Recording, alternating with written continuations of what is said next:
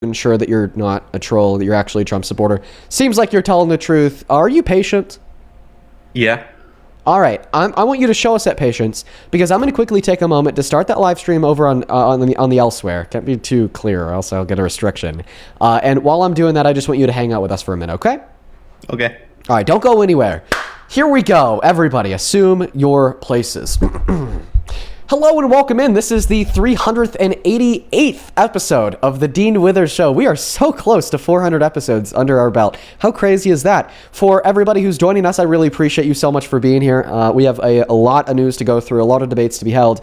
If you've never been here before, I'll tell you what we do. We talk to Trump supporters and we try to change their minds because Trump is the worst president of your life. Now, we have a lot of viewers that come back and watch these live streams pretty frequently, so for all of the returning visitors, you guys definitely know what we're about. Now, we already have the very first Trump supporter of the day loaded up into the live stream over on TikTok. Their name is Jack, and they support him because they think he's good for the economy. So, you know, the first debate will definitely be a doozy for him. But before we hop into that, let's first go through the breaking news of the day. Trump's war in Iran is straight up spiraling out of control. Okay, the peace talks are hanging on a thread. Things don't seem to be getting more peaceful. They just seem to be escalating. In fact, according to the Washington Post, Trump is preparing for one of the largest escalations of the war yet.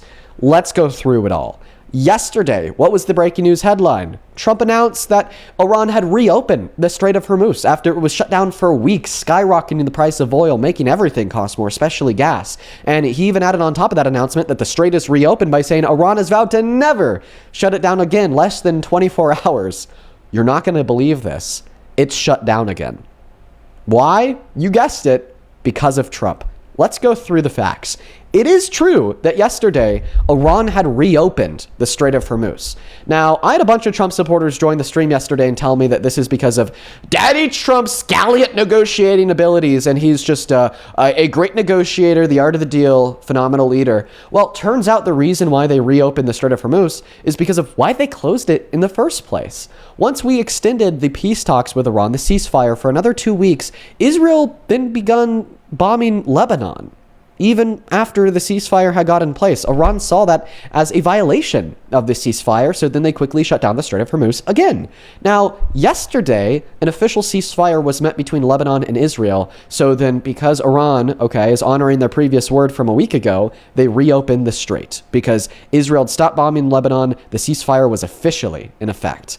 But then today, they actually shut it down again because after they reopened the strait yesterday, the U.S. imposed a naval blockade on Iranian seaports, effectively blocking Iran's access from the strait that they just reopened for everybody. They saw that as unfair, so then they shut it down again.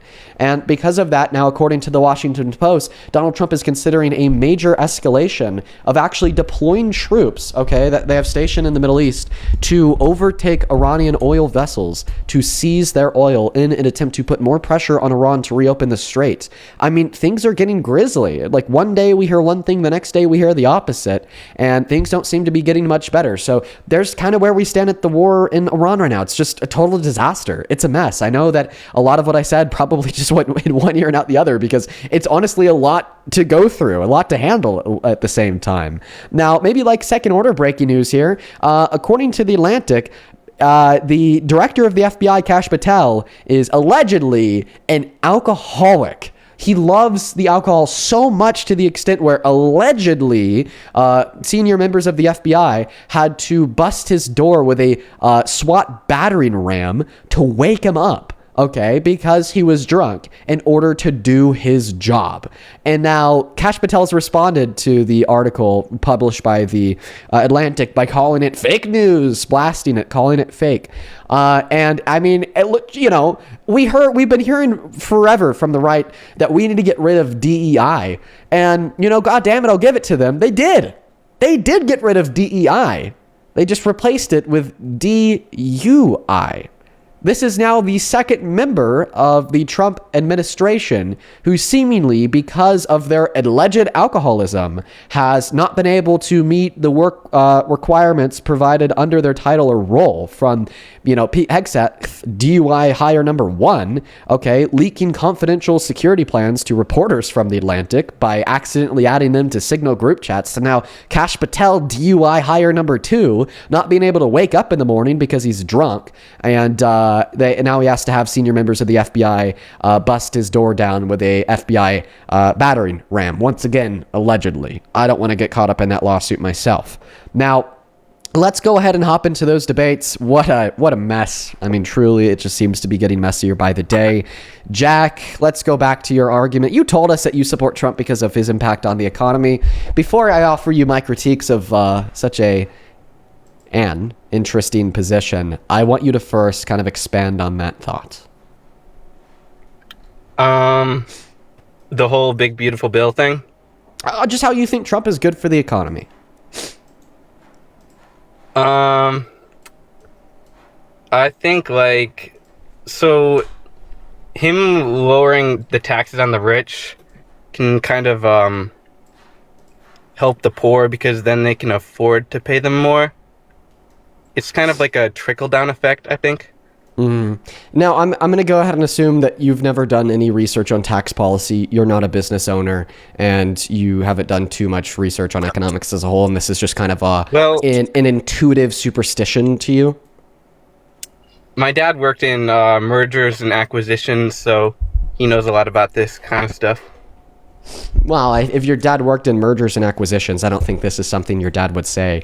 You know, cutting the corporate tax rate doesn't incentivize corporations to pay their employees more because the corporate tax rate only impacts what is considered retained profits of an organization, which is the annualized gross revenue after all business expenses, which would include payroll. So if anything, when we have a higher corporate tax rate, corporations are more incentivized to pay their employees more because then they could claim that as a tax deduction and they have to pay a lower overall tax on their retained over their retained profits. All right. Now, this is exactly why, since the introduction of trickle-down economics under Reagan's administration, and since then, we have seen a stagnation in worker wages with increases in worker productivity, because now, if anything, corporations actually have less incentive to reinvest back more into their payroll, because there's a lower level of tax savings for doing so, because now they're getting taxed at a significantly lower rate. And this is also exactly why Brookings, which is a financial institution, did a study on the outcomes of Donald Trump's Tax Cuts and Jobs Act in his first term, which also cut the taxes on the rich, and they concluded that it actually led to no new macro level business reinvestment. I don't know. It's just from my personal experience. You know, I have you done don't have personal experience to investing explain why corporations would pay more to their employees if they had a cut in their corporate tax rate. I'm cutting you off after you didn't cut me off. My apologies. Go ahead. Well, why do you support DEI if that's just another result of capitalism? They're just an excuse to give the rich more tax cuts, isn't it? I don't see how those two dots connect, but this is a different topic as a whole. I want you to tell us what experience you have that perfectly describes how I am wrong in my economic evaluation that when we cut taxes on corporations, that doesn't then increase the pay of employees. I don't really Well, he expanded the child tax credit as well. Okay, another topic. I don't know. You don't I guess know. I'm not as well educated on this. Okay, so in the future, when you're not educated on a subject to the sufficient extent to defend your claim about that subject, i.e. cutting taxes on corporations leads to better conditions for the employees of those corporations, then don't make that claim with such confidence. Okay? Okay. All right, and I feel like that's fair. Now, the next thing that you said is that the big, beautiful bill under Trump included increases in the child tax credit. It did. But Kamala Harris, the Democrat, ran on increases in the child tax credit that were 3 times larger, my friend. And when we evaluate the total outcome of Trump's economic policy, not just the big, beautiful bill, but also the tariffs, what we see is a mess. Okay? Last year, worst jobs report since 2003 if we ignore recessions. Last year, most manufacturing bankruptcy since 2010 following the end of the Great Recession. Okay? Last year, we only added 177,000 jobs to the economy. During the last 6 months, we barely even added 60,000 jobs to the economy. And in February of this year, we actually lost 93,000 jobs from the economy. Last year, GDP growth was down 1%. Okay? Unemployment was at a 5-year high. We had 1.3 million layoffs. And February of this year, prices rose for manufacturers by 3.4% in 1 month, which is more than the total level of inflation under 2024 at the end of the Biden-Harris administration. But now Obama during Obama's presidency, there was a recession, and the economy was awful during then. But people didn't blame Obama, did they? He didn't act. So Obama walked into a recession that started before his presidency, and then he solved it in his first year. And then he was a war criminal. Okay, so I just want to clarify that your response to everything that I just described to you about why Donald Trump's economic policy has been so terrible is to say that Obama's a war criminal. Seems like you're a really smart fella. I mean, Well, there was you're the really good whole at defending the beige points that you're suit making. Whenever somebody's able to describe to you why you're wrong about your claim that Trump is good for the economy, just call Obama a war criminal. It's a great debate tactic. Trump is a war criminal. Okay, it was a war crime when we killed 160 girls in an elementary school in southern Iran. It was a war crime when we took out their civilian infrastructure. Did you It was a war support the crime when we bombing of double-tapped Hiroshima? suspected narco boats in the South Caribbean, in accordance with the ICC and ICJ. Now, are you going to respond to any of the economic facts that I gave you to describe how Trump is bad for the economy, or are you going to respond to any of the facts that I gave you insofar as how and why Trump is a war criminal? I suspect not. What I've heard is that it is short-term pain for like long-term gain. So that he's, war like, crimes are paving the only way. bad when Obama does it? Oh, well, did you support the bombing of Hiroshima? No. You didn't support it? No. Why not? Because I don't think that in any scenario, the evisceration and evaporation of tens of thousands of children is ever morally permissible. The only other option was to put boots on the ground, and that would have costed more lives. I know that's what the imperialists like to say. Here's my radical stance. Even if that's true, it was still unjust. I think that there's some actions that cannot be justified based upon the consequences that they lead to. Okay? Rape is always wrong, even if somebody getting raped led to some great outcome, such as a great, anti-sex violence advocate that then reformed the way we as a society talk about rape and then reduced the level of rape to close to zero. Okay, the fact that she was raped was still wrong, even if the fact that she was raped led to her being a great anti-rape advocate. You know, there's just a certain set of actions that are always wrong, regardless of the outcome that they lead to, including evaporating tens of thousands of kids. I think you're just not looking at the overall numbers of who would have and wouldn't have died. I think that's what really matters. I'm sorry. And- I'm sorry. Even if it led to overall less death, it's still wrong because it's never okay to just evaporate tens of thousands of kids. That's my position. It's called deontic morality. Deontology, okay, is a branch of normative ethics where you think that things are always wrong regardless of the consequences in which they lead to. Then utilitarianism is where you judge the morality of an action based upon the consequences that it leads to. So I think some actions are, evaluated morally speaking through that utilitarian lens where we say they're good or bad based upon the actions that they lead to, i.e. lying. Sometimes lying could be good because so if you tell a lie to save a society, okay, that's justified. But sometimes lying could be bad, like cheating on your girlfriend and lying to her about it. Okay, but other actions like the murder and genocide of children and rape, I don't really care what consequence you think that had, i.e. saving the lives of more American soldiers. Ultimately, I still think that it's immoral, regardless of the outcomes in which it led to. If a trolley was heading towards 3 people and you could pull the lever to divert it to another track that would only kill 1 person, would you pull the lever? Yeah, the trolley problem is the endorsement of utilitarianism. At least that's what a lot of low IQ people think. So yeah, clearly, I would pull the lever and make it kill the 1 person. Which is why in some scenarios, I hold to utilitarian ethics. However, I do not hold to utilitarian ethics in all scenarios. Right? If 1 person getting raped, okay, could save the lives of like 5 people that are going to die unless this person is raped, would that rape be justified? Sorry, can you ask the question again? If 1 person was going to get raped, okay, a child was going to get raped, okay, and if that child gets raped, the lives of 5 other random people across the globe are going to be saved. If that child is not raped, there's 5 random people across the globe are going to die. Do you think it'd be good to rape that child?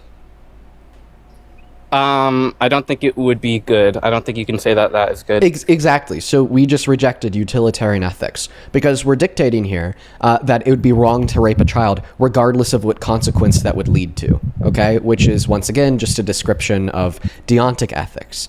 But we're not here to have a conversation about moral philosophy and normative ethics and what kind of normative ethical frameworks people could hold to, like deontic frameworks, utilitarian frameworks, so on and so forth. We're here to have a conversation about why you support Trump. You attempted to tell us that you think Trump is a good president because of his outcome on the economy. I shot that down. You then accused Obama of being a war criminal. Then I said Trump's a war criminal. Then you wanted to start having a conversation with me about normative ethics or utilitarian ethics, which is fun. I mean, that's what I went to university for 2.5 years for. Okay, I love talking about moral ethics. Okay, but that's not what we're doing on live, because on live we're here to talk about why you support Trump.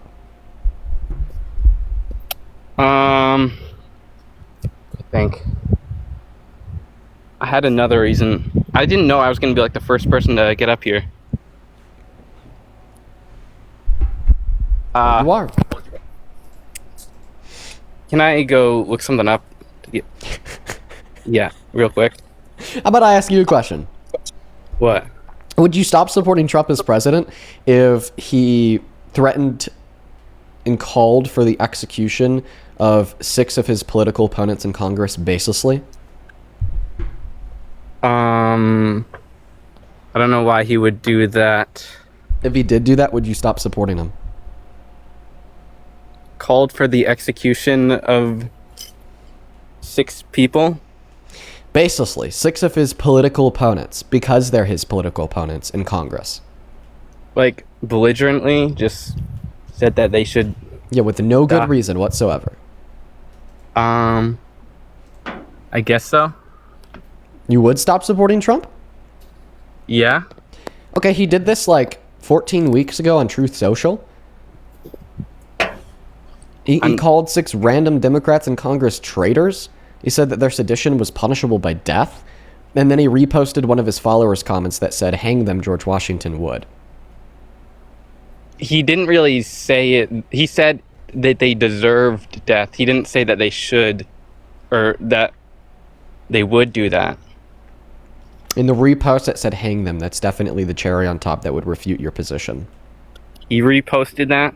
Mm-hmm. Can I go on Teacup to check this?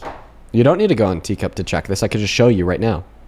The president of the United States of America, Donald Trump, defied unlawful orders by saying that this is really bad and dangerous to our country, and that their words cannot be allowed to stand. He then followed that up with a second post that reads, "This is seditious behavior, punishable by death." And then he reposted a comment that reads, quote unquote, "Hang them, George Washington would." This is the most dystopian. There you go. Look at that. Don't even need to go on Teacup, dude. Yeah. I don't know. What don't you know? Tell me. Whether or not I support him? Okay, well, I think that you should know that you don't support him, because you said if he did this, you wouldn't support him. He did it. Therefore, you shouldn't support him? I mean, hopefully, if you're consistent in your principles. Okay. So have we changed your mind? I guess so. Okay. All right. Well, then you have a good rest of your day. I definitely don't think that guy had his mind changed, but okay, I think that he logically can conclude that he shouldn't support Trump. Now he just needs to get over that hump of cognitive dissonance between what he could logically reason to be true and what he emotionally wants to be true. So, like, that's actually not necessarily a bad way for a debate to end. Hi, welcome in. Do you support Trump? Yes. Okay, how old are you? 23. Okay, all right. Do you think that you could get a little bit closer to your mic? You can hear me better now? I can. One moment. Hey, Libs triggered. Oh, Libs triggered ran away. Unfortunate. Yeah, man, tell us, why the hell do you support the worst president of your life? Donald Trump is clearly mentally unfit to serve. He's a total mess. He's just completely incompetent. He has the same vocabulary of the same 40 words, and he spams them in every interview that he's given for the last 8 months. Okay, and his incompetence is hurting us a lot. All right, from, the shifting of the quote-unquote negotiations in the war in Iran, to the failure with on the domestic front with our own policy, to the just downright evilness of calling for the execution of Democrats and supporting it when it happens, like with Alex Preddy, Nate Good, Keith Porter. Tell us, how do you still support him? It's funny because, and you know this too, presidents, they're all puppets. I feel like Donald Trump, he's a true patriot. I don't feel like we need any weak Democrat president. Okay, what makes him a true patriot? Is it the infringing on the Constitution? Is it the trying to enter civic and electoral processes with J6? Is it the calling his, all the Democrats terrorists? Is it the threatening to make it illegal to criticize him in the media? Is it the trying to terminate the 14th Amendment? Are these the things that make him a true patriot? He's doing what every other president was doing to keep this country in power. Then you think that Biden, Obama, Clinton, they were all true patriots? Kamala Harris isn't fit. So just to clarify, you think that Biden and Obama were true patriots, right? No. But you said that Trump is doing the same thing that every other president has. So if Trump is a true patriot because of the things in which he's doing, and he's doing the same thing that every other president has, then every other president is also a true patriot. That's the Democrat Party. What's that? That's the Democrat Party. I'm Republican. Oh, he's doing the same thing that every other Republican president has done. Yeah, I'm all Republican. Okay, all right. So, like what specifically? Like taking oil from Venezuela. Okay, so stealing things from other countries makes you a patriot? Why? Because it keeps power. Okay, so more power, the more patriotic. Okay, so the more power, the more patriotic. Got it. So do you think that it'd be like patriotic to overthrow the government of like our allies and take out the UK, take out France, take out every other country in NATO, and then just put them all under the American reign? Like would that be patriotic because it'd give us more power? Everybody doing it in some degree. All right, I'm pretty sure that this dude is just mentally incoherent. We're gonna go ahead and get him gone. Let's go to move on to the next guest, guys. For the Trump supporters that want to join the live stream, I just very politely ask you guys, be at least like a little bit intelligent. Well, that's okay. I guess have an IQ of at least 40 minimum. Hi, do you support Trump? Yes. How old are you? 19. Okay, can you please turn down that TV in the background or step away into another room? Yep. Okay, and while you're doing that, tell us, what year were you born in? February 16th, 2007. Okay, and you're a Trump supporter? Yes. It's, God, insane. Why? Okay, so we can glean on his second term exclusively. We can see that gross domestic product would have been the highest that it's ever been in modern American history if it wasn't for the first democratic government shutdown. We can also look at gas prices pre-Iranian conflict, how they were drastically going down. We can also see that the Iranian conflict is us dismantling a dangerous regime that would soon nuke America at some point or bomb America, start an American conflict, just like we saw in Pakistan or the rest of the Middle East, etc. But yeah, pretty much that's why I support Trump. Okay. All right. Well, this will be easy. So you said that we've had the highest GDP in modern American history. So it's not modern American history. It's all of American history. That kind of like usually tends to be the case. If we look at the American economy in 3-year intervals, each interval is going to have a higher average GDP than the last interval. If we just completely account for all recessions, okay, then the GDP only goes up every single year. All right. So the fact that the GDP has continued to go up under Trump is not meaningful in the slightest. What would be meaningful is if the GDP growth under Trump was faster than the GDP growth under previous administrations, which is not true. In fact, GDP growth in 2025 was cut down by 1% compared to where it was at in 2024 under Biden. So that GDP point has been nullified. Your second point was that the gas prices were low before the war. Well, why would we just look at them before the war? Let's go ahead and look at them after the war started. Gas prices have risen the fastest they have since the Vietnam War in the 60s. Your second point has been nullified. Your third point that Trump is dismantling the very dangerous and tyrannical IRGC is false. He's actually only giving them more power. He's now considering directly giving them $30 billion in sanction relief, okay, as a part of a peace agreement to reopen the Strait of Hormuz and hopefully get rid of their uranium. None of this would be something we'd have to do if he didn't pull us outside of the JCPOA in the first place, which was a denuclearization agreement signed into effect under Obama. I'd also like to point out that he is not dismantling the IRGC in the slightest because he wants the IRGC to stay in power. He has already claimed that all military objectives have been met and that the IRGC now has more reasonable voices leading them. This means that he wants the IRGC to continue to be in place, continue to govern over Iran, and we do not possess a military objective of dismantling them or throwing them over. In consideration of all the information that I just shared, all three of your points, ranging from GDP growth to gas prices to dismantling the IRGC, have been proven false. Okay, let's go from one point to another. If the GDP was the highest it's ever been in all American history, or whatever you want me to say, under Kamala Harris, would you be glazing her or speaking higher of her or using that as a defensive point? No, because the GDP increasing doesn't matter. What matters is if the GDP is disproportionately increasing faster than it was before because of their policy. And you cannot make that claim about Trump because, once again, GDP growth has actually gone down. Okay, and then my second point was gas prices pre-Iranian conflict or Why war. do we draw the line pre-Iran war? Because they're obviously going to go up if our country gets into a war or a conflict. Well, yeah, started by especially Trump. because they're stopping, especially because they're blocking the Strait of Hormuz, which makes oil prices go up. Because Donald Trump started a war with them. So it's ultimately Donald Trump's fault. Correct, but we need to dismantle the dangerous regime because we've already seen in the past that they are bombing other countries in the Middle East. They killed countless Americans in Iraq. I mean, overall, they're a dangerous regime that had to be dismantled.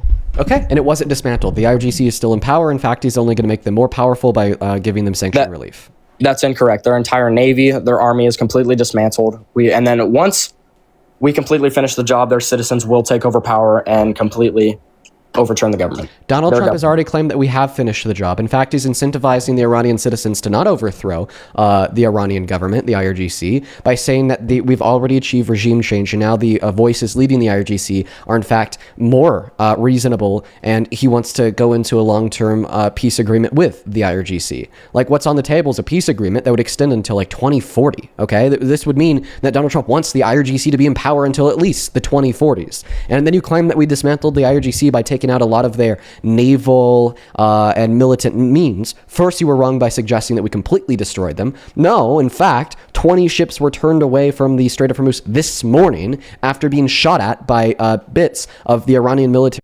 including their naval ships. So you were wrong. Have they been hurt? Have they been crippled? Yes. But will they be able to rebuild all of those military facilities with a long-term peace agreement with the U.S. like Donald Trump wants that would even thwart attacks from other countries like Israel because they can no longer claim that they're an imminent nuclear threat which was the same reason why they opposed the JCPOA? And will they then have more money because of the sanction relief to rebuild their military? Yes. So your claim that Trump is dismantling the IRGC is false. Okay, so I'd also like to gloss over the fact that I said, so yes, their military being destroyed and dismantled does not completely destroy their dangerous regime and government, but once the people take power, they don't have military, they don't have people to defend them, they storm the government, they kill their government officials, etc., and their people can take over, and whether with Trump's help, we can start a new, better government in Iran. That's not what Donald Trump is doing. What's he doing? I just told you why. I just told you. Donald Trump is not giving a takeover to the Iranian people on a golden plate. He's not. Okay, he's telling the Iranian people to stay inside. He's telling the Iranian people that he's already done it. He's already done a regime change, lying straight to their faces, saying that now the new leaders are more reasonable, and then he's working with those leaders to hopefully achieve an agreement that will last until the 2040s. He does not want the IRGC to go away. Okay, that is a very good point. So what I would have liked to have seen was to completely reset their government, to completely reset to what they were, their military, etc., to become a better companion or ally of America and not be a threat to national security or the security of other nations around them. So then you don't think that what Donald Trump is doing is the right move? Correct. I'm not going to sit here and defend him as a person. I think as a person, he's a very negative, rude, overall horrible person. Do you mind if I hop in here? Sure. Okay. So then you concede the third reason that you gave insofar as why you support Trump, i.e. dismantling the RGC. Do you concede the first and the second reason about GDP growth and the price of gas?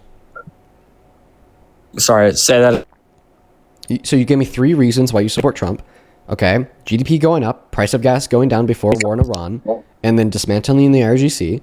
You just conceded the whole dismantling the RGC bit. Okay. You ended up saying that you actually don't agree with his policy after I've explained to you how that's not what he's doing. So Iran, we're now left with the first 2 reasons that you gave. Price of gas and GDP growth. Let's go one by one here. Let's just, take it at one bit at a time. Do you agree that we can't say Donald Trump is a good president because the GDP has continued to go up under his administration? And the only way that we'd be able to attribute positive GDP growth to Trump is if we could demonstrate that his policy caused it to increase disproportionately faster than it was before. But that's a non-starter because, in fact, GDP growth is down from where it was at under Biden. So do you concede the first point that Donald Trump is a good president because of GDP growth?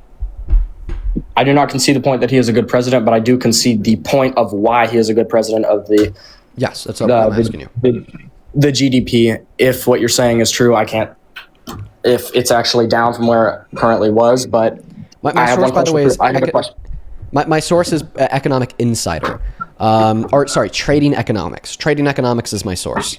Now, before you ask your question, I just want to go through one last point.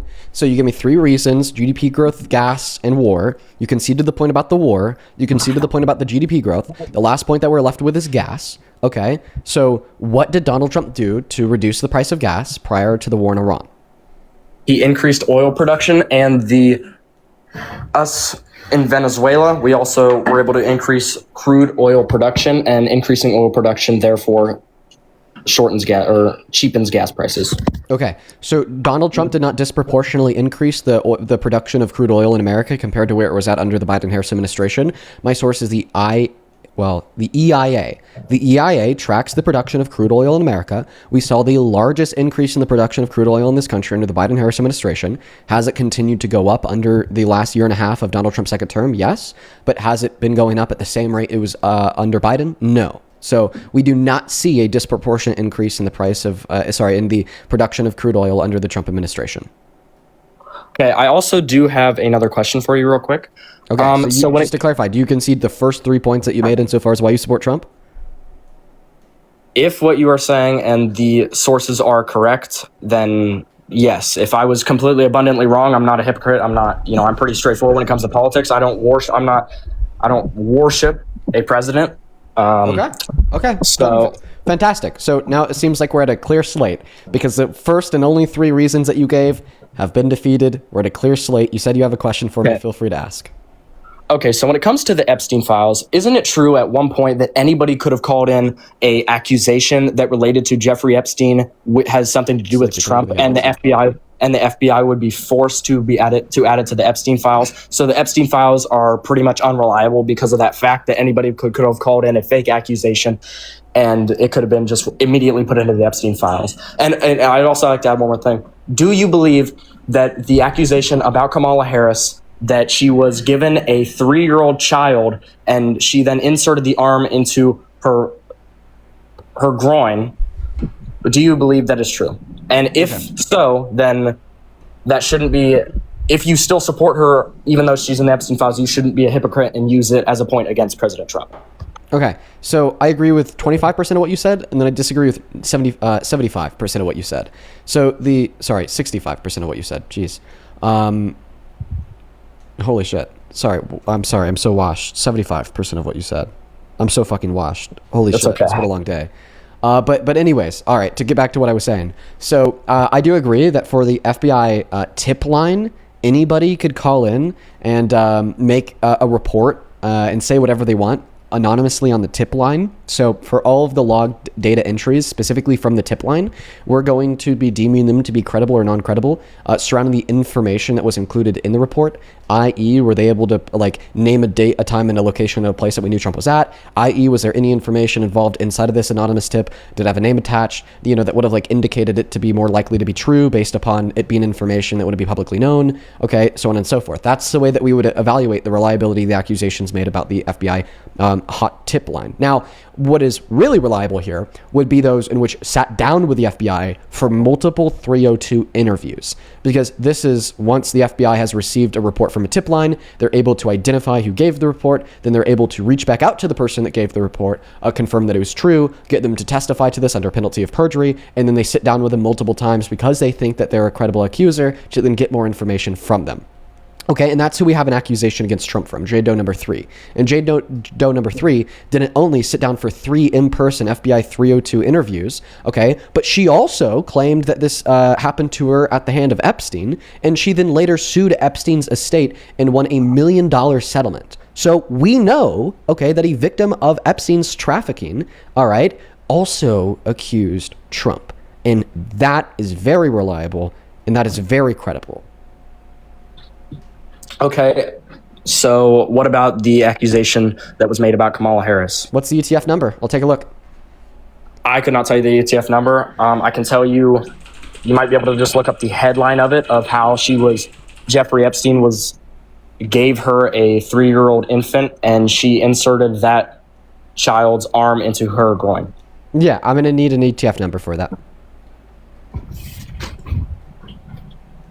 You could also just give me a source for it, like on an article, and then I would assume that the article would include the ETF number. But see, the issue here is when I look up Epstein Files accusation against Kamala Harris, I don't get any results for that. If you give me just a second, I probably will be able to find whatever that is. I just want to like quickly show you this to you. Okay. Right. So when I type in Epstein Files accusation against Kamala Harris, what do I see? Something from the House.gov just saying that she's defending the administration, not to like pressure the DOJ to release them. The second thing is like factcheck.org, Epstein Files archives. Okay, like nothing to do with Kamala Harris. It's talking about Jared Polis in the metadata. The third thing, fact check, this photo of Kamala Harris with Jeffrey Epstein is fake. Talking about, some like AI photo of her and Harris, that one. But there's like no information about any accusation made against Kamala Harris. What I would say is that you probably saw like this as a post on Twitter and ran with it and just treated it like it's real, but it was like legit fake misinfo made up by some like Russian bot. So listen, I wasn't saying that it's true. In fact, I actually I didn't disprove it, but I did not believe it. In fact, what I'm saying is I don't even think that the allegation exists in the Epstein files. I did find a small screenshot of it that looks like it could have been in the Epstein files, to be honest with you. I found it on TikTok, so it could obviously, listen, it could have been a lie. Not saying it was true. I was just simply asking you that if she was in the Epstein files, would that be a, I guess what I'm asking you isn't even to prove the allegation is true, but prove that the allegation exists. Okay, so you're thinking, I just made it up. I can try to find it in my camera roll. No, I don't believe that you made it up. I just found it. I don't believe that you made it up. I believe that this is legitimately something you saw. I'm just saying the thing that you saw was made up. Dataset 10. Okay. I don't know if that's of importance. So we're in dataset 10. ETF number what? It says EF1A0165951.pdf. Oh, wait. Go slower. Go ahead. EF1. A01. EFA. 01. O is in 0 or O is in O? 0. EFA01. Go ahead. 659. 151. .pdf. Okay, perfect. All right, so the thing is that does not exist on the Epstein file library. You can see my search bar. I'm on search.justice.gov. Oh, wait, you know what? This might be the main search bar for the Justice Department. Yeah. Wait, is it? Let me see. Nope, Epstein file library. There's the search for the library. All right, let's see. Oh, well, no results found in the Epstein library either. Okay, well, I'm not saying that it was absolutely true. Maybe you forgot the T? Maybe it's like EFTA? It could have been. It's there really you go. There you go. I gotcha. Okay. Thank you. All right. So somewhere inside of these 37 pages, we're expecting to find a allegation made against Kamala Harris. I can just read it out for you if you'd like. Oh, it's fine. I have it open up right here. So let's just go Control F. Kamala. All right. So one of them says, Office of Special Counsel says Navarro repeatedly violated Hatch Act. Says the report identifies 6 media interviews over a course of 5 months in which Navarro, appearing in his public capacity, criticized Biden or Kamala. The report also says Navarro criticized Biden or Harris. Okay, nothing about an allegation right there. In fact, this is just part of like a newsletter that it looks like Epstein got to his email. So let's go to the second mention. Harris's sister has reportedly promoted her husband for AG. Reports say that Maya Harris, sister of Kamala Harris, has participated in conversations with Allied aimed at boosting her husband's candidacy for Attorney General. Okay, once again, nothing to do with an allegation made against Kamala Harris. And here's a third one. President-elect Biden introduces members of his health team. President-elect Joe Biden and Vice President-elect Kamala Harris introduced their nominees and appointments to key health posts following an announcement from yesterday. Okay, nothing to do with an accusation. So you just gave me the ETF number for the PDF in the Epstein library that you said contained an allegation made against Kamala Harris. We then went and found that document on justice.gov. We pulled it up. We Control F for Kamala, and we found 3 mentions of the name Kamala, but none of those mentioned included any accusation made against her. In fact, the ETF that we have pulled up here doesn't seem to be the contents of any list of allegations made against Epstein or associates, or include anything that references sexual wrongdoings. In fact, this just looks like an automated email sent from Bulletin Intelligence, quote unquote, to FBI at Bulletin Intelligence. So this was an internal FBI email going over Bulletin newsletters that happened to mention Kamala Harris 3 times. Okay, so my point was not saying that it was true. It was simply asking if you had seen it, and but the allegation doesn't exist. Okay. Do you accept that? I do accept that you saw like misinformation, right? I do accept that. Like it's just not even in the Epstein files. Honestly, I should have looked for myself, especially when I seen that accusation. To be honest, I kind of just screenshot it and it was using it kind of as a sticker on TikTok. So I probably should have done more research myself to really look into that and see if it was absolutely true. Now, can appreciate you admitting that. Yeah, I'm definitely not one of the type of Trump supporters when it comes down to treating him as a god and treating him as, that he can do absolutely nothing wrong and is the best president ever, etc. But yeah, I mean, you've been on for a while. Let's just kind of go over everything that we touched on. You said Trump was a good president because gas prices. You ended up conceding that was a bad point to make. You said Donald Trump was a good president because of, dismantling the RGC. You ended up conceding that that's not what Trump is doing. You said that Donald Trump is a good president because of GDP growth. You ended up conceding that was a bad point. And then you said that Kamala Harris was incriminated inside of the Epstein files via an allegation made against her. We go to the Epstein file that you said incriminated her. It did not.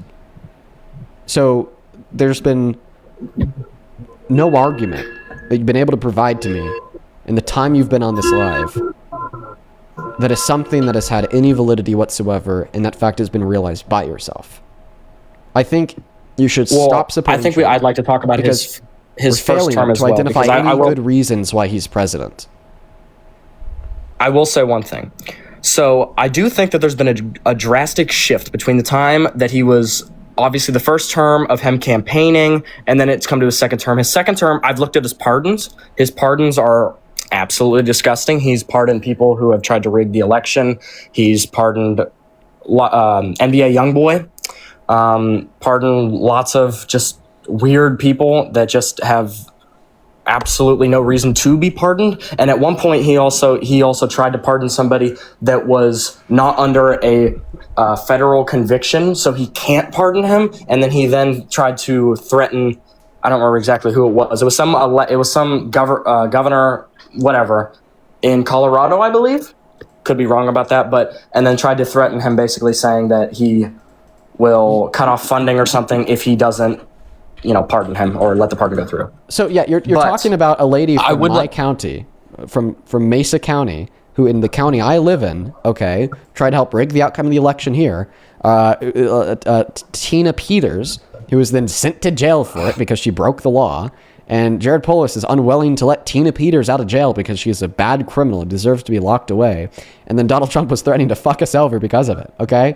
And you brought it up yourself. He also pardoned people that tried to rig the election. I'm happy that you know that, because that's totally true. He gave a full and complete pardon to Rudy Giuliani and John Eastman.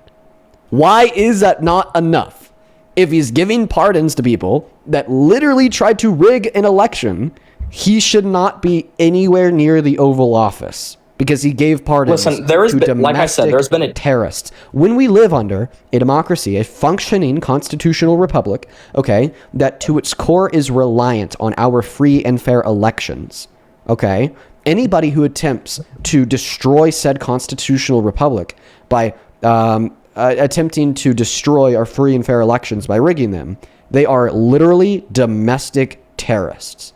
I am not overstating that. That is a fact. Why are we supporting somebody as president that not only surrounded himself with domestic terrorists, because John Eastman and Rudy Giuliani were some of his best friends and advisors, but then gave those domestic terrorists full and complete presidential pardons? So I would also like to say that there has definitely been a drastic jump in my level of support for President Trump when it comes down to his first term, his campaigning for a second term, and then when he was elected for a second term. So if we look at being elected for a second term, there has been a complete attitude change. I feel like he's moving toward more to a politician than he is moving toward, we were told this is a businessman. He's going to deport all the illegal immigrants. He's going to close the border. He's going to do all these great things. And realistically, for the second term, we weren't given a lot. He also ran on No New Wars, and then we started an Iranian conflict. While I do believe that it will do some good, it's also very strange to me of how that's one of his main campaign promises, but then he goes and strictly breaks it when he starts a conflict with another country. So I do think that we've seen a drastic change. Then why are we? But I do believe he was the better. He was the better. He was the better of the two evils when it came down to him or Kamala Harris. Why is that? She did nothing as vice. She did absolutely nothing as vice president. She couldn't get it. She wouldn't be able to do any. She was given two assignments. She was given the war in Ukraine, and she was also given the border. She did absolutely nothing on either two of those. The Ukraine war still going on, and there were over 10 million undocumented immigrants that came in under the Biden-Harris administration. And those people we can use Laken Riley, for example. There's been plenty of Americans that have been victimized by illegal immigrants. And that's one of the main issues that I'm so passionate about, that they came here, they broke our immigration law. Almost every country around the world has immigration law that's punishable by deportation. So why should we be any different when it comes down to because a lot of the left is saying we should have open borders. All the illegal immigrants should get amnesty. The way I view it, they should all be deported. If they have no criminal record, they should have the ability to come back the right way. Sorry about the clock, but they should be able to be elected the right way. I mean, period. But all the ones that they should all be deported, and the ones that have no criminal history should be able to come back. Okay. In the correct way and become an American. So you said that she did nothing as vice president. Name one thing that any vice president in American history has ever done. They're given assignments by the president to do, and she did not execute on absolutely any of the assignments in American history has ever done. Joe Biden. Can you answer my question? Sorry, what? I asked you a question, and you didn't answer it. You just responded with a talking point. Please say it again. Name one thing that any VP in American history has ever done. I'm not as informed on past administrations as I am starting from Biden-Harris administration and up. I'm a little informed on Obama's administration. Then name one thing J.D. Vance has done. He's taking on fraud. How? He was given the assignment of fraud. I know, but what has he done? Being given an assignment is not doing something. So what has he done? He's taking fraud cases, for example, in Minneapolis of all the what is he? But nationality, the Somalians, he's not a judge. Okay, he's not an attorney. He's not a lawyer. So what is he doing with that? He's getting officers and getting investigators to go and look into it, etc. Okay, can you give me a source for that? I cannot. Okay. So you can't. So in other words, like, we don't even know that something J.D. Vance has done. You could, as far as I know, just kind of be bullshitting me, making it up on the spot.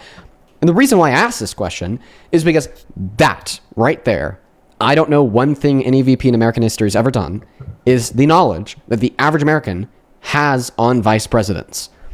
The vice president, regardless of the administration in which they serve under, okay, is kind of on the public eye back burner. They're there to support the president and do what they need. We really don't hear too much about them. And this is why I find it to be so disingenuous for anybody to ever say that they'd never have voted for Kamala Harris because she did nothing as VP, because clearly if the average American doesn't know anything any VP has ever done, then the average American wouldn't know one thing Kamala Harris has done in order to dispute the claim that she did nothing. So what you're saying is that no vice presidents do absolutely nothing, and that that's not what I'm saying. You are verily grossly misinterpreting my statement. I never said that VPs don't do anything. I said that the vast majority of Americans don't know what they do, including yourself. So it's dishonest to make the argument that because you don't know one thing she did, therefore she did nothing. Okay? Because in fact, she did a lot, like passing the most tie-breaking votes in the Senate out of any VP in American history. Okay, so I'd like to stop you right there. That is not the most monumental policy of modern American history, like the CHIPS and Science Act, the Infrastructure Bill, the American Rescue Plan, and the Inflation Reduction Act. Okay, and she actually worked with Biden on helping to reduce the levels of undocumented immigration into this country by working diplomatically with Southern Latin American countries to increase their socioeconomic well-beings, to then reduce the incentive for immigration in the first place. And she was very successful in that role. In fact, she was able to reduce the immigration from Guatemala upwards of 50%. Okay, so first of all, having the most tie-breaking votes in history isn't really an accomplishment. It's simply her job. I wouldn't argue that it's more of an accomplishment and more of just not really an accomplishment. It's simply her job. Second of all, helping other nations is a very negative and bad way to take on immigration and immigration enforcement. Oh, why? It might not be the worst way in the world, but I think traditional. Traditional deportation and what we're doing exactly right now is the best way to execute and get these illegal immigrants out of our country. I disagree with that. But even if it were true that undocumented immigrant was the best way, that doesn't mean, mass deportation was the best way, which I disagree with. That working diplomatically with Southern Latin American countries is a bad way. And in fact, working diplomatically with other countries to reduce the incentive for immigration in the first place is literally the best thing we can do, because then it doesn't mean that we have to pay for the expense of building the facilities and hiring more ICE officers to then find them and identifying them once they're here, to then send them on the plane back to their home country if we're going to do a mass deportation. That's why just eliminating the incentive in the first place is the very best way to go, because it's the fastest way to go and it's the most cost efficient way. What are we going to do about the illegal immigrants that are already in our country and that are correct? That are what? Why are you pivoting? I'm asking you a question. I know, but the question is moving away from the topic, because you just said that it's really bad, okay, to attempt to reduce undocumented immigration by working diplomatically with other countries to reduce the incentive in the first place. Rather, I did not say it was really bad. I said it's not the best way. I said it's not the best way. You said it was bad, and I quote, I could literally replay the VOD. Elite Associates, I appreciate you so much for the really cool chat. I appreciate you. Do you want me to replay the VOD to where you said that?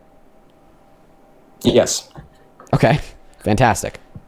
We're doing exactly right now is an accomplishment and more of just not really an accomplishment. It's simply her job. Second of all, helping other nations is a very negative and bad way to take on immigration. And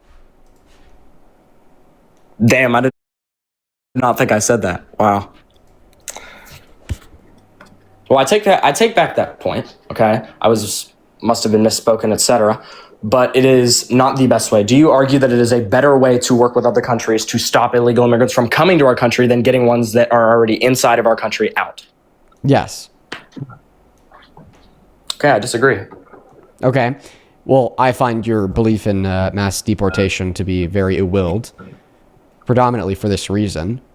Name one quantifiable positive outcome of mass deportation on this country. We can get the illegal immigrants that we have no idea who's in our country. If they're an illegal immigrant, we have no idea who they are, what they've done in the past. So listen, if we would have started deportation sooner, we could have stopped the countless deaths. For example, Laken Riley. We could have stopped the countless deaths that have been right at the hands of reducing crime. Yes. Okay. What else? Reducing crime. My question for you is, I don't want a response to my question.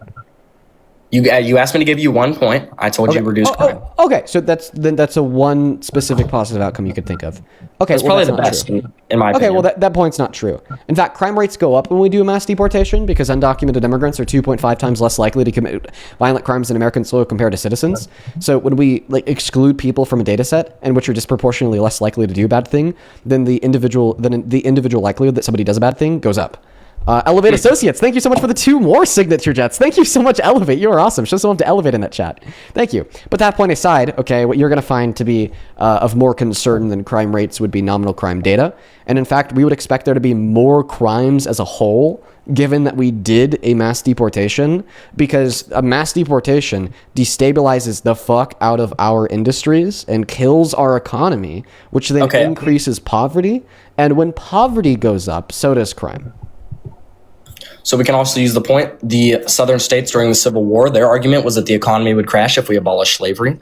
So I don't think that is a good reason at all to keep illegal immigrants in our country, just simply using them for hard labor and to boost our economy. I think that if we also got them out of our country, we would have more jobs for Americans, and we would have more employed Americans if we had those jobs opened and weren't being worked by illegal immigrants. You're too focused on the talking points compared to having any type of dialogue with substance. Because the point I was making wasn't even, we should keep undocumented immigrants here because they're good for the economy. But rather the point that I was making is that you were wrong when you suggested if we deport them, all crime would go down.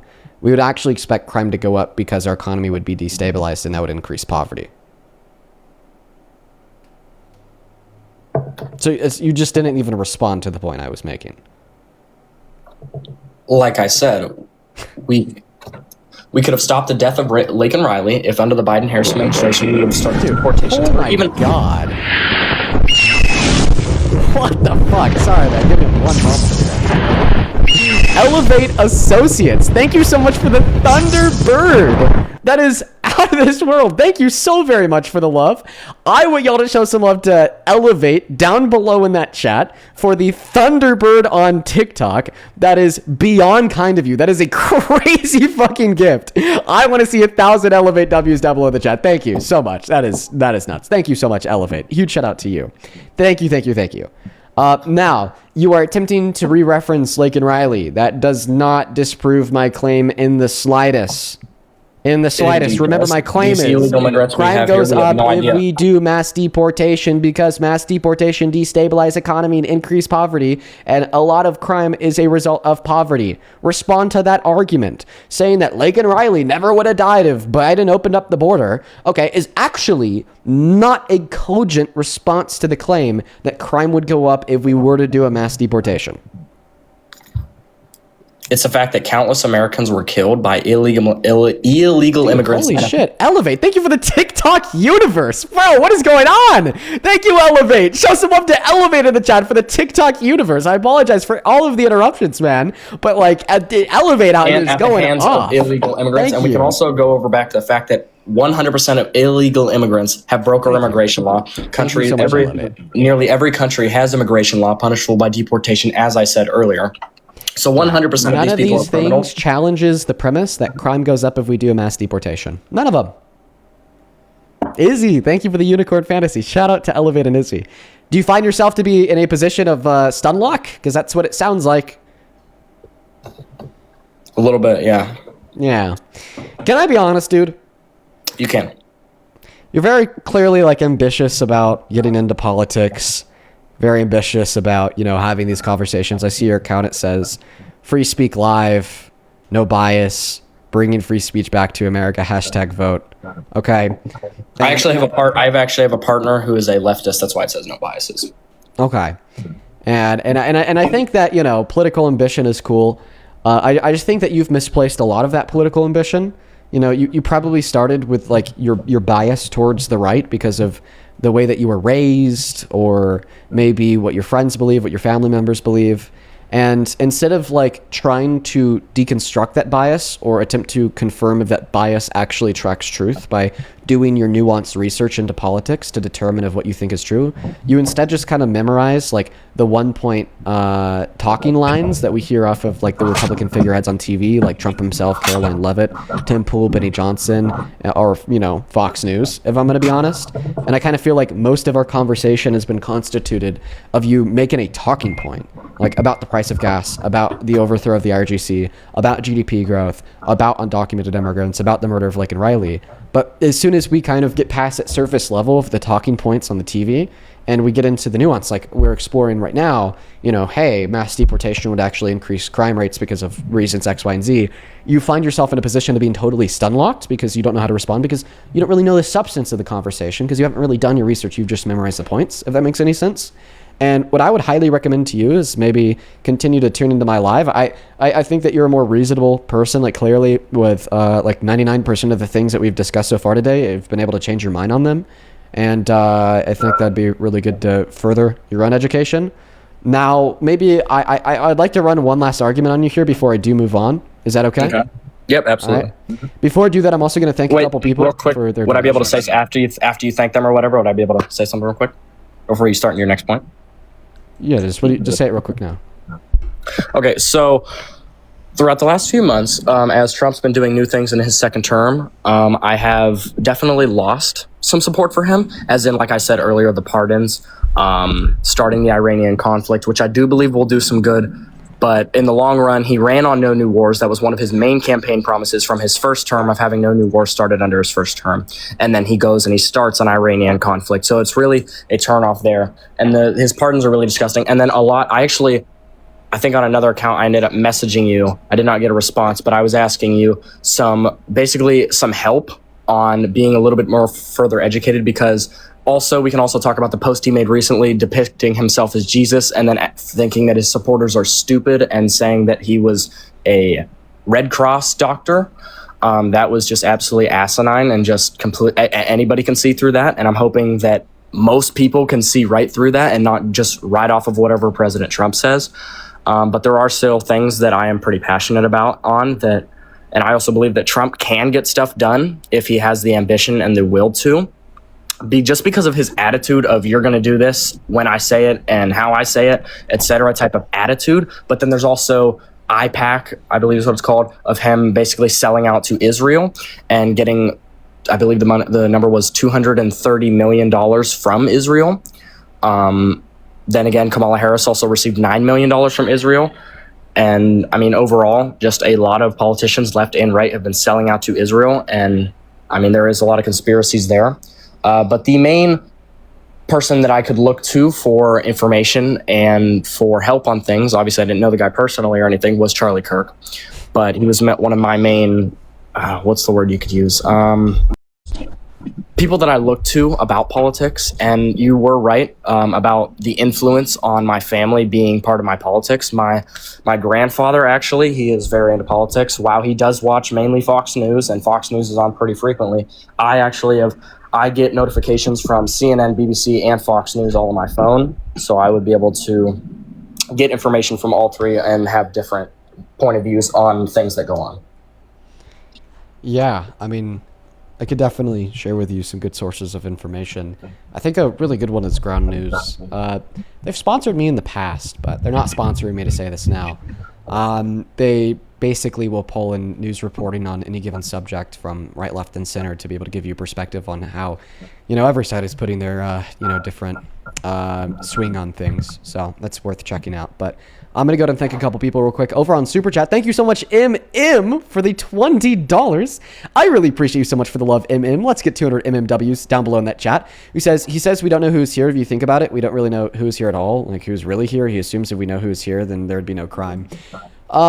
Yeah, I mean, I generally agree with the sentiment, MM. Like in all reality, like we don't have every citizen's fingerprints and DNA samples. We don't have a citizen of every citizen. We don't have a picture of every citizen either. It's a little bit hard to quote unquote know who's here, even if they're not an undocumented immigrant. Green Beagle, I appreciate you so much for the $10, who says, hey, Dean, I used to be a Trump supporter roughly a year ago and actually didn't like you very much, but I started watching you a few months ago and you've opened my eyes. Thank you. That is awesome, Green Beagle. That is why I do what I do. Thank you for sharing that with me. Kaylee, thank you for the 10, who says, hope you're well, Dean. I sure am. I'm having a good day today, Kaylee. Hope you're well. Thank you so much for the love and support.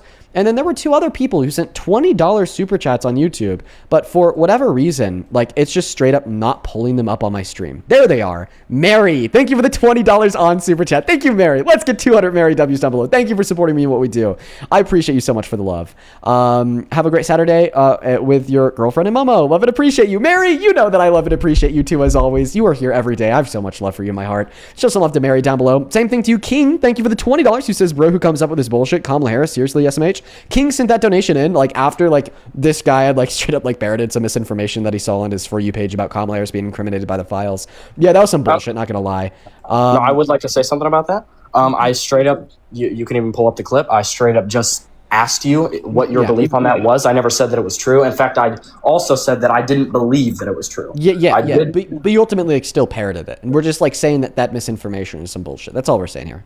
I have a couple more people to thank here. Hannah, thank you for the $10. She says, Dean Withers debates plus getting tattooed peak afternoon. Thank you for everything that you do. Hannah, thank you for the $10. What are you getting tattooed? That sounds like a fun day.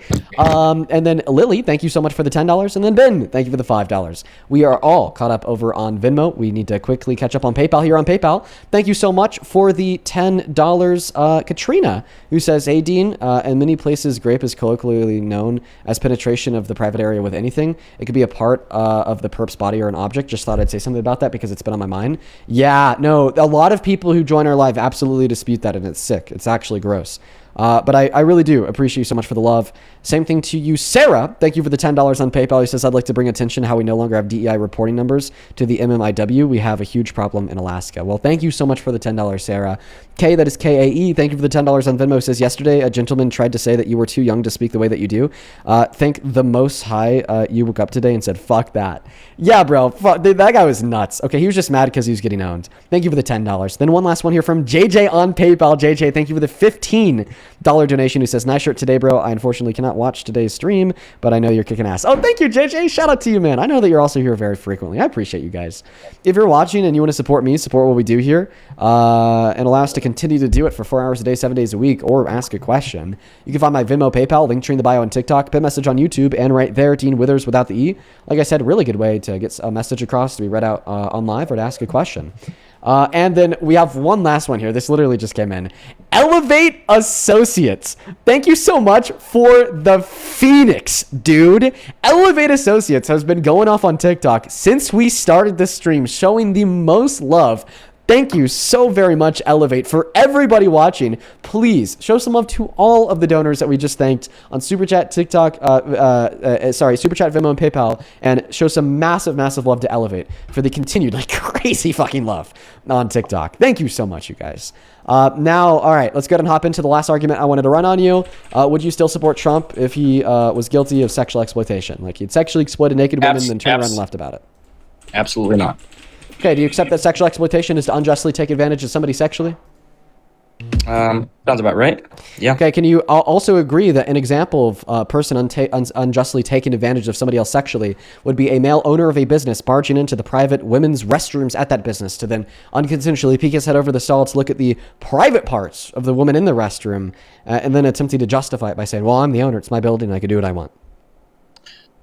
So depending on the situation, if he accidentally went into the women's restroom and like opened the stall unknowingly thinking she was in there, but if he did use that talking point of that it's the reason that he went in there and looked over the stalls because it's his building is, yes, that would be sexual assault or sexual, whatever the word is. Elevate. Thank you so much for another TikTok universe. Holy fuck. What is going on today? While we hopefully change this guy's mind, show some love to Elevate. What is that? Like the second TikTok uni? Bro, I don't even know what to say. Thank you, Elevate. Dude. Oh my God. Show some love to Elevate on a very real note. Thank you, thank you, thank you, thank you. Fucking insane. That's fucking nuts. Wow. Okay. Back to the debate. W's to Elevate in the chat because that's insane. Now you said if he did it accidentally, then it wouldn't be sexual exploitation. I do think that in most scenarios, sexual exploitation is going to have to include that intent. But it could also lack intent and then just be with neglect. You know, like if somebody like just barged into the woman's restroom because, like for example, they were going to go clean the stalls, but they forgot to like ensure that nobody was inside of that space. I would still consider that to be like some level of like sexual wrongdoing. Or like some level of culpability for the neglect. But in this scenario, we are talking about doing it intentionally. So if a man owns a business and does it intentionally, we could agree it's sexual exploitation. True? Absolutely, yes.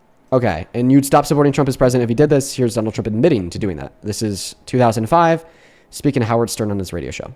It's your obligation to do that. So you have done that. Now, I'll tell you the funniest is that I'll go backstage before a show. Yes. And everyone's getting dressed and ready and everything else. And, no men are anywhere.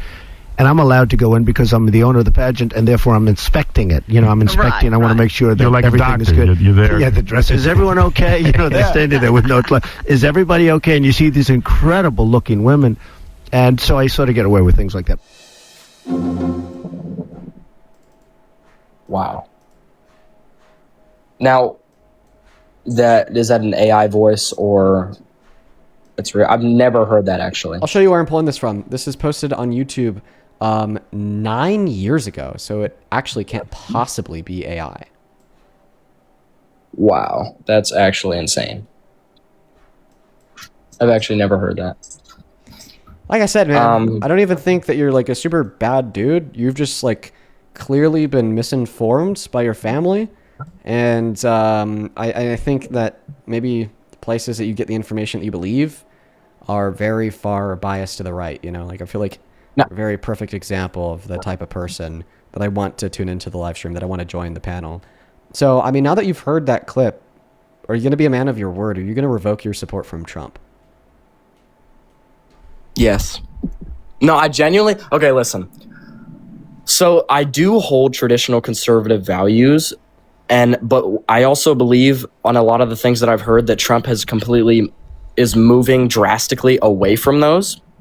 So, and obviously anybody left, right, whatever you are, anybody who touches a child or looks at women, anything sexual deserves to be in prison, and depending on exactly what it is, the death penalty.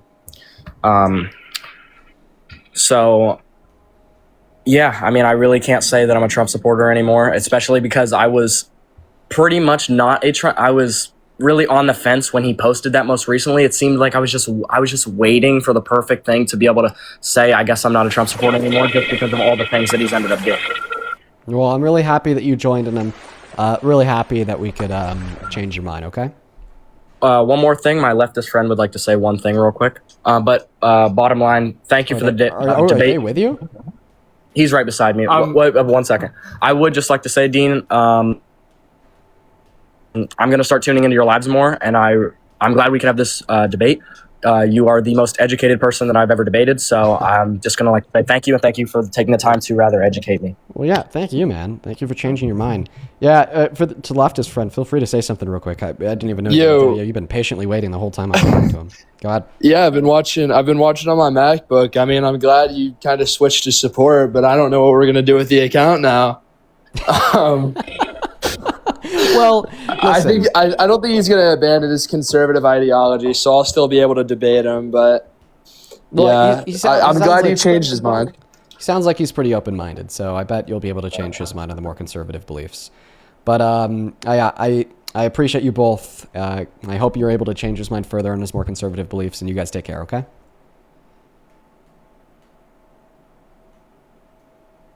I don't know where they went. Bye, guys. My screen freezing. Oh, the screen froze. Bye, see ya. All right, the screen froze. All right, anyways, wow, that was really refreshing. That was so refreshing. I love that. That was good.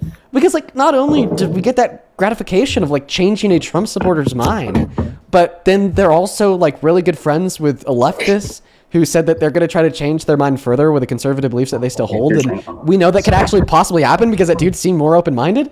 That was really refreshing. I like that. That was one of the better conversations we've ever had on this live, with the most satisfying ending. Incredibly based. Welcome in, Sully. Do you support Trump? Yes. Sully, are you 14?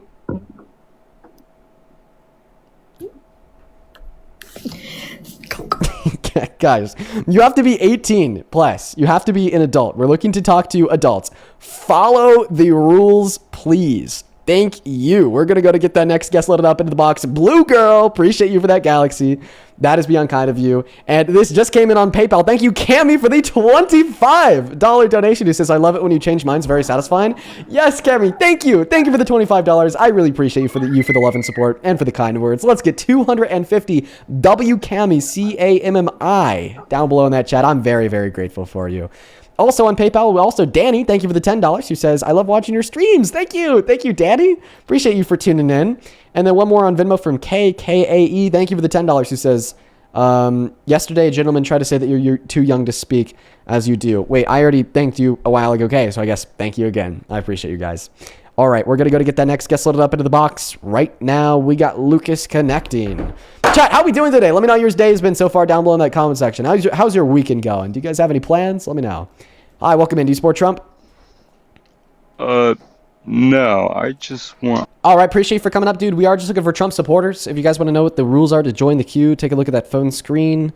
Take a look at that phone screen. There was somebody in the queue that I wanted to have up, but I don't see him anymore. Hi, welcome in. Do you support Trump? Yes, I do. And how old are you? 19. I think that those pitties are a little bit too big for your face there, brother. Okay, I guess you took that personally because you left. Damn. Moving on to the next guest right now. Only up inside of the queue if you happen to be MAGA. Holy shit. All right, let's go and move on to the next guest. Who do we got? Rebecca McCalls. Load it up into the box. Thank you for the $5 on Super Chat. Fruit, who says that's how every reasonable person should react to hearing that information. W Dean and W Caller. W Productive Discourse. Yeah, that was very productive indeed. All right, we got the next guest loaded up into the box right now, but it doesn't look like they are connecting. All right. We got... What? Hello, do you support Trump? Yeah. How old are you? 25. Okay, Rebecca, can you just quickly, don't leave the live, but could you just swipe in and out of the TikTok app real quick? There's something glitching on your account. What do you mean? It's just like a front-end glitch. Could you just swipe in and out of the TikTok app on your phone, hit the home button, then go back into the app? Yeah, 1 sec. Thanks, Rebecca. Is that better? Yes, it fixed the glitch. Thank you so much. All right, let me thank one person, then the mic and the floor will be yours. Caroline, thank you for the $20 donation on PayPal, who says, W for you. I'm very happy that you have these people among the Looney Toonies too. It's important to see that it's productive and effective. I know that last convo was a really good example of just how effective what we do here is. Thank you for the $20, Caroline. Let's get 200 W's for Caroline in that chat. And let's get another 250 W's for Daniel in that chat, who sent a $25 donation on PayPal. Thank you, Daniel. Daniel says, yes, W's for Dean. I bet my kids that this guest was going to go down a rabbit hole, but it caught me by surprise by changing his mind. I know when he first came up, he was just swinging all the talking points. I thought he was going to be a bit of a pill as well, but he wasn't. Thank you. Rebecca, why the hell do you support the worst president of your life, Mr. Dipe Don? I don't really got a reason. Same reason why he's doing things for us. I'm just taking a moment to try to interpret what you just said. So I would take the statement to mean that you support Trump because of what he's doing for us. What is he doing for us? Nothing. Okay, so he's not doing anything for us. So then you shouldn't support him, Rebecca. Why? Because he's not doing anything for us. That's not a good enough answer. Okay, what about the fact that he's a rapist? What about the fact that he's a sexist? Yeah, that too. I don't know. Isn't everybody who's in politics? No. I can't say that. I do not think that every politician is a sexist rapist. Trump is probably the worst, but who cares? All right, I think that Rebecca's either trolling or just really weird, and not worth our time, because she's really weird. Let's go to get that next guest, Gloria, loaded up into the box right now. We got Gloria connecting. We got somebody else connecting. Who else we got? Welcome in. Do you support Trump? What's going on? Bobby and Chase, do you support Trump?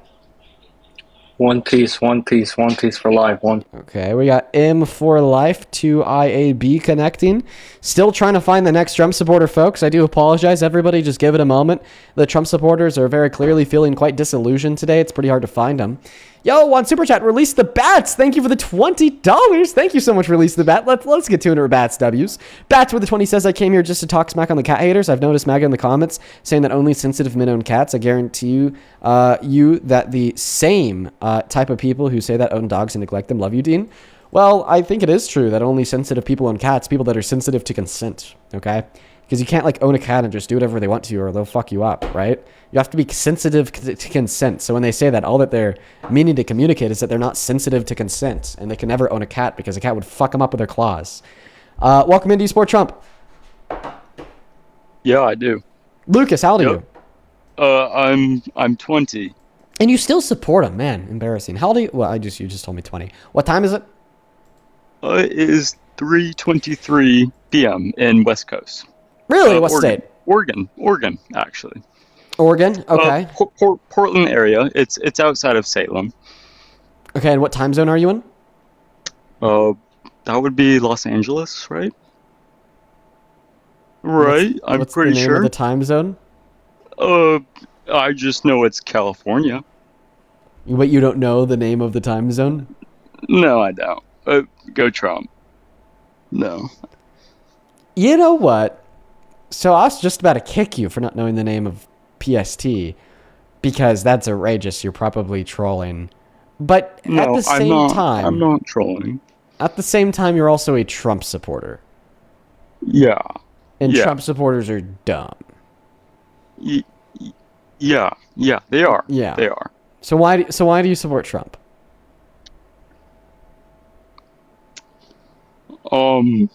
Dude, he loves the Bible, dude. This is a troll. Get out of here. Moving on to the next guest. Only up inside of thank you if you happen to be an American adult that supports Donald J. Trump as president. Please and thank you. Do follow our rules. What are we doing? Hello? You're a weirdo. Hope you know that. Who are you? I got a message from TikTok saying you paid $2,000 to get my account removed. No, but can you direct me to where I could pay that money to get your account removed? I'll do it. Why are you so weird? Like, what's your goal? Like, you just post videos saying that I've literally died. You are. Because I'm dead? Yeah. You don't think that the fact that you're speaking to me right now is evidence that I'm not dead? No. Okay, yeah, get a life, bud. MM, welcome in. I'm going to go ahead and send you a mic to turn your mic on. Send you a mic to turn your mic on. Blunder, turn you an invite to turn your mic on. Hi. Hi, do you support Trump? No. Based, we are just looking for Trump supporters, so you take care. We're going to get the next guest loaded up into the box. Fish Girl. Yes, I love Donald Trump, and I would like to debate you. Fish Girl. I don't know. Fuck off, quite frankly. I don't know what that is. I'd like to debate you. I don't know what that is, really. I don't know what a fish girl is. Is Yeah, that so like how would you feel if I told you I was happy your fish is dead? How'd that make you feel? I don't really know what you're referring to. What if I draw a picture of your fish on the map of Uzbekistan? I don't know what I live in the U.S. I'm not sure what you're referring to when you say Uzbekistan. But one reason I fully support Trump is you're due getting to the creative fact- with this. Creative with what? I'm not sure what you're referring to. Really? Yeah, I don't understand. Banned! Moving on to the next guest. Dude. Man. Bro. Let me just tell this guy to get a life real quick, buddy. You sit on my queue Well, come all on, day, don't every day. just run away. How you doing, my friend? Be chill. You need to get a life. How you doing You today? need to get a life. All right, run away from me. Big W when you kick me, going live, buddy. Like you did the last time you were on here to debate? When you kick me, I'm going live to change your fans' mind, sir. I know, you're up here to grift to get people to go to your live stream. No, like, I wanna know, talk I know. to you. You are. No, I don't You think know you do, me, because I'm remember in the here last for time good you were in the combo. live stream, Sure. you like straight up like ran away because you couldn't answer the question I was asking? Well, let me respond to that. You say, because you talked about me after I left, sir. And Dean, let's have a good convo here, my friend. I will only talk to you. There's one condition that I'll speak to you under, and the one condition that I'll speak to you under is if we talk about the same thing that we were talking about maybe 2 days ago when you ran away from me. Because what I won't allow you to do is get caught on a subject, like then leave the live or get kicked because you were refusing to answer a question, then whine about it for like 3 days straight, and then attempt to like rejoin my live to talk about something totally different. The only condition that I will allow you to stay on my life under is, okay, either your acknowledgement that Donald Trump has sexually exploited beauty pageant contestants, or a coherent refutation to the evidence that Donald Trump has sexually exploited beauty pageant contestants. Your whole life is me. You come up here, you get cooked, you leave or you get kicked because you couldn't answer a question, you start your live stream, you claim you won, okay, and then you come back 4 days later to do the same thing with another subject. We're going to end this cycle because it's embarrassing for you, and I completely agree. I completely agree, my friend. So listen. For me. So okay, I'll only let you stay up if you talk about here's that my one response specific to that. subject. Here's my so we can talk about the pageants and how you lie about it and you neglect the fact that he said backstage. We can absolutely talk about that, but I need to clarify a few things. You did say something correct for the first time ever, Dean.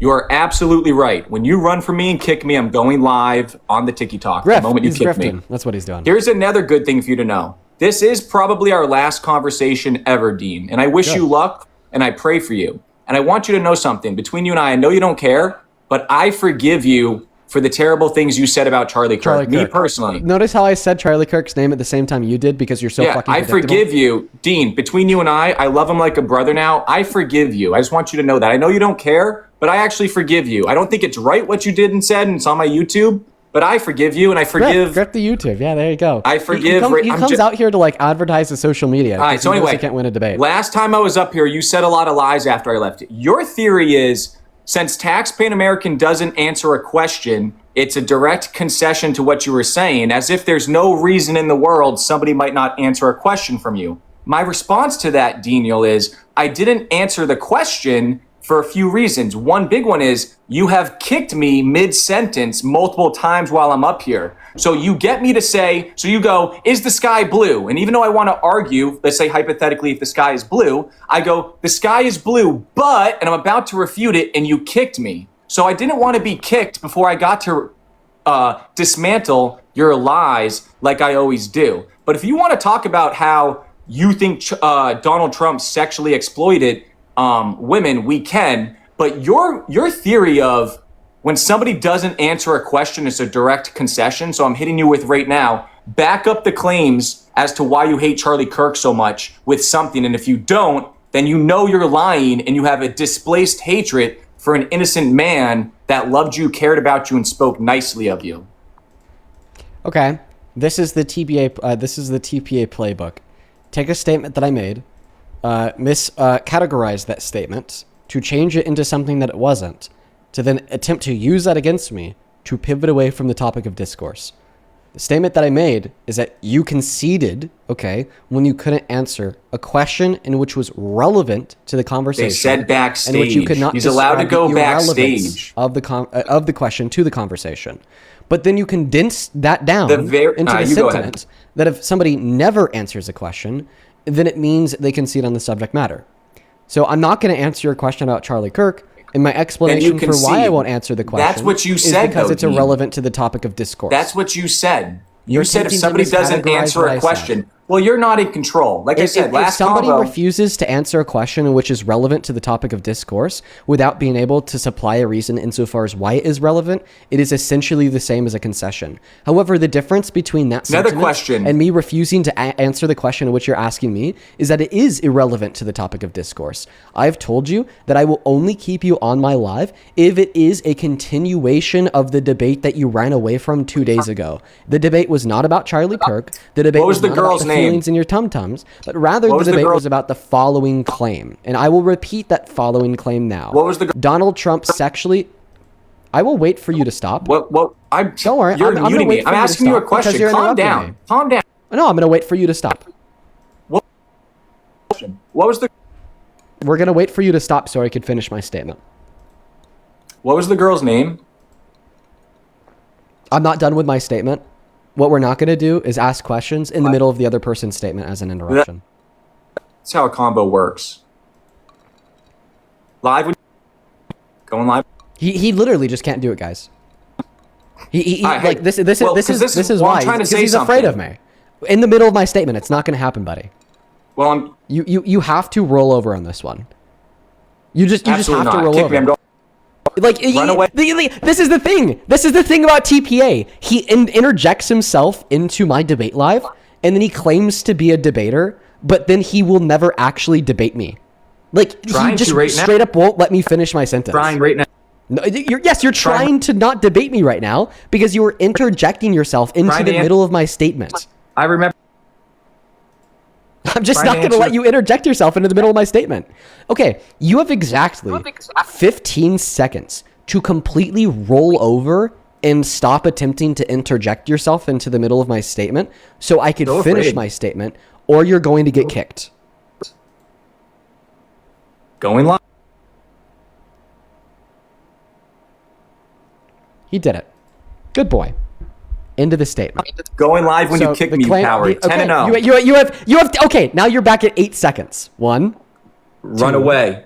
3. Didn't answer a question. You're running away right now by interjecting yourself into the middle of my statement. You are running away. If you stop talking, we will have a debate. You cannot hold yourself back from shutting up because because you chokehold people to speak the way you want them to. I'm asking going you a to simple finish question. my statement. What was the name? I remember the question. I want to answer about it. I'm going to finish my statement is what I'm going to do. You said everybody was fully clothed. This guy just can't let me. She said everybody was fully clothed in the dressing room. I'm going to finish my statement. Oh my God. Are you going to let me talk though? I'm not going to let you talk because I was in the middle of my statement. You have 10 seconds to either shut up or get kicked. I will promise to let you talk when I'm done with my statement. There's no other way you're going to speak here. Yes. Do you swear in your mom's life? Duh. Okay, go ahead. All right. If you pull that shit again, you're going to get kicked. I'm letting you know that right fucking now, TPA. I am not here to talk to immature little boys. All right? And you are acting like an immature little boy. Quit the interruptions or get kicked to the fucking curb like the garbage you are. Now to finish my statement, because I only had a little bit left to share. I would like you to disprove the claim that Donald Trump sexually exploited beauty pageant contestants by barging into the private women-only dressing rooms to then look at their naked bodies, with the supporting evidence for that claim being Donald Trump's admission of guilt and corroboration of the victim's testimony. Go for it.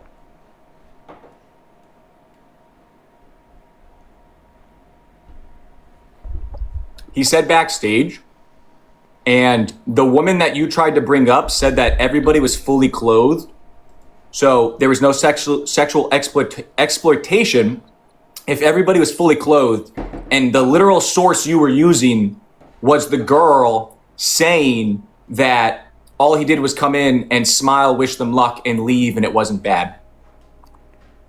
Precisely. Thank you. So you're right. That was one of the sources that I gave you. A woman defending Trump, claiming that when he'd go walk in there, they'd have a heads up and they'd all be clothed. Now, why would I possibly mention Veronica Hughes? Well, it's because even Veronica Hughes, the woman who is defending Trump, said that he went into the dressing rooms. But now, how's that sexual exploitation? If they're clothed, right? Right? If they're clothed?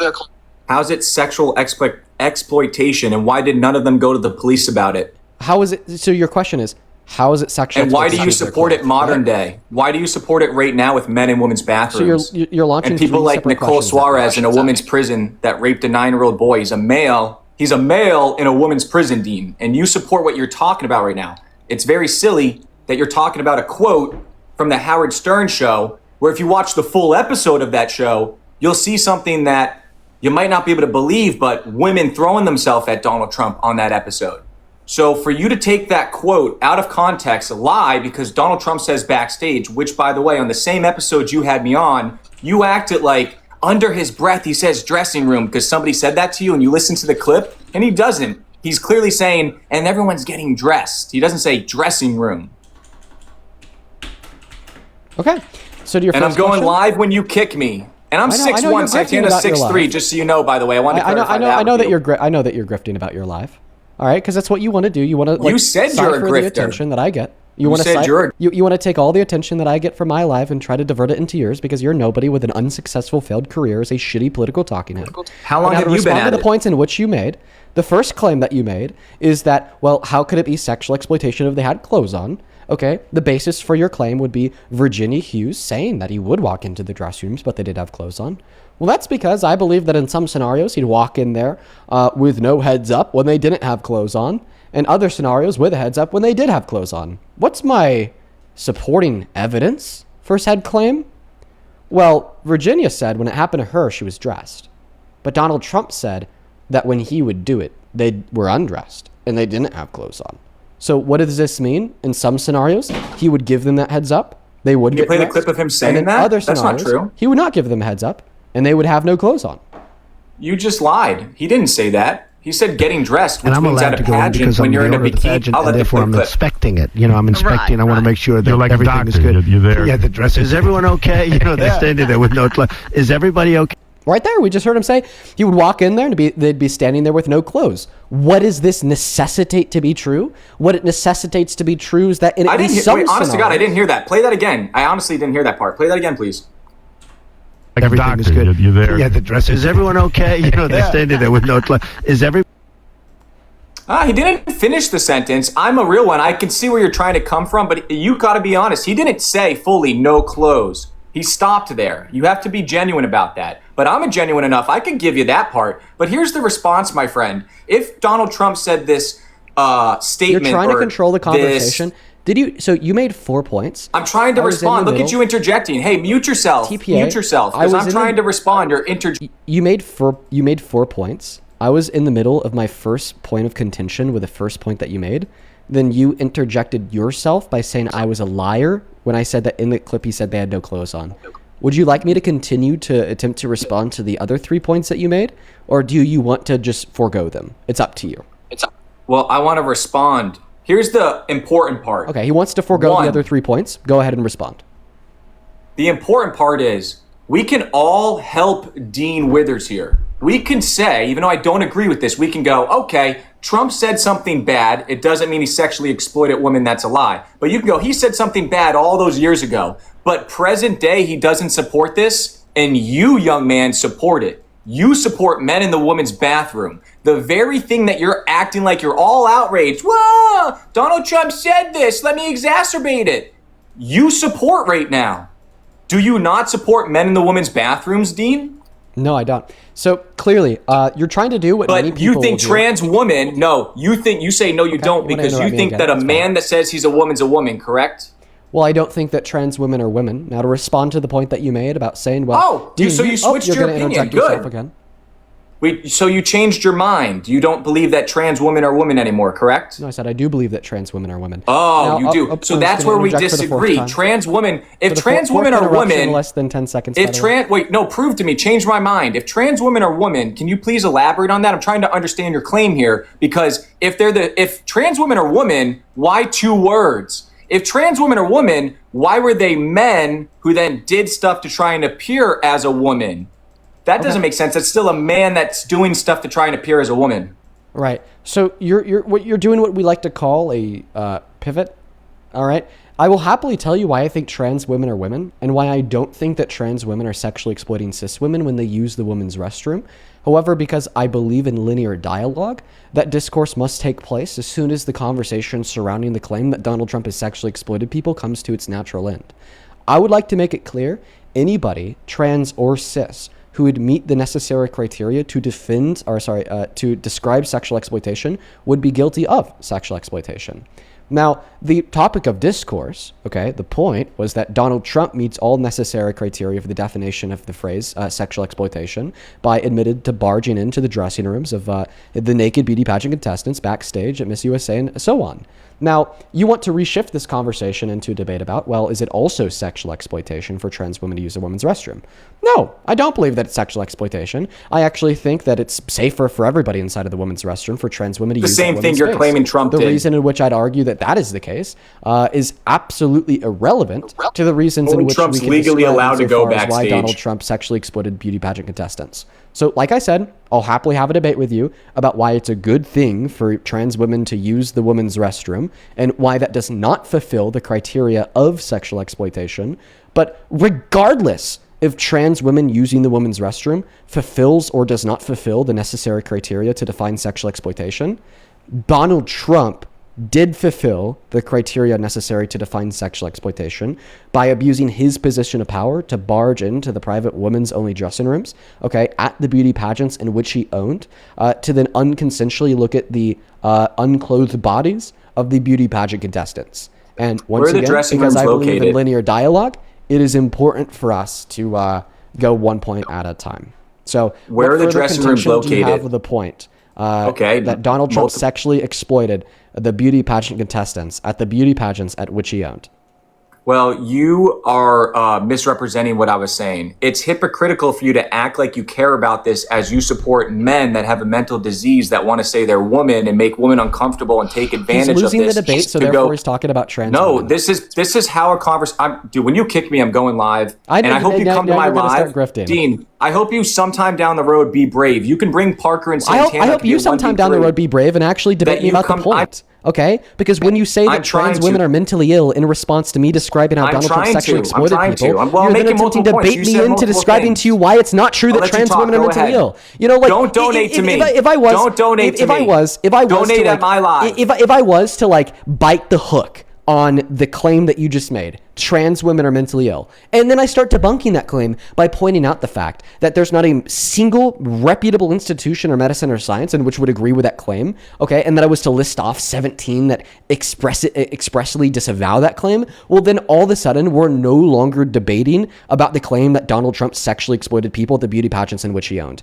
I could tell that you are scared, because instead of actually intimidating, reducing the substance to support the conclusion that Donald Trump sexually exploited people, you are attempting to silently and covertly run away by reframing the debate from the claim that Donald Trump sexually exploited people to the new claim that Donald Trump, that Dean Withers is a hypocrite because he condemns Donald Trump for sexually exploiting people, but then does not condemn trans women who are mentally ill for sexually exploiting people, because that would then necessitate that A, I describe to you how trans women are women, B, I justify the claim that it's actually a good thing for trans women to use a woman's restroom, and then C, I refute the claim that trans women are mentally ill. But if I were to do all three of those things, describe to you how trans women are women, say why they should be able to use a women's restroom, and describe to you why they're not mentally ill, now we're no longer debating the substance to support the conclusion that Donald Trump sexually exploited beauty pageants.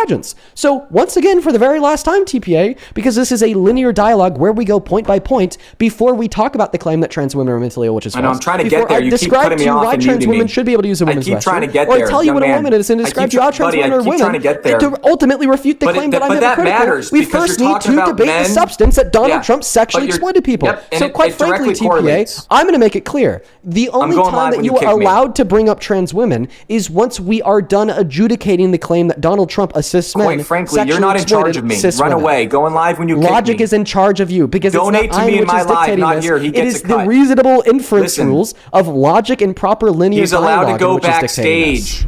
He's allowed to go backstage. No allegations of sexual misconduct arose from this quote. So if you had any sort of legal pursuance from these girls, then maybe you would have some validity to your lies, young man. But me bringing up the trans people is directly correlated to what we're talking about, because you're mad and in a tizzy about a man going into a woman's space, but simultaneously support men going in women's spaces, Dean. It's not complicated. Okay. So I've already described. Come to my live sometime for a real convo when you're brave enough. That goes to Parker and Racist Santana as well. But I forgive them both as well. Dude, he's up here to ignore the topic of discourse by bringing. I just directly answered. I just answered. I said that there's no allegations of sexual. First off, you're over here typing away on your computer because I'm cooking you that you need to look up things, and you laugh at people when they Google things against you. I'm writing down what you're saying. Okay, but there's other times and other debates. Okay, that may be true. You're fucking wrong. But there's Thank you. Well, right here, but there's other times and other debates. Like when I taught you about E. Jean Carroll and I was your sensei, you looked up things you didn't know. And guess what? You're allowed to do that, young man, because it shouldn't be a fight like this. But when you're in the position where you have the power to mute people, you run rampant with the power, young man. And I think I know a lot of the reasons why. But my point is, Donald Trump's allowed to go backstage, okay? What I want from you is to give me something concrete that backs up he sexually exploited these women. Were there any police reports done? Okay. Thank you so much for sharing a bunch. I'm going to start speaking, and I expect you to interrupt me because that's your favorite thing in the world to do. And then you like complain about me muting you as if you're not the reason why you're muted because you can't control yourself. But anyways, so once again, you're rejecting the notion that it was sexual exploitation by affirming that Donald Trump was allowed to go backstage. We know that this was not a general backstage area, but rather more specifically the private women's only dressing rooms, because that's what Donald Trump described when he said he went into a space in which he had to abuse his position of power to get into under the front of a lie, i.e. doing a fake inspection. If it was a general backstage area, he wouldn't claim that the only reason he's allowed to go in is because he's the owner under the guise of a fake inspection. He would just be able to walk in and out. He also said that there's no men anywhere. If it was a general backstage area, then why would he say that there's no men anywhere? We'd actually expect some men to be back there, regardless if they're working as an assistant for one of the judges, one of, just an assistant for the company that was setting up like the backstage cameras, lighting, so on and so forth. We wouldn't expect no men to be anywhere. Point number 3, we know that he was describing a dressing room because at the end of the clip, he said he'd get away with this. Getting away with something means to break a rule and face no consequences. He wouldn't be breaking a rule and facing no consequences if it was a general backstage area because he wouldn't be breaking a rule. Point number 4, okay, there's moral code of conduct for beauty pageants that do not allow, okay, beauty pageant contestants to en masse get naked in a general backstage area where men could be. Why? Well, we see that a lot of these events that center, the male gaze around women, uphold the notion that these women are like very pure. This is the same reason why we see women pop stars getting chastised by their management for getting inside of a relationship, because all of a sudden that defeats the notion that they're pure. Very similarly, a lot of beauty pageants will uphold moral code of conduct of like not getting naked in a general backstage area because it would hurt that image of purity. But above and beyond that, not only do we know that it wasn't a general backstage area because of all the things that Donald Trump described, but also because of all of the women that could recount this experience described. Okay, every single woman who respond to requests for interviews saying that they remember that what Donald Trump had admitted to on Howard Stern's radio show said that it happened in the dressing rooms. Even the women that defend him, like Veronica Hughes, who responded to a request for an interview saying, yeah, I remember Donald Trump walking into the dressing rooms, but Donald Trump meant no wrong. He didn't do anything wrong because he sent his assistants in ahead of time to make sure that we were all decent. If you accept Veronica Hughes' testimony, then you are accepting that this did not occur in a general backstage area, but rather occurred in a private women's only dressing room. Now, I threw a lot of information at you, and I know that you like to wiggle your way out of the corners that I put you in. So no, I wrote them all down. That I want you to respond down. I'm ready. is the fact that we know that it was a private women's only dressing room. No, you don't choose how to respond. I wrote down what you said. I want to respond to them all. Let me respond. The two things that I said is that we know that it was a general... No, you said more than two things. We know that it was a private women's only dressing room because the specific things that Donald Trump said in the clip when talking to Howard Stern, as well as the fact that every woman who responded to a request for an interview, remembering what Donald Trump had admitted to Howard Stern, said that it happened in a dressing room, even the women that inevitably defended him. Those are my 2 points. Go ahead. Okay, so first off, the quote refers to the adult pageant, not the teen pageant. Dean's lying and conflating it to mean the teen pageant. When he says the women that remember him coming in a dressing room, he's referring to teen pageants. So right there, it's already a different universe than what we're talking about here. He's completely lied to get into the situation, but I can still refute it. He also neglects and omits the information of, out of the 15 they got a hold of, 11 said they don't remember it happening and it would have been impossible to miss. That leaves you with 4 people, 2 calling it creepy, 1 saying it was entitled, and then the one that you keep talking about, actually no, she came out later, and then another one that said it wasn't creepy. The one you keep talking about, the reason it disproves you is you act like there was sexual misconduct, even though she says that didn't happen. So you're literally using a source that stops you. Another point you said is he's breaking a rule, therefore he got away with something. No, I'll give the 13,000 viewers a real life example here. And again, when he kicks me, I'm going live. That's not grifting. I'm just trying to do what Charlie was doing. Don't donate to me. Donate in my own live. Don't donate now. He gets a cut. Now, I know, not in it for the money, but that's important. Now, Daniel, you admit it, you're a grifter. You talked to me one time and said, I'm the biggest grifter. Well, that's why I forgive you, is I don't believe you believe this stuff. I now know you're in it for the money. By the way, you said all MAGA are dumb. Are you referring to your parents when you said that? Now, so true. He said he's breaking a rule and got away with, so you think your parents are dumb? On God. You do. Wow, that's messed up. I like your parents, though, and I like you. I forgive you, like I said. So here's how him saying, I got away with that. isn't him inferring breaking a rule. Watch this.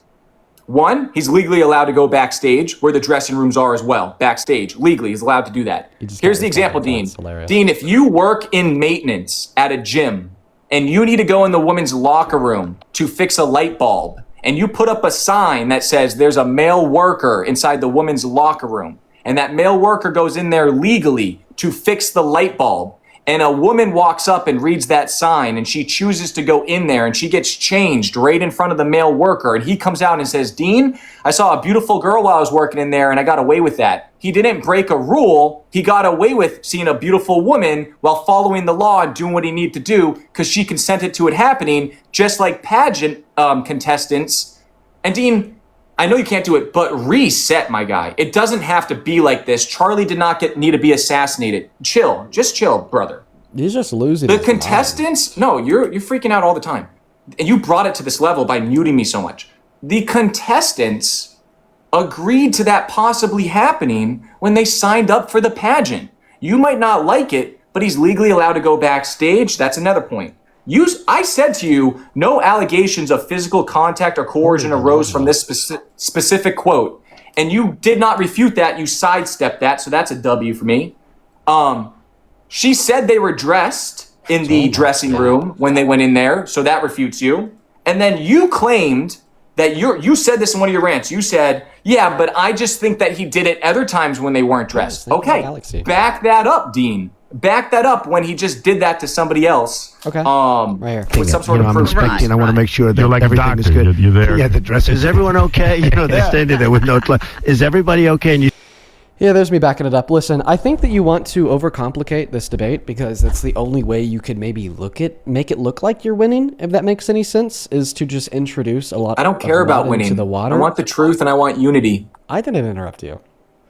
It's the only way that That's all I was saying. Go ahead. It's the only way that you could introduce mud into the water. Okay, right? Like this debate is not as complicated as a 3-minute rant looking at this woman, then that woman, then this girl, then that, then what he said and the way he said it. Did he cut himself off? Is this what he meant? Is there any evidence?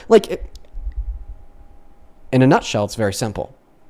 Donald Trump said that he would go into a place where no men were, that he had to abuse his position of power as the owner under the guise of doing a fake inspection to get into. And then inside of that space, he'd see naked women. And the extra level of confidence on top of what he said and how the only reasonable possible thing he could be describing there would be a private woman's only dressing room backstage is a fact that every woman who remembered this says it happened in the dressing rooms, even the women who defended him. Question about if there those was women.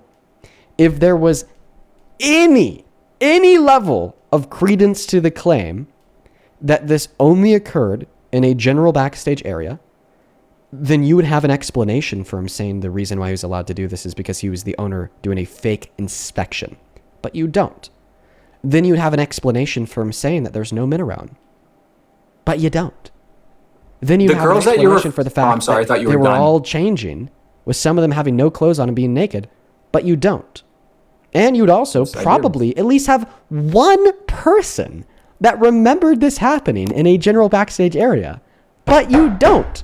Because every single person who remembered that this happened said it happened in the dressing rooms.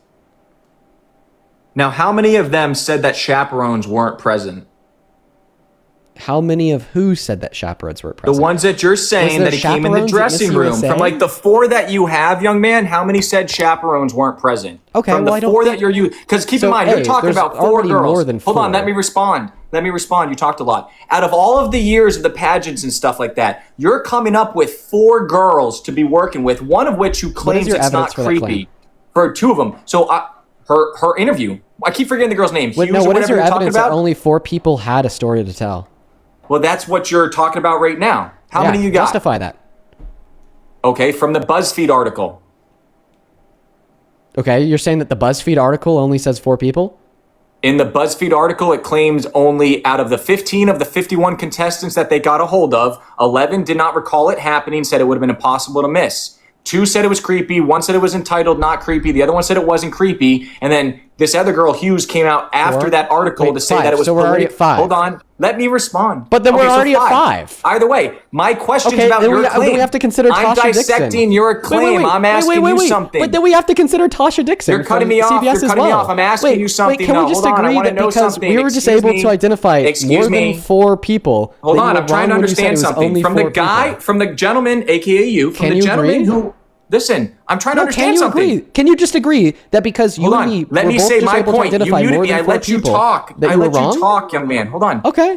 This is what I'm trying to say. From you, the person who present day supports men in women's bathrooms because you think trans women are men he's getting for whatever bad, weird so he's reason, starting to talk and you about can't back it up because per your logic, if you don't answer a question, he's pivoting to trans people. You didn't back it up. No, this is pertinent because we're talking about a man in a woman's only space, buddy. Can you just agree that you were wrong when you said only 4 people came forward? You can talk in a moment to answer the question. You said that you have 5 people that said he was in the dressing room. From those 5, how many said that the chaperones were not present? Well, it's like, yeah, sure. Before I answer that question, can you concede that you were wrong when you said only 4 people said they remember this? Sure. So 5 people remember it. From the 5 that we're talking about, how many said chaperones were not present? Sure, I'm before I asking answer that question, can you concede that you were wrong when you just said 5 people remember it? Okay, I'll answer that question after you back up why trans women are women. I just want to clarify. But you're already wrong. Your Honor, I don't answer. But you're wrong about the claim that you're making right now. We're going to deport the questions starting now. We're going live when you kick me. We are 10-0 against you. You're getting dog walked. Not true at all.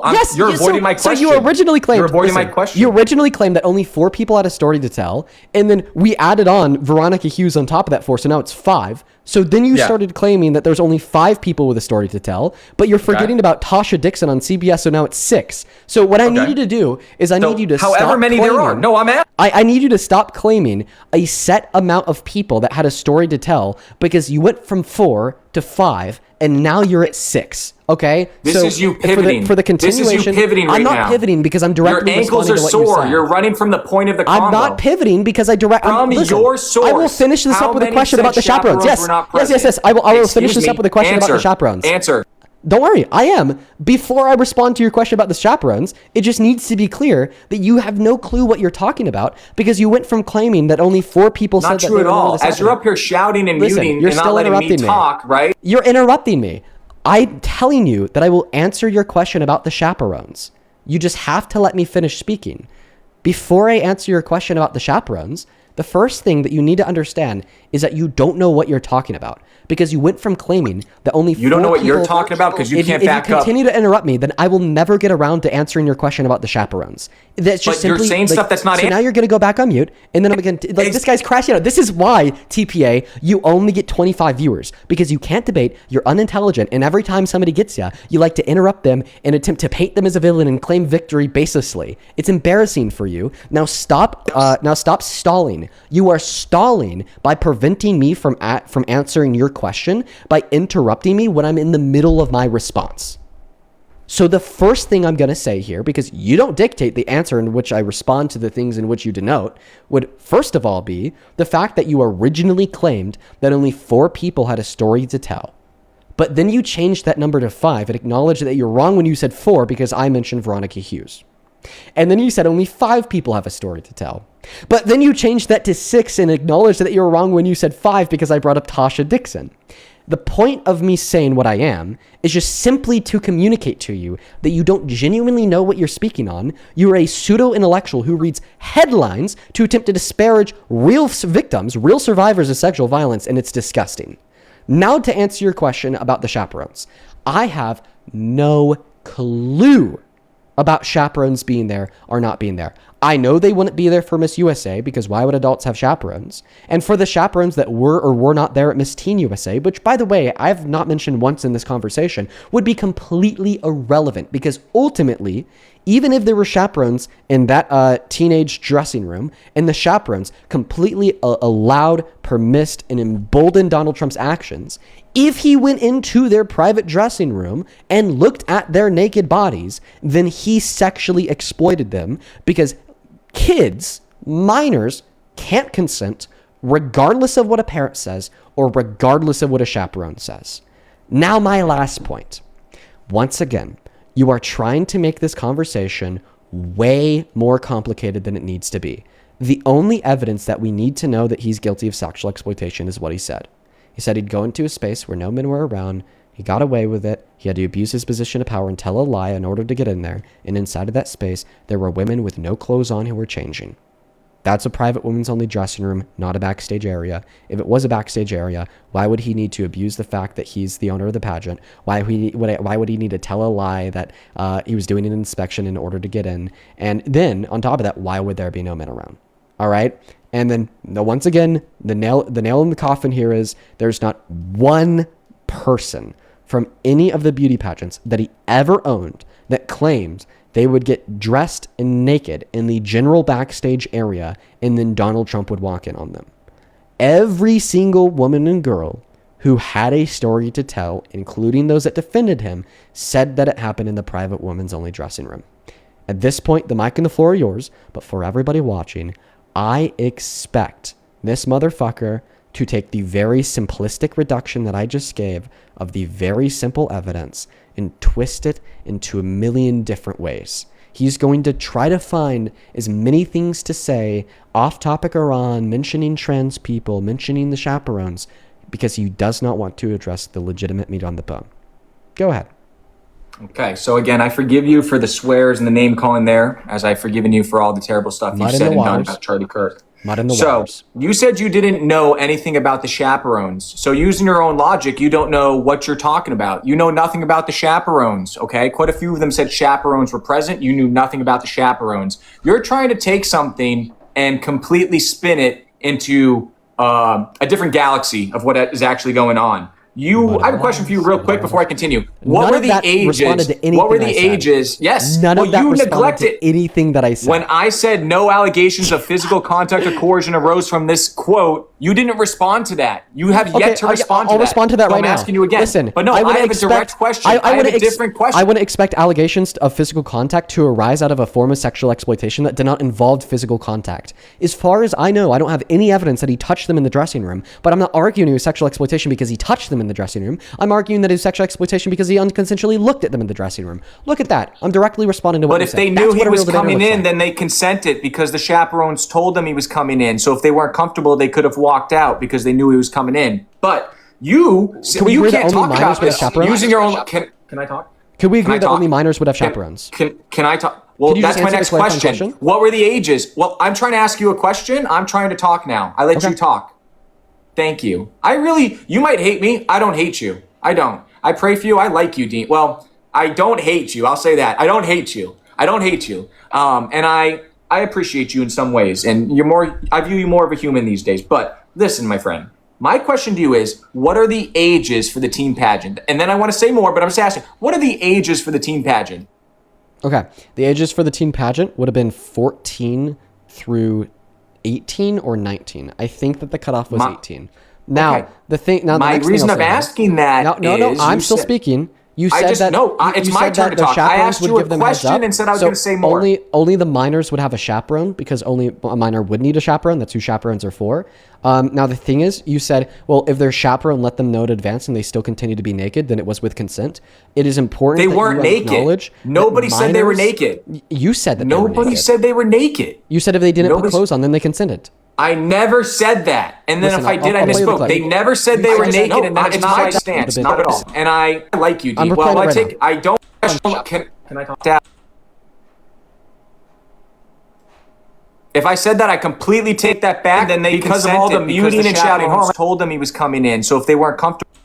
the dressing room, but I'm not arguing it was sexual exploitation because he touched them in the dressing room. I'm arguing that it was sexual exploitation because he unconsensually looked at them in the dressing room. Look at that. I'm directly responding to what you said. But if they knew he was coming in, then they consented because the chaperones told them he was coming in. Nothing about being naked. Why are you lying? Now they knew he was coming in. But nothing about being naked. Parker or Racist Santana, stop muting me. It's my turn to talk. This was in reference to what Donald Trump said about how he barged into the space and they wouldn't have clothes on. I didn't. You just lied in real time. I did not say they were naked. Then you were talking about something that Donald Trump didn't say, and then you're not accounting for everything that Donald Trump said in the statement. The evaluation that we're looking at here would be an evaluation of what Donald Trump said on Howard Stern when he said that they would be standing there with no clothes on and they looked incredible. He never said they were naked. I never said they were naked. They have no clothes on. If at any point, let me talk. When you have no clothes on, are you naked? Is it that, well, if you're in a bikini and you're putting a robe on, you're getting dressed, are you not? When you're in a bikini, so if you're in a bikini at a pageant show, Dean, I'm not going to do this. And you put a robe on, you are getting dressed. But when you're in a bikini and you're putting a robe on, you don't have no clothes on. Let me talk. Having no clothes on is a synonym for being in the nude. Let me talk. And being in the nude is a synonym for being naked. Having no clothes on equals being naked. Let me talk. Sure, go ahead. So, first off, the amount of times I have defended you. Last time I talked to you, it's not a pivot. Listen, this is important. Not responding to me on the better argument because he's scared. Dean, hold on. No, you have been running from all my points. Listen. Mud in the water is not responding to the argument because he's scared. Dean, you asked me. You said, "Can I defend you against all the people in the chat that were calling you a pedophile?" Mud in the water is not responding to the Dean, argument because he's scared. Listen, it's important. Well, you just tried to lie, and it was proven you. Let me talk. You said, in the water because he's not responding to the argument because he's scared. Holy Dean, you said last time I was up here, people were spamming, calling you a pedophile, and you said, "Can I tell them to stop? That's wrong." And know what I said? I said, "Yeah, Dean, that's wrong." Do you remember that moment? Yes or no? Mud in the waters. He can't respond to the argument. Either respond to the argument or get booted. We'll get there. I'm not Run away. Go on live when you kick me. Yes. I'm the one running because I'm the one asking you to respond to the argument. Well, it's important for me. I'm trying to prove a point. No. Listen. As you just tried to lie. You just tried to lie about me. You just tried to lie because you said that if they didn't leave the dressing room, that it was with consent. But Donald Trump says they had no clothes on, which means that you think that minors can consent to being viewed by older men with no clothes on. You lose when you mute. And you lose when you make a false claim, like the fact that I lied. I did not lie because you said if the he never said they were naked. What do you think it means to have no clothes on? To have no clothes on, means to be naked. Do you think you're going to let me talk, or are you going to keep crashing out? Do you think that you're going to respond to the fact that when you have no clothes on, you're naked? Do you think you're going to let me talk, or no? What are we doing here? You're going to respond to the fact that when you have no clothes on, you're naked? Play me the part where they said he was naked. They were naked. Sure, when he says that they have no clothes on. Yeah. Yes. And everyone's getting dressed and ready and everything else, and no men are anywhere. And I'm allowed to go in because I'm the owner of the pageant, and therefore I'm inspecting it. I'm inspecting. Right, I want to make sure that like everything is good. You're there. Yeah, the dress. Is everyone okay? They're standing there with no clothes. There you go.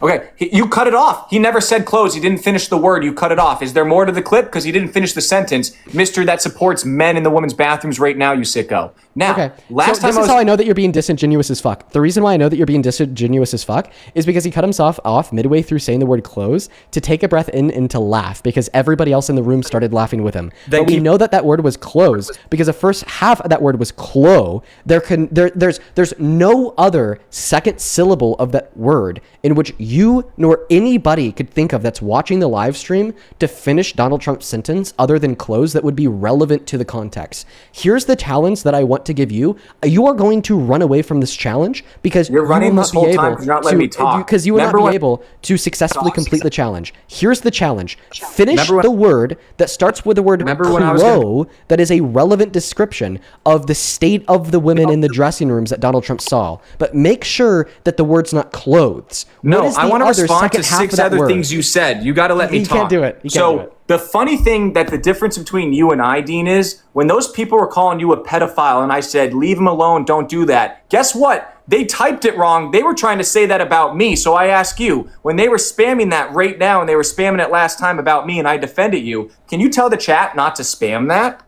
Not to spam and call you a pedophile? Yeah. Yeah, because I think a much better word would be a pedophile defender instead of a pedophile.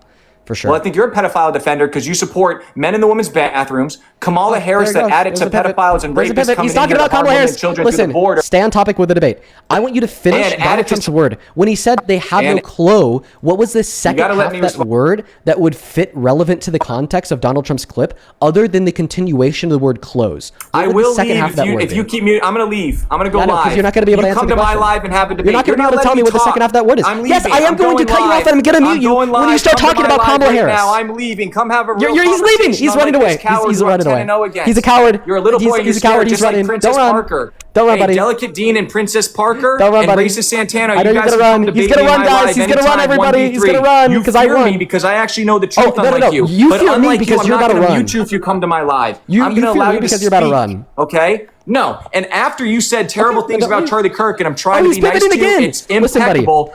I'm muting you because I'm asking you to stop talking about Charlie Kirk and Kamala Harris in a response to a question to finish Donald Trump's word in this statement about sexual exploitation. The reason why I'm muting you when talking about Charlie Kirk and Kamala Harris is because it is off topic and completely irrelevant. It is a distraction that you are attempting to usher into the conversation in an attempt, to muddy the water. And there he goes. He's gone. He's fucking gone, everybody. Listen, All right, there you go. There's a last TPA win.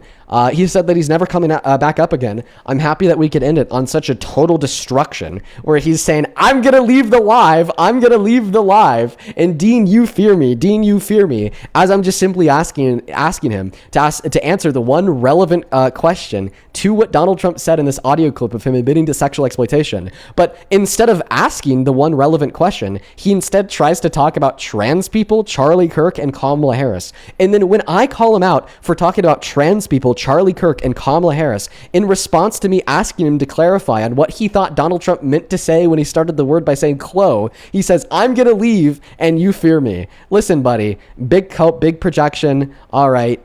And thank you for the free win. All right, moving on to the next guest. Only hop inside of the queue if you happen to be an American adult that supports Trump. Appreciate you for another win. He said that's going to be the last time he ever joins, so that's good. Happy we could end it on a high note. Hi, welcome in. Do you support Trump? Yeah. Perfect. How old are you? I'm 20. All right. What year are you born in? 2006, dude. All right. Yeah, appreciate you for being here. I'm going to go to thank a couple people, and then I'll pass that mic off to you. Let's see here. Alex, thank you for the $20 over on YouTube Super Chat. I appreciate you so much for the love, Alex. Alex with the $20 says, a call that color would run. It was really obvious when he started realizing that this wasn't going to go his way and it wasn't worth it for him to stay anymore. The tone of his voice changed and he stopped giving as much energy. Yeah, that's how it literally always goes with him. He comes up here, gets cooked, and then he runs. And by the way, it's still so crazy because he somehow has people defending him in the comment section.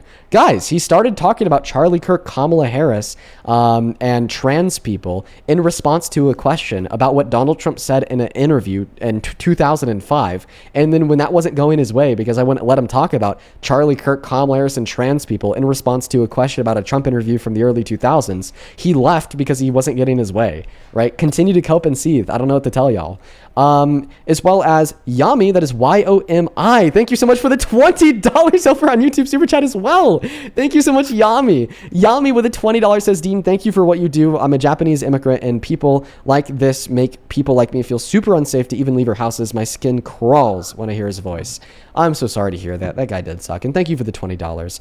Then Ego, thank you for the $10 as well, who says, you know, I thought that I hated TPA, but I thought about it more and I realized that he makes me feel intelligent, but he's annoying as fuck. Yeah, I know. Maybe the one thing that you could like about him is it probably, could make everybody feel a little bit more intelligent just because of how low his IQ is. On PayPal, Taryn, thank you so much for the $5. He's not going to be back, Taryn. T, thank you for the $5 as well. He says, I just want to know why chaperones are irrelevant to this. They're not. He couldn't say one thing that is relevant. Gary, thank you for the $15, who says, TPA is a master of using the whole dictionary in one go, yet somehow still manages to say absolutely nothing every time he speaks. I know. He raises the world CO2 levels. He's a definition of a waste of air. A brick wall with a pulse. Dude, I love that so much, Gary. You fucking cooked them. As well as Emily, thank you for the $21, who says TPA is an idiot grifter and wannabe Charlie Kirk. I love that. Thank you, Emily, for the $21. Oscar, thank you for the $14, who says, love you, Dean. Love you too, Oscar. Thank you so much. Then Philip, thank you for the $10, who says, keep to yourself, please. I will happily keep that to myself, Philip.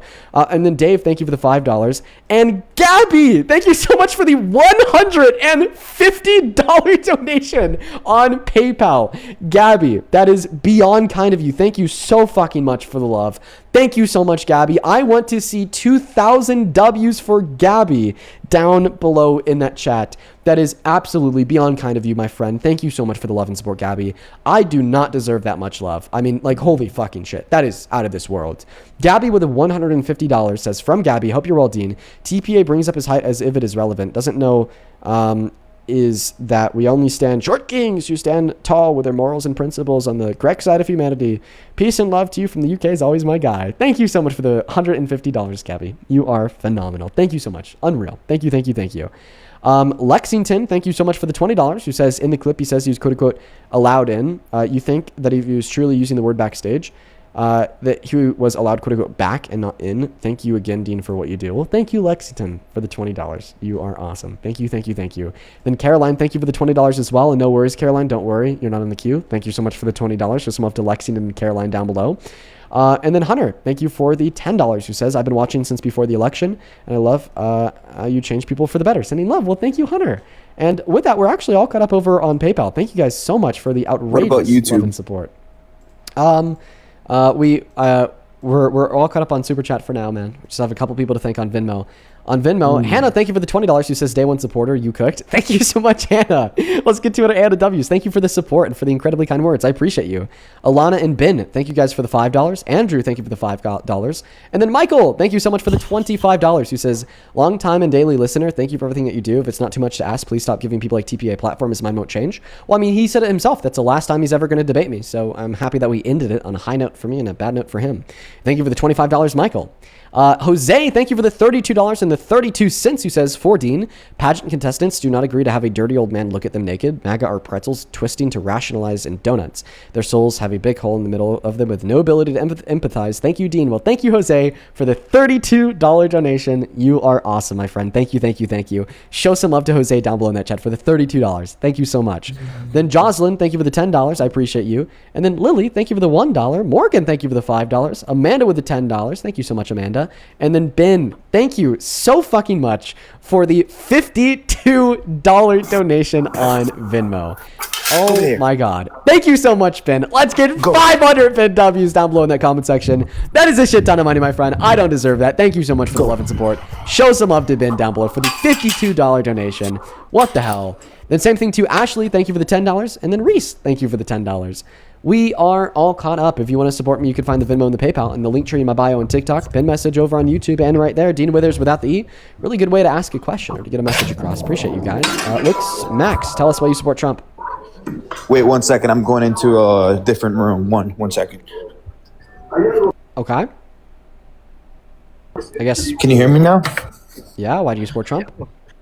So, I support for the president because, I had a option, right, to either vote for the person that doesn't stand for my morality or the president that does stand for that. And it's, I'm a believer. I'm not going to say I'm a Christian because I don't go to church, but I do believe in Christianity. And I do think that God creates every human being. God creates everything, and God loves everyone, right? No matter who you are. So I do place some type of value on a fetus the first day. Like the first day of the pregnancy, I do think that God is already creating that future life. And when people like the Democrats say, you know what, let's have an AB because I don't want to have this. It doesn't have to be a health issue. I want an AB, right? Because I didn't want to have a kid with this child. Then they just want it. No. Would you ever like vote for a woman to be president that is like threatened to like pay for 90 million women's abortions? Or would you not ever vote for them because that would essentially be a threat of genocide against 90 million? Is this a hypothetical? Yeah. Why do you engage in these? I don't like these. I want because they're realistic. Conceptually irrelevant. I want real examples. Can you give me one? So I'm going to ask that you answer my hypothetical. It's conceptually relevant to the debate. Once again, the question is, would you ever vote for a woman who threatened to pay for 90 million people's abortions? Or do you think that would kind of be your red line because under your worldview, that's essentially a threat of genocide against 90 million people? Without reason? Yeah, I wouldn't. Okay, so the thing is you've played yourself because you just told us that you'd never vote for somebody who threatened to genocide 90 million people. Donald Trump has done that. It wasn't through threatening to pay for 90 million women's abortions, but rather by threatening to kill every person in Iran, killing their whole civilization, man, woman, and child. Yeah. And there's 90 million Iranians.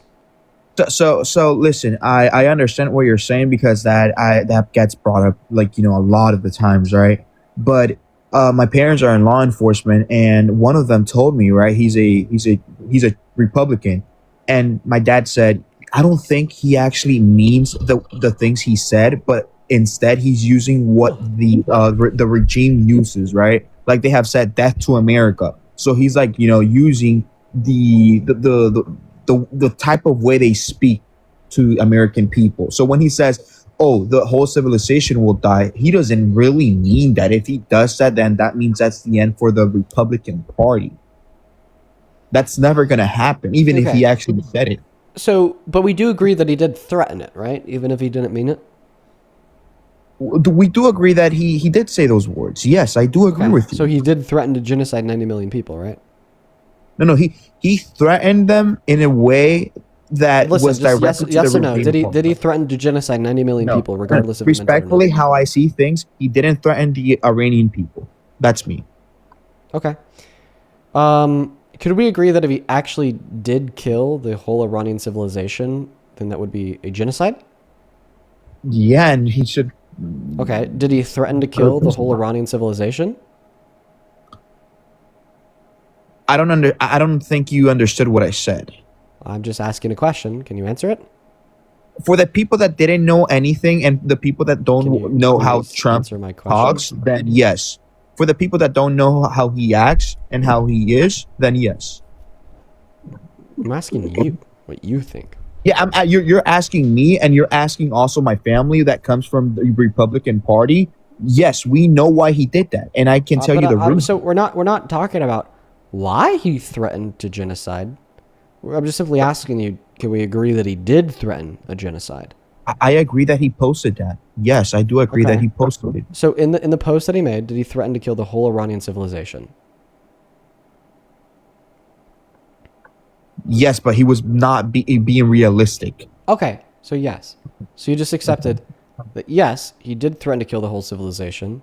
You also accepted yes, if he actually did kill the whole civilization, that would be genocide. So in other words, you accept that he did threaten genocide. Now, you're equivocating here because you are rejecting the notion that he threatened genocide by arguing that he didn't mean it when he did. Okay? But it being a baseless threat is different from it not being a threat at all. So it seems like we actually can agree that he threatened the genocide of 90 million people, but you just made me say that it was baseless. No, I will agree with you if you can agree with me that he did that because he obviously knows that the Iranian regime and the people, right, that are in power of Iran check his social medias for the posts that he does or he posts. So can we agree on that? So the truth value of the proposition that he threatened to genocide 90 million people, regardless if he meant it or not, is not dependent upon me accepting or rejecting any other belief of yours. Do you understand how Trump speaks? And understanding how Trump speaks is not relevant to determining that he threatened to genocide 90 million people, regardless if he meant it or not. You're trying to find different variations of mental gymnastics to reason your way out I will agree with that he did threaten this genocide, and it's just simply not working out for you, pal. Yeah, I will agree with you, but since you engage in a hypothetical, I want to ask you a hypothetical. Okay, so now you've walked yourself because you told me earlier that you never vote for somebody who threatened to genocide 90 million. No. But you just admitted that Donald Trump threatened to genocide 90 million. So either do you no longer support Trump as president, or do you walk me back with a hypothetical? Are you either walking back your previous statement, okay, that you would never support somebody as president that has threatened to genocide 90 million people, or do you walk back your previous admission that Donald Trump threatened to genocide 90 million people? So you know what? I will concede that if that was actually real in a hypothetical, then yes, I would not vote for a president that does that. But instead, Kamala actually meant it. She was for restoring Roe v. Wade. That's differently, right? Because there's one thing like me saying, do you support the president that, engaged in trying to wipe out the whole civilization? Never happened. Those were his words, right? It could be threatening, not for the American people, but for the Iranian people. He didn't mean it. That's what I'm trying to tell you. But with Kamala, she was not threatening the Iranian people. She was doing it to the American people. That's differently. And she actually meant it. Okay, so the first point that I'll make here is regardless of the threat of genocide coming from the most powerful man alive is baseless or not, it still needs to be taken seriously. We were in a war. Are you going to continue to interrupt me? A war that Donald Trump started because of his own incompetence. A war that Donald Trump started on a lie. A war that Donald Trump started because of pressure from a genocidal ethno-state. Okay? So the whole we are in a war excuse doesn't fucking work because it doesn't matter. Okay? If America threatened to genocide every single German person during World War II, it would be just as immoral as it would be today. Okay? All right? It doesn't matter that during World War II we were in a war with Germany, now we're not. Doesn't matter that during World War II the Nazi Reich was reigning over Germany, now it's not. A threat of genocide against millions of innocent people is always wrong regardless if it's with base or not. Why? Well, because you have to consider the fact that while 90 million men, women, and children were living in a perpetual state of fear, kissing their children's foreheads days after birth because they thought they're all going to die, as well as the level of mental incompetence that one would have to possess in order to make a genocidal threat in the first place. Yeah. If you feel comfortable threatening the genocide of 90 million people, then you are mentally incompetent. You are insane. You should not be in the Oval Office. You should be in an asylum. Okay? Whoa. Now, secondly, you went on to suggest that Kamala Harris wanted the genocide of millions of people too, and then you I never said that, sir. Sorry, don't say that I never... Yes, you did. No, You said I Kamala never Harris actually said meant genocide. I said you did. Kamala Harris actually meant to... And why did you Are bring you saying that up? Roe v. Wade is genocide? That's what you were saying. Why did you bring that up? Relative to what? No, because you didn't want to talk on the first point I made. I never talked about Trump. The reason why you brought Roe v. Wade up is because you were making an argument that Donald Trump didn't mean it when he threatened to genocide the Iranians. So you forgot my Kamala first Harris statement. did mean it in reference to bringing back Roe v. Wade. The only way that her bringing back Roe v. Wade, could serve as a fair, analogous, serve as a fair, analogous example of something that we could compare to what Donald Trump did, would be if Kamala Harris meant to genocide fetuses. So yes, you were framing bringing back Roe v. Wade as meaning to genocide people. So you didn't want to engage. So you're cutting off the things I said in the first statement because I said, I don't agree because during that moment, Donald Trump didn't threaten to genocide or he has never committed genocide when elections happen. I said, when elections happen. But then you brought up Kamala Harris to compare that to her. You were very clearly saying that, Donald Trump didn't mean it when he threatened genocide, but Kamala Harris did mean it when he said that she was going to bring back Roe v. Wade. That's pre-assuming that bringing back Roe v. Wade would cause a genocide. No, because I said, I know what Roe v. Wade does. Do you agree that when you said Donald Trump didn't mean it when he threatened genocide, but Kamala Harris did mean it when she said she wanted to bring back Roe v. Wade? Because you made me engage that in a bringing back hypothetical. Roe v. Wade would be a genocide? You made me engage in a hypothetical. Can you just answer my question? Can you agree that this would pre-assume that bringing back Roe v. Wade would mean genocide? No, I never even made the comparison. So then why would you compare Donald Trump's threat to Donald Trump's support of Roe v. Wade? If her support of Roe v. Wade isn't tantamount to support of a genocide, then what comparison lies in between Kamala Harris's support of Roe v. Wade and Donald Trump's threat of genocide in Iran? Literally, just tell me, what's the comparison? Because if the comparison is not two threats of genocide, one that you're arguing is meant and the other that you're arguing is not meant, then what is the comparison? I can't even speak. Just tell me what the comparison was. Guy. Can you clarify what the comparison was? Yes. Good. This is how you think you beat people? Seriously? This is very childish because I'm letting you speak and you made me engage in that hypothetical and I told you, Dean, I don't want to engage in a hypothetical. And you said, yes. And your hypothetical was, if Kamala threatened to unalive 90 million babies, would you still support him? And will you still support her? And I said, no. That's how you made me engage in Donald Trump because you said, not answering the question. The question is, what were you comparing when you said Donald Trump didn't mean it when he threatened to genocide the Iranians, but Kamala Harris did mean it when she said she supported bringing back Roe v. Wade? The only comparison that I could think of there would be you assuming that bringing back Roe v. Wade would be a genocide. No. Okay, so then what was the comparison? What was my comparison? Because Kamala ran on this, right? She wanted to restore Roe v. Wade while Donald Trump made those comments during his term. That didn't happen. But what connects these two events? What connects these two events? Yes, because you compared one to the other. So what's the comparison evaluating? So the comparison is that one had no value and the other one had value because we can say that when Donald Trump made those threats, nothing happened when he gave that deadline. When Kamala said that, we know it was going to happen through an executive order. That's a difference. And I didn't want to engage in a hypothetical. How is bringing back Roe v. Wade comparable to a genocide of the Iranian people? So you cannot even engage. You cannot even ask me this because this never happened. So it has no value.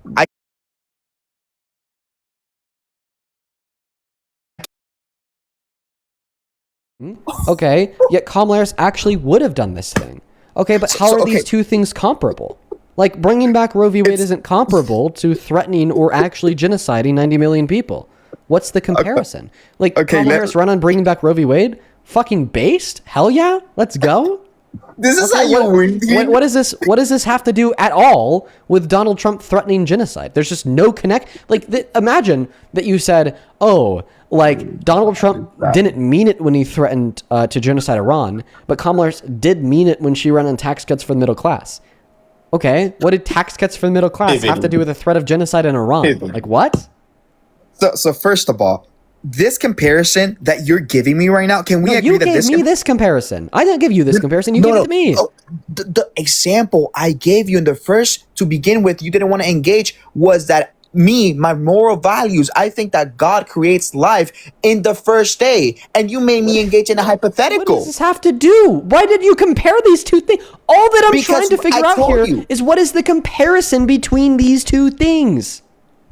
The comparison is that I don't agree with APs, and Donald Trump doing this was of no value because nothing happened.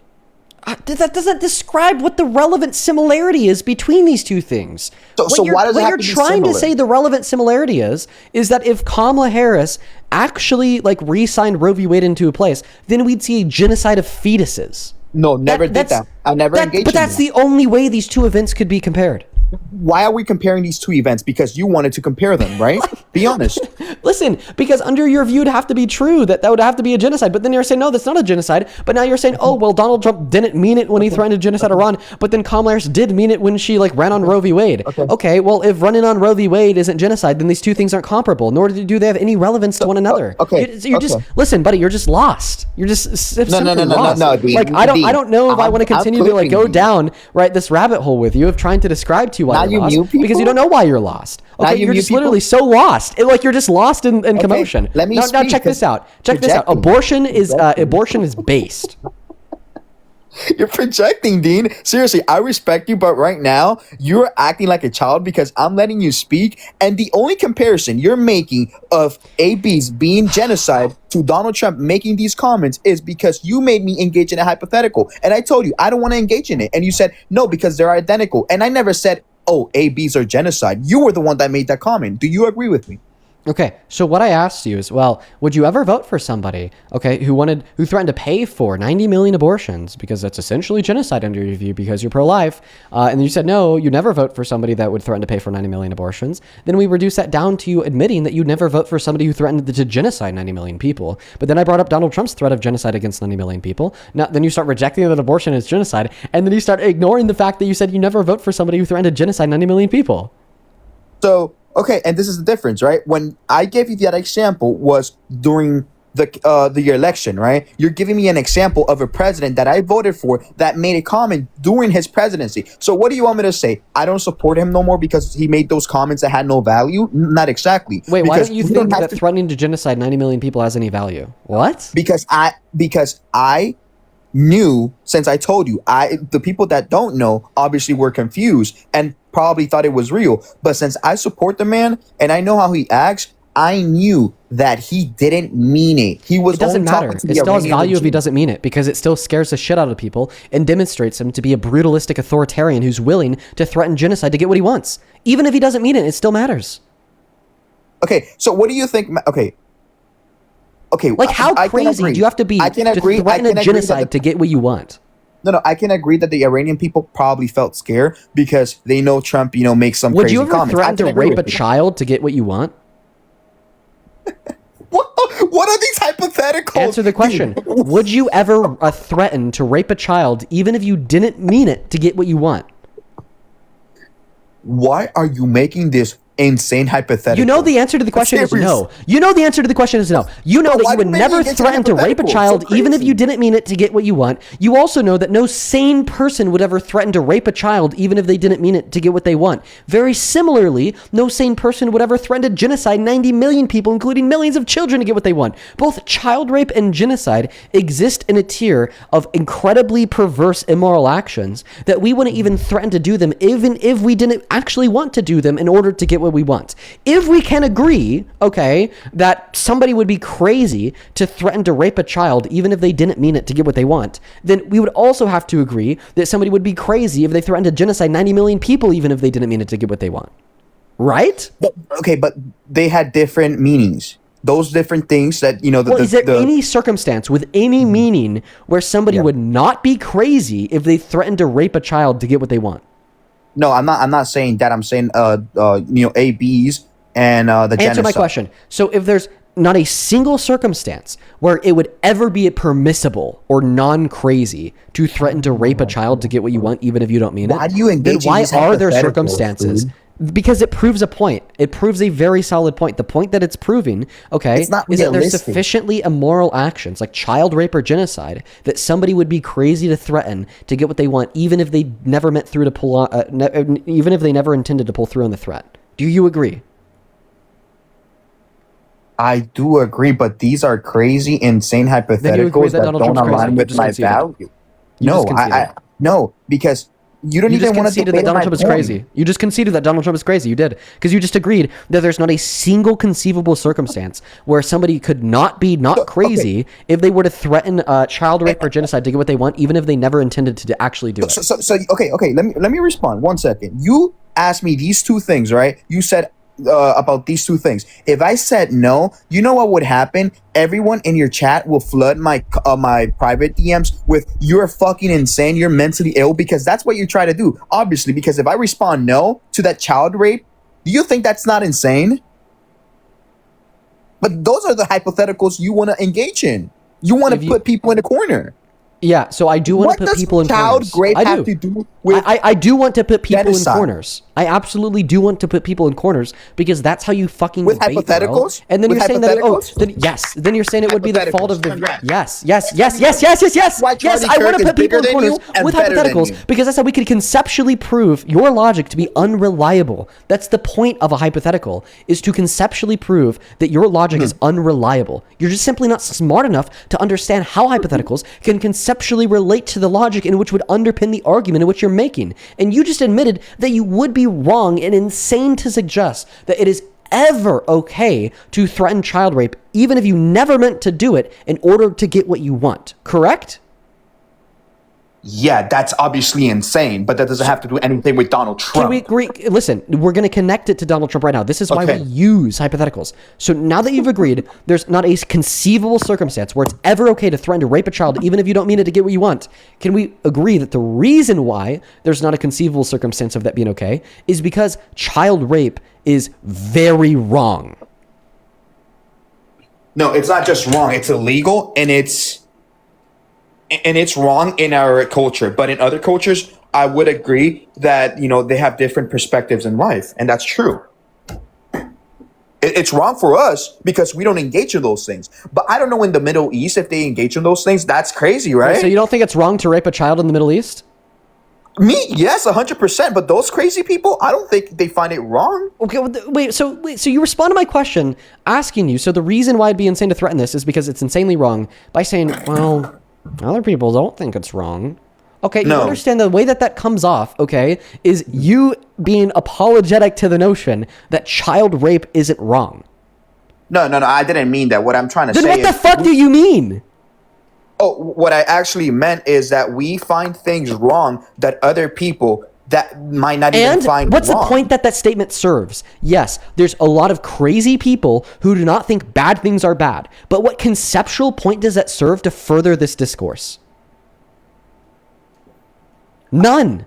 All right, and that's why it looks like you're being apologetic to the wrongness of child rape when you bring it up. Now you're going to say I'm a child apologist. It just seems like you're attempting to excuse child rape to some level, okay? Because, why else would you bring up the fact that some people don't think child rape is wrong? Yeah, move on. I didn't even make that comment because I'm not a... So then can we agree the reason why there's not a single conceivable circumstance of threatening child rape to get what you want, even if you don't intend to do it, why that's always wrong, okay, is because of how bad child rape is, correct? Yeah, in my moral values, I think it's the worst thing to do. Okay, can we agree that genocide would also exist on the high tier of the worst things somebody could ever do? Right there with child rape. That's a crazy question. If you actually meant that, right, with actions, and you took actions to... No. Just answer my question. Can we agree that genocide lives right beside child rape on the very worst things that a human can ever do? I think genocide is worst because that involves millions.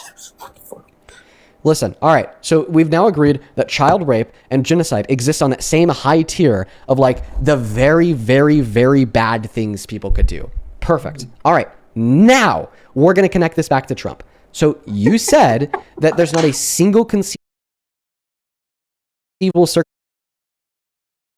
circumstance where somebody wouldn't be insane to threaten child rape, even if they didn't mean to do it, because of how wrong child rape is.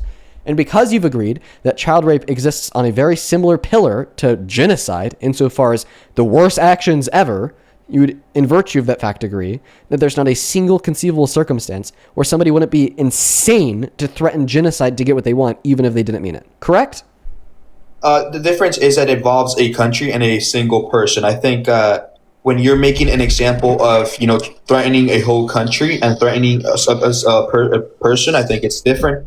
I can prove that it's not different. If Donald Trump threatened to rape a bunch of Iranian little girls, if the IRGC didn't give what he wanted to them, would it therefore be permissible in that circumstance? Because he's not making the threat against any one unique individual, but is rather making the threat against a country in reference to that country's individuals. Okay, I can agree that if you have to threaten genocide Can you answer the question? Would Donald Trump be insane if he threatened to rape a bunch of Iranian little girls to get what he wanted from the IRGC? He would be insane, even though he's making the threat. He wouldn't be insane? No, yes, but your content, dude. Okay, so the answer is yes. So he would be insane, right? Yeah. Okay. So then the person versus country distinction isn't relevant here, because you attempted to tell me that the reason why Donald Trump is not insane for threatening genocide against Iranians is because that threat was made to a government to leverage that government into doing what he wanted. But now you're accepting that even if he made a threat against child rape against a bunch of different Iranian little girls to the IRGC to get what he wanted from them, that would still mean he's insane. So this excuse actually does not explain the symmetry breaker in the logic, insofar as why you think there's no conceivable circumstances in which somebody would not be insane if they were to threaten to rape a child to get what they want, even if they didn't mean it, and how the fact that you would therefore also adopt and accept that there's not a single conceivable circumstance of somebody threatening genocide to get what they want, even if they didn't mean it. Okay. Yeah. So I want to respond to your hypotheticals, right? You first mentioned if you raped a child and you threaten a whole civilization, right? But that's different because if you threat someone, that's a direct threat. It's like if I told you, Dean, you know what? I'm the president of the United States, right? And I threaten you with raping you, right? And I threaten Germany with raping all the kids in Germany. Do you think one's realistic and one's not? Wait, would Donald Trump have been insane if he threatened to rape all the Iranian little girls? That would never even happen, and yes, he would, because that's not even realistic. Okay, perfect. So once again, you're agreeing that Donald Trump would be insane if he threatened to rape a bunch of Iranian little girls to get what he wanted from the IRGC because of how wrong child rape is. And then you agreed that genocide exists on that same level as child rape. Therefore, Donald Trump was insane because he threatened to genocide all Iranians. Do you think only there's Iranians live in Iran? Wait, do you think there's other Iranians that live in other places? Because you said he threatened genocide against Iranians. Do you think there's other people? He threatened genocide against the Iranian national group by threatening to kill all members of the civilization. Yeah, fix your wordings, buddy. It's like if I say I'm gonna freaking, now, can you respond to the point? Can you please respond to the point? Like I said, one was affecting American people, right, in that moment, and one was not realistic. Wait, you keep on arguing that wasn't realistic. Okay. So you just simply don't have a good cohesive counter argument against the objection which I'm making here, right? Because once again, the point is that we agreed there's literally not a single circumstance where threatening child rape to get what you want, okay, would ever make a person not crazy. If somebody were to ever threaten child rape to get what they want, they would always be crazy because of how wrong child rape is. Then you agreed that genocide is also very wrong and exists on that same level as child rape. Yet you think that there are conceivable circumstances where somebody would not be insane for threatening genocide in order to get what they want, even if they didn't mean to do it. The reason why that this is a contradiction is because you accepted the reason why it would make somebody crazy to threaten child rape is because of how wrong child rape is. But then you accepted that genocide would exist on that same level of wrongness. Therefore, you're contradicting yourself by not yielding the same conclusion in reference to a threat of genocide. So, and Dean, I respect you. What's the counter argument? My counter argument is that you're making these two examples, which you're cornering me, obviously, right? Because that's what you're an expert in. What's the counter argument? The counter argument is that if you make a threat, yes, it can be bad, but it has no value unless it has actions. Wait, so if somebody threatens to rape a child but never does it, it has no value? If that's a single person, it can have value if you can. Oh, okay, so then threats can have value even if you don't pull through on them, you idiot. But that's a single person. Wait, why does it change? Why does it change from making a threat against one person to making a threat against a whole country? Because in order to wipe a whole civilization, what would it require? Nukes, which we have. Therefore, it's realistic.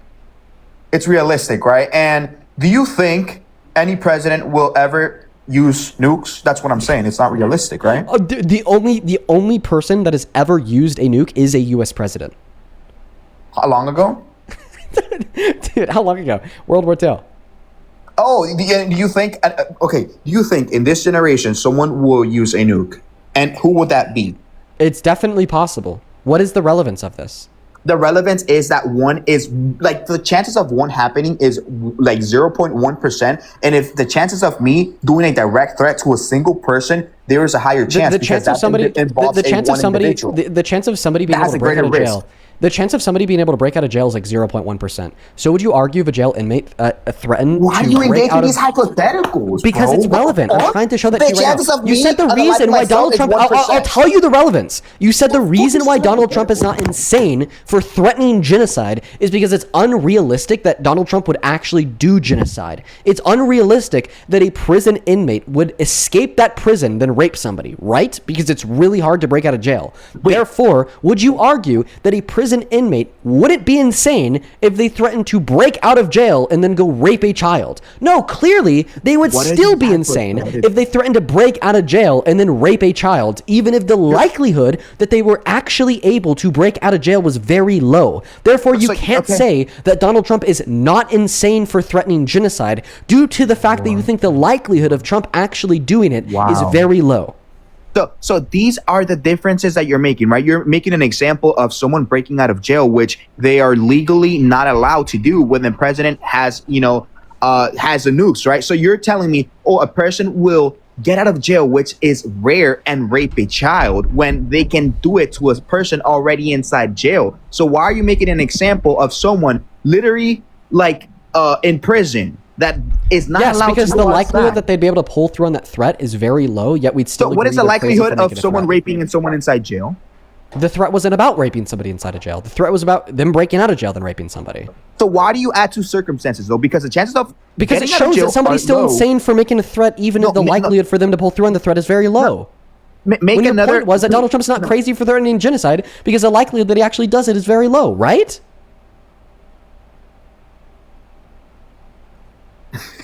You are... See, you're caught. Yes, you're caught. You're fucking caught. You can't argue that Donald Trump is not insane for threatening genocide because the likelihood he did it was low. You can't argue that Donald Trump was not insane for threatening genocide because he didn't mean it, because you agreed for other actions that are very similar in levels of wrongness, like child rape. Even if somebody threatened them and didn't mean it, they'd still be crazy. You can't argue anything. You just have to accept that Donald Trump is insane for threatening genocide. And by the way, the reason why you're getting so fucking destroyed very hard in this debate is because it is common sense that only insane people threaten genocide. It is really hard to argue against the notion that you are insane if you threaten genocide, regardless of the context, regardless of the likelihood that you pull through on that threat, or regardless if you mean it or not. Okay, that's why you can't win this debate. No, wait. Is it common sense to rape 99 million Iranian children like you said Donald Trump could? What? Yeah, you made me engage in a hypothetical. So is it reality? Is it common sense or no? I don't even know what you're asking me. Is it common sense to rape 99 million? What? No, because the point I'm trying to make here is that you make me engage in so many hypotheticals, the ones that don't align with my values, right? But when I ask you, hey, you know what? If Donald Trump... I was using hypotheticals to support counter arguments against your position by accounting for the relevant But you're using facts. crazy hypotheticals. Dude, to account for the relevant facts of the argument you made. The argument you made is that Donald Trump is not insane for threatening genocide because it's unrealistic that he would actually do it. Therefore, I gave you a hypothetical of somebody making a threat that would be unrealistic of them actually doing it because of how hard it is to break out of jail, and you still agreed in the hypothetical that that person would be insane even if it's unrealistic that they'd be able to achieve their goal. Right? So that's the reason why the hypothetical was relevant, because it was able to effectively defeat your argument that Donald Trump's not insane for making a threat of genocide because it was unrealistic that he'd actually do it.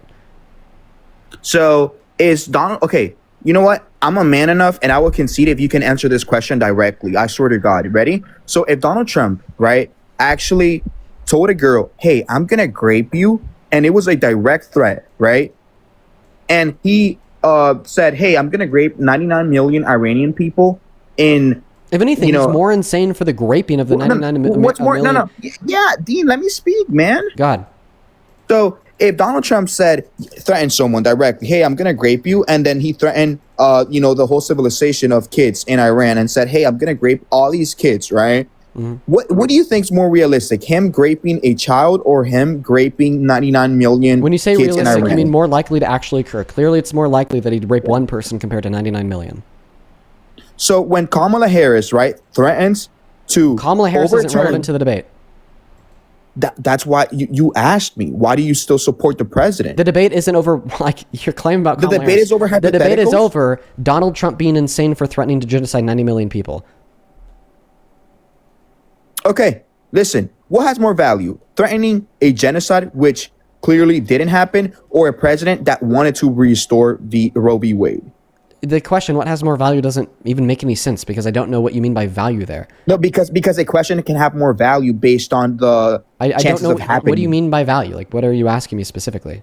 So value, I'm meaning like, more realistically possible of happening. Restoring Roe v. Wade. That's not the way that we use the word value. We don't use the word value to describe how realistic an outcome is. That's not the way that we use the word value. I speak 3 languages and you only speak 1, so you clearly understand me a little bit, right?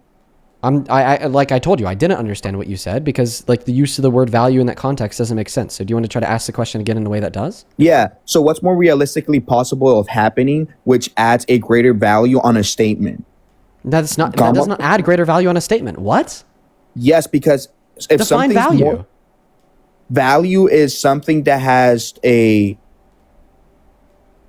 my opinion, I think it's something that has a greater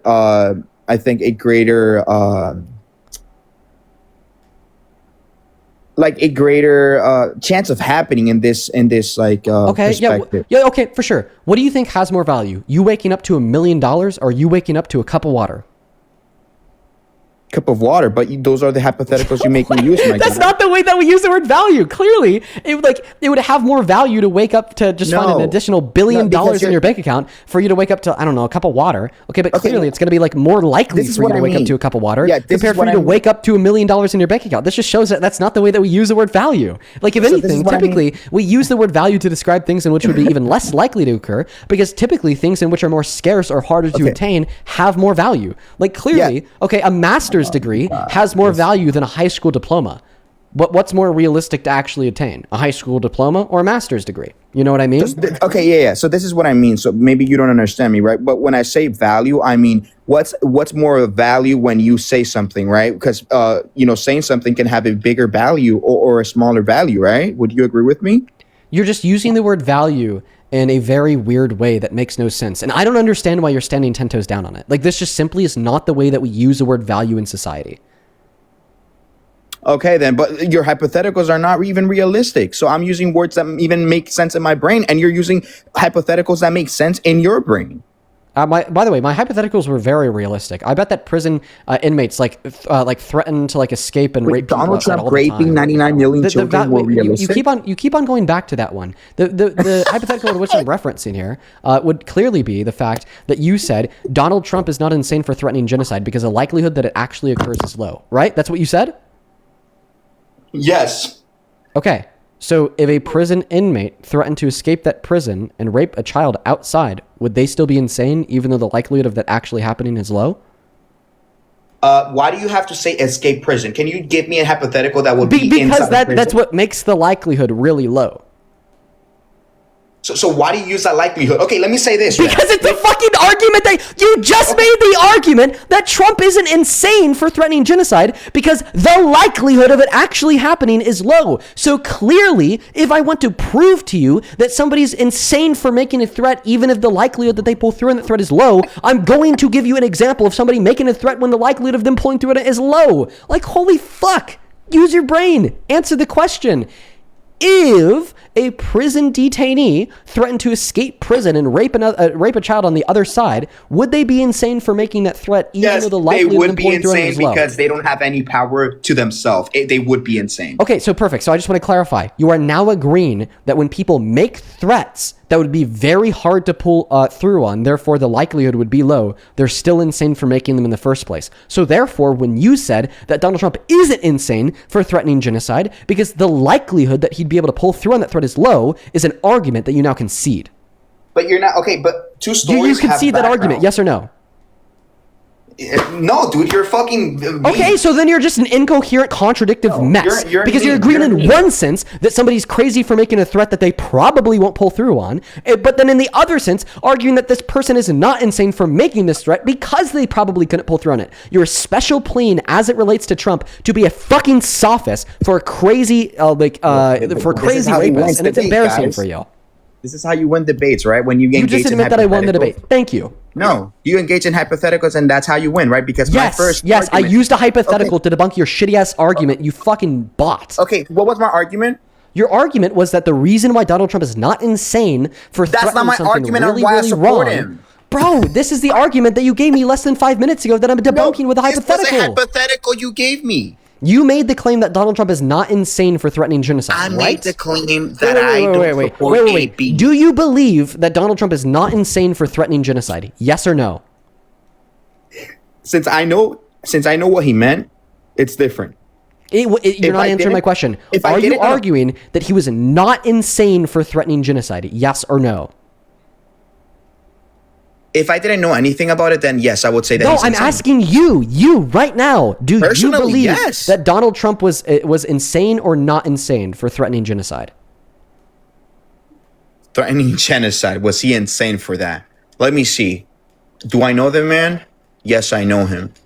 Was he likely to engage in those actions? No. So maybe he went off the line, but I don't think that he was insane in the way that he was going to commit. Because it wasn't likely he was actually going to do it. Sounds good. Yeah. So then why did you say a prison detainee would be insane for threatening to escape prison and rape somebody on the other side if the likelihood of them actually doing it was low? Why did you agree that person would be insane? I think they would be delusional. You agree they would be insane. Why do you think they'd be insane? No. I don't think they would be insane. I think that they would be more delusional. Okay, so now you just argue that somebody is not insane even if they threaten to rape kids? Really, bro? In prison? Inside really prison? Fucking coming bro? out of prison? Really? This is how you win? This is how you win? If anything,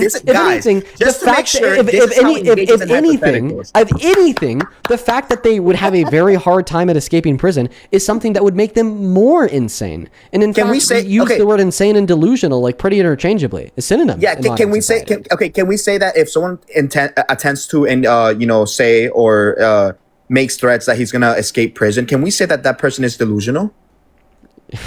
Yeah, they'd be insane. Oh, so that's what I mean. That's what I mean. So they'd be both insane and delusional simultaneously. God, they would be insane for trying to escape prison. Yes, they would be even more insane for saying that they're gonna rape a child because they're delusional that they're gonna try to escape prison. So it's two things. Oh, okay, perfect. So then you agree that Donald Trump is insane because he threatened to commit genocide, even though the likelihood of that is low. I think he was delusional. That's what you want me to answer? Delusional. Yes. Okay, delusional is a synonym for insane. Okay, dude, he was insane. So what's my argument? What was my first argument? You didn't perfect. engage? So then you accept that you support an insane maniac that threatened genocide as president? With no value of the genocide? I do support him. So now you're arguing that I have no... Dude, oh my God. This guy's a fucking bot, bro. Deadass bot. Also, I just looked at this. Why do you have a repost making fun of George Floyd? It's not a repost. It's a meme. Yeah. Why are you making fun of George Floyd? Because I know. No, it's not me mocking him. It's just a repost. I don't think that matters, right?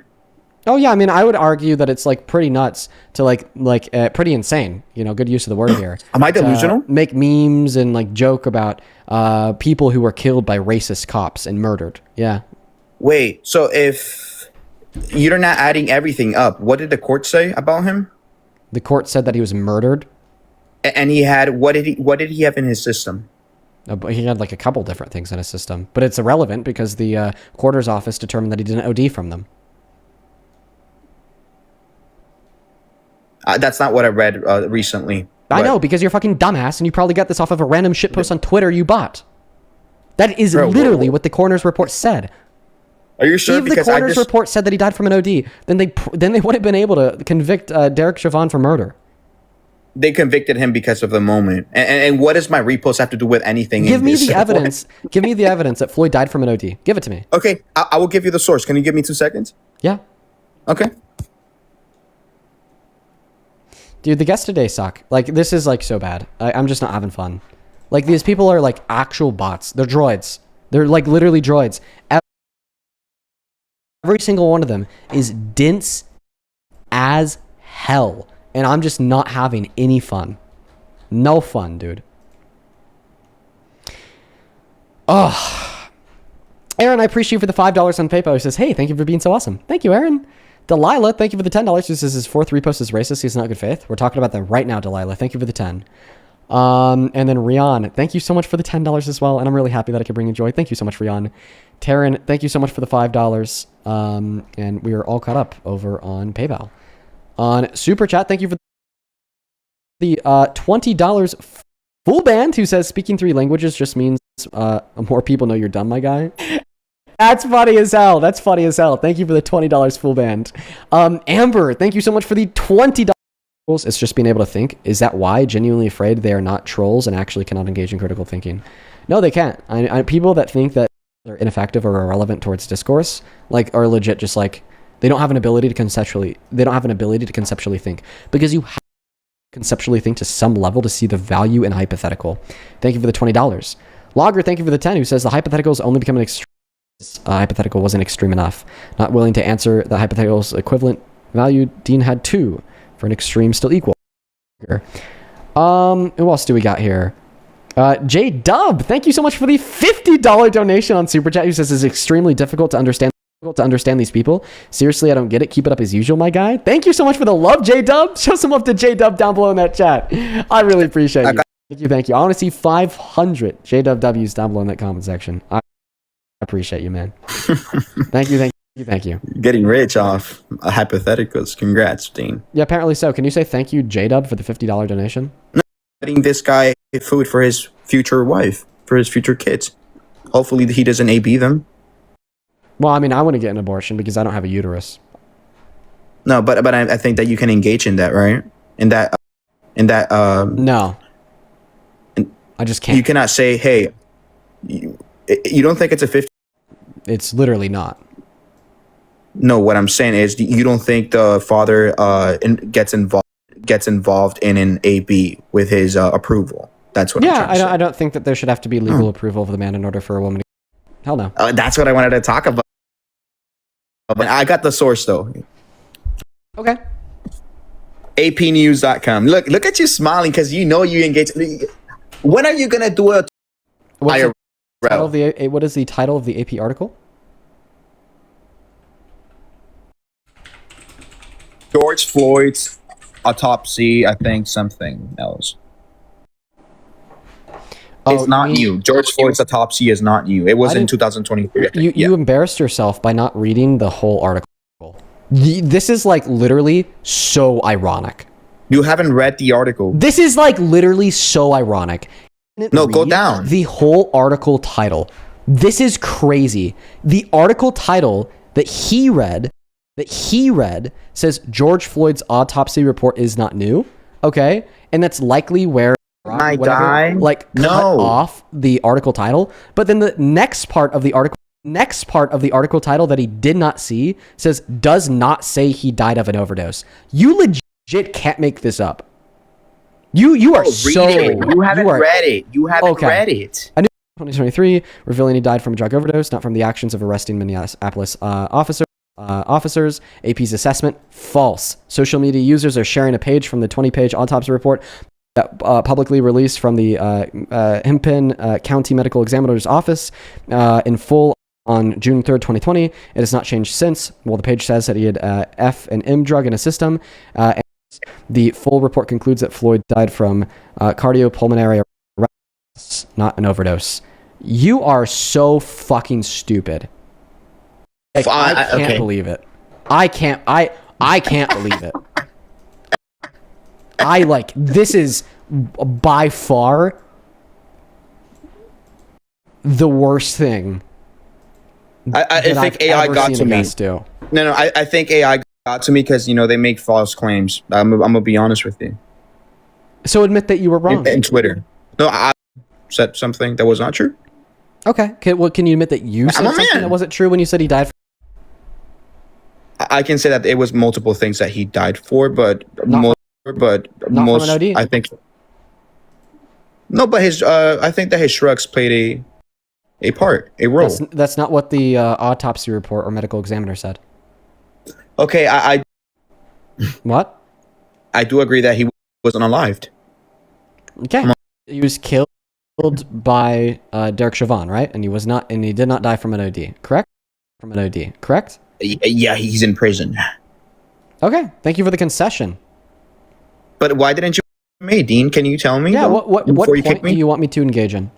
Yeah, before you kick me, I want to, this was my first point before you made me engage in a hypothetical, was that, I support the president when I hadn't to vote, right? Based on, I'm a believer. I'm not a Christian because I don't go to church. I don't have a Bible, but I do think that God values everything and everyone, right? And I do think that he creates life. I do think he creates human beings, and I do think that he creates them during the first day of pregnancy. It doesn't have to be after 9 months. How do you know that God thinks abortion is wrong?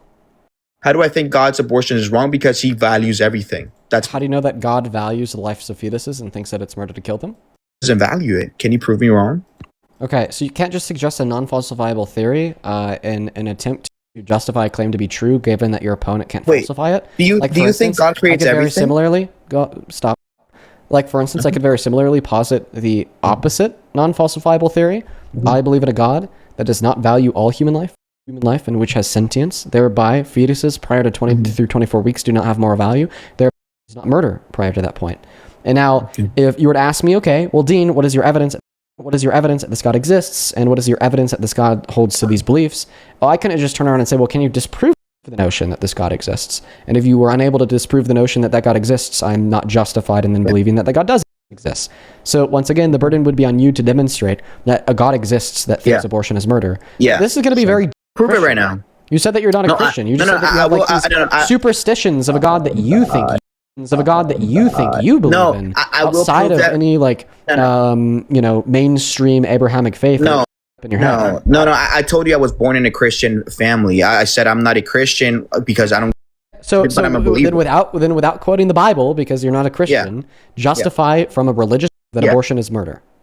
So when I was born, I heard these people talk about the Bible, and I heard, since I was being at 6, 7 years old, I heard that they said that God creates everything. God puts everything, and God has a reason for everything. To be true because of the Bible, due to the fact that you're not a Christian. But do you think so in order to believe something doesn't mean that I have to read the Bible? In order for you to be a Christian, it means you have to affirm that the Bible is true. Yes. What if I'm a believer? If you're a believer in the Christian God, then you are a Christian and you affirm that the Bible is true. However, you reject that you're a Christian, then you don't. That claim, I said I'm not a Christian because I do think that in order to be a Christian, you have to go to church, you have to preach, and you have to, read the Bible, which I don't do, but I was born into those type of things. But I still believe in God, and I still believe that he exists, and I believe in the Bible. What is the definition of the word Christian? What's the definition? I can only tell you in Spanish. I don't know. Can you tell me in English? Of Christ. Oh, then I guess, right? But if true Christian? If you think that Jesus Christ is God, then you're a Christian. Now, there's such a thing as a bad Christian. And I think that the phrase true Christian is often used in place of a Christian that actually follows the teachings of the Bible. Okay, the Nicene Creed, the canonization of the Scripture of the Bible, and you think that Jesus is God, then you're a Christian. So okay, so you're telling me that you're a Christian. Okay, so you're arguing from the Christian perspective. So do you agree with the typical interpretation of most Christians that all sins are viewed identically in the eyes of God outside of blasphemy? This is not a hypothetical, you idiot. I'm just saying, I hope you don't make me engage in hypotheticals. So do you agree with the typical non-denominational Christian perspective that all sins are viewed identically in the eyes of God outside of blasphemy? Yeah. Okay, so then you think that the sin of abortion is identical to the sin of lying. Do you think that it should be illegal to tell your children that Santa Claus exists? I don't think it should be illegal.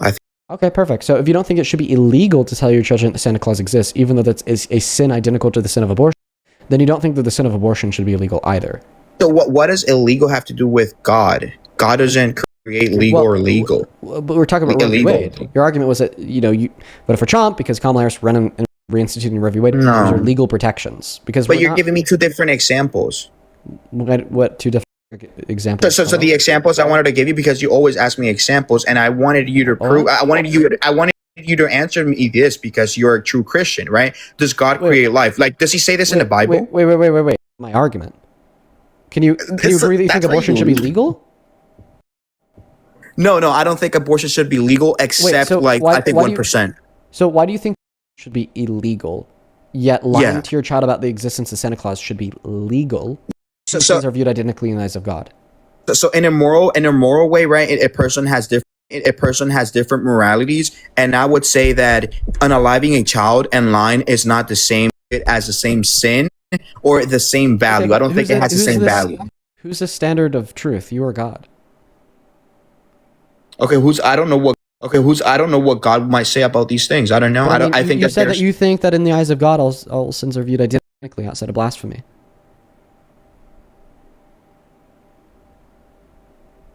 From a sin of just lying than unaliving someone. I think. Would you agree with me? Well, I mean, the process. No, I wouldn't agree with you if all sins are the same. Okay, wait. So if I just you can get some hypotheticals, right? You don't like. What do you think it's harder? What do you think it's harder for me to repent from? Me lying to my mother, or me going out and literally headshotting someone and saying, "God, please forgive me, Amen." What do you think is harder to repent from? If you adopt the view that all sins are identical in the eyes of God, then they would both be equally as hard to repent from. I would say that if God views them, right, and as equally, right. But for us human beings, I think that something's worse than others. Okay, so you're arguing here that you just added your baby. I'm out of here, bro. You just added your baby, bro. Like, seriously? Just answer the question. So you think that there's two? Why are you so mad, bro? Morality? Because you guys want a 2B1 me like an Oreo. You guys want on top of me and one on the bottom. Like, what the fuck is this? Hey, bro, stop crashing out. I'll be quiet. Yeah. Yeah, I told you to be quiet, genius. Okay, I want to engage with Dean. Yeah, go ahead. Well, actually, before you do, I'm just going to quickly thank a couple people. The one that doesn't believe in God. Addison, thank you $10 on Venmo. Addison, thank you so much for that love. Addison says, "Hey Dean, any advice on grief?" Oh, Addison, get a therapist. That's my advice. Genuinely, I just read the rest of your message. Please get a therapist, Addison. 110%. Thank you for the $10.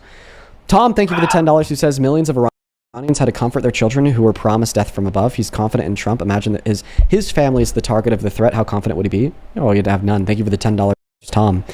Can you thank Tom for the $10, LooksMax? Oh, thank you for providing for his family, for his future family when he... Good boy.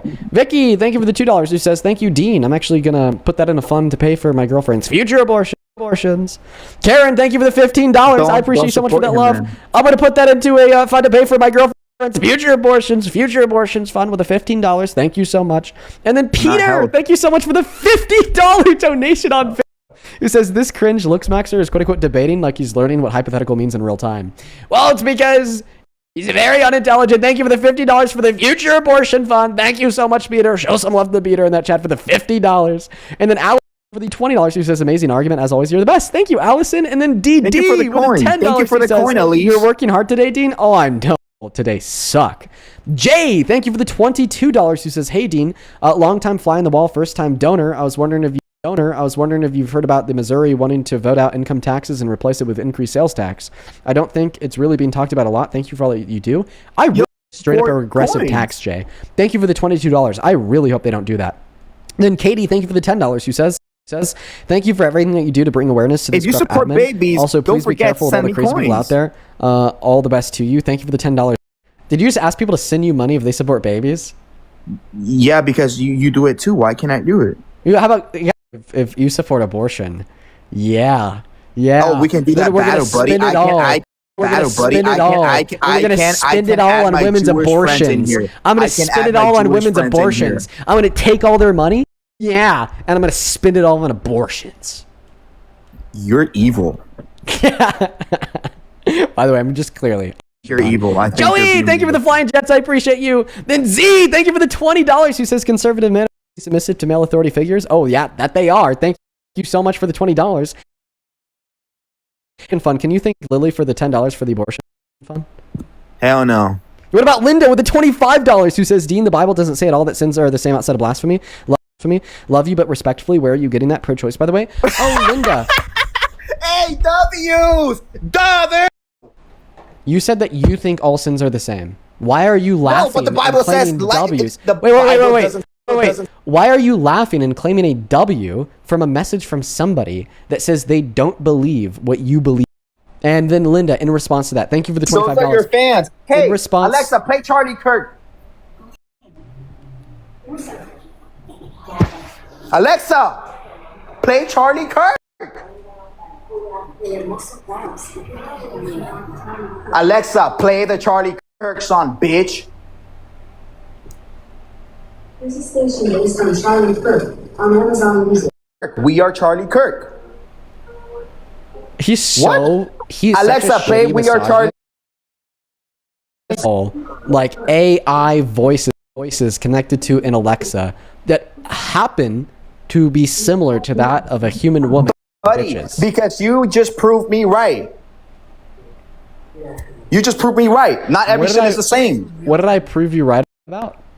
Alexa, play Charlie Kirk for me, please. Playing Charlie Kirk from Amazon. Playing Charlie Kirk. One shot at 12:23. Resuming, by the way. We Are Charlie Kirk by Spalex on Amazon. Play it, bitch. Damn. Dude. Thank you. You don't like this song, right? It triggers you? I have to ask you to stop, or I'm gonna have to mute you because it's gonna get me flagged on YouTube. Read it. I know it hurts. I unironically have to put you on mute. Go ahead and unmute. For everybody on YouTube, just know right now, he's playing the Charlie Kirk song, and you can hear it because YouTube will take me down. You know what's kind of funny? He's like unironically doing this because he's a right winger. Fight for the gospel. You guys don't believe in it. You guys are the true evil human beings in this fucking country. Dude, that's what I believe in. Can you explain how we're evil? Are you okay? Because I said that God and everything. And you said, do you think that every sin is equally the same? And I said, yes, but it's not true. Wait, so if you do believe that all sins are equally the same, fun of Dean when some person donated to him and disagreed with you? Because I told Dean, I don't know if you were here. I said, I'm a believer. You celebrated when they disagreed with you? Brother. I just can't fathom doing that. Brother, listen, I said I'm a believer, but I don't read the Bible. That's why I don't know if. I mean, we obviously know that, but then where do you get your views from? If you think where do I get my views from my family? If you think that your eternal salvation hinges on the Bible being true. No, Dean. He forms his views by literally things that he just hears from his family. No. Wow, that's a standard like I've never seen before. I will that just like openly admit to not reading the Bible. Like, bro, you think that you are born in hell for eternity if you don't abide by the scripture, and you're telling me you're not gonna read the scripture? So no, I think that You're just straight up gambling your eternity. You know, like, what if what you think the Bible says is wrong because somebody lied to you like 15 years ago? Now you've been operating off of that praxis for like the entirety of your life. You die, you're in front of the gates, and God says, nope, you're going to hell because that wasn't truly what my scripture said. The only way you'd be able to know that is if you read the scripture yourself. No, I listen, my family taught me to do the good things, and when they're have to take the morally good one and the one that you think that God would be proud of you. But so like all the guest is really conceding is that if he grew up in a different family structure, that he could literally hold any view. Like if you grew up in a family structure in which your parents were a Nazi, like you couldn't question that view at all. If you were born into a cult, you'd be a cultist. Or, I mean, you already are, but like I'm just the is clear. If you were born in a family that believes the earth is flat, you'd believe the earth is flat. You have no standard to actually identify whether or not something is true if you just believe it based upon whatever your family believes, because it's just going to be based on probability of whatever your family is going to believe in.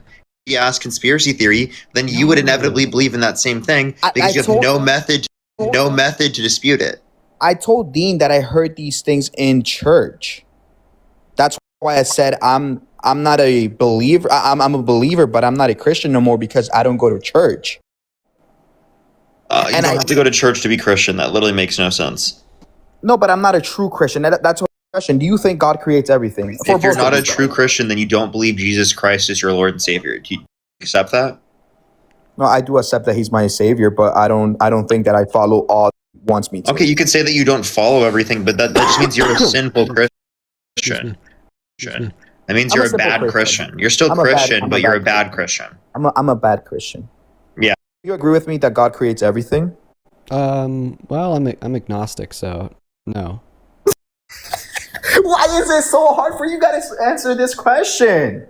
That's not. He answered the question. Like literally answered the question. No, because he wanted to debate based on what the Bible says, but someone said that it was wrong. That's an internal critique of your worldview. Wow, this is crazy. Wait, so can you ask someone? Well, Parker, are you Christian? No. So can you guys answer this question? And do you think God creates everything? What about the people in the chat? We're both agnostic, so no, we don't know that God created everything. Okay, so if you're agnostic, think that you have the same moral standards as me? We'll probably have different moral standards, but they're both predicated off of our own personal values. You just decide if your own personal values are in accordance with whatever you perceive to be your religious view is. You can't even assume that like all Christians have the same moral standards as one another, right? Because the statement that the scripture describes the same moral standards is different than the empirical fact that Christians have moral standards than one another. Yeah, but when there's something in the Bible, I don't know the exact place in the Bible. Why are you talking about a book that you haven't read? I can give you the God creates everything and everyone. Okay. You want me to get that for you? Just Genesis 1 and Genesis. Because I've read the Bible. So truly, in the Bible says that God creates everything, right? So why doesn't God create fetuses? What? Okay, so you would say that God puts the soul into their body, but inevitably speaking, the people are created are due to the actions of human beings, because human beings have free will, and they choose to be with whatever partner they have in the scenario if it's a consensual relation. Yeah. God creates that person, like it adds value to it. It adds a future life. I give you the dispute once again. You affirmed that you think in the eyes of God all sins are identical. You affirmed. Never said that. Like 4 times. Just 1 second. I affirmed that if in the Bible it says that I can affirm it, but in a moral way, I do think that there's sins that are worse than others. Okay, so here's a question: do you just think that therefore all humans are morally valuable? I think that every human is morally valuable and has a true meaning in this world. Okay, so do you think that it's therefore like murder to kill a morally valuable life without? I think that there is a deeper meaning that God puts into But those the question is it circumstances. murder? Under the law, yes, it's murder. Your framework of morality. Mm-hmm. Yes, it is murder. Okay. So given your framework of morality, it's murder. Morality, it's murder. Do you think that all murderers should go to jail? I think that they should go to jail, and given like what we have in this, we have a system where if you can get parole, you can yes get. Or no? Yes, they should go to jail. Okay. If they're found guilty. Okay, perfect. So you said that it's murder to kill fetus. All murder should go to jail. Human life begins at the moment of conception. That's when the fetus becomes morally valuable. So an IUD is a form of birth control, and sometimes an IUD will allow for conception. Then it will prevent the implantation of the conceived zygote into the wall of the uterine lining, essentially starving it. Under your view, this would be murder. Okay, if a woman had an IUD, knew that it could lead to the creation of a zygote with its followed starvation, and yet still chose to be sexually active. So, would you argue that women who have IUDs know that they could kill zygotes, choose to be sexually active, then it does kill a zygote, are culpable for murder? So, what are the chances of that happening, brother? If you can give me the percentage. Well, I mean, the 1%, it doesn't matter. But can you give me the? I don't know it, but it doesn't matter. The reason why it doesn't matter is because if I had a gun in my hand and I pointed it at this What is type of, Yo, Dean, listen, brother, you got this. I hope you're live one day in real life where I can actually debate you and you can be embarrassed. So I'm trying to make a point here. Apparently he doesn't want to hear the point. Well, if I had a gun in my hand and I pointed it at this wall, which connects to the outside, there would probably be a very low chance that if I pulled the trigger, it would go through the wall and hit somebody on the other side, right? It could just ricochet off of the pavement. It could shoot into the air above the houses, right?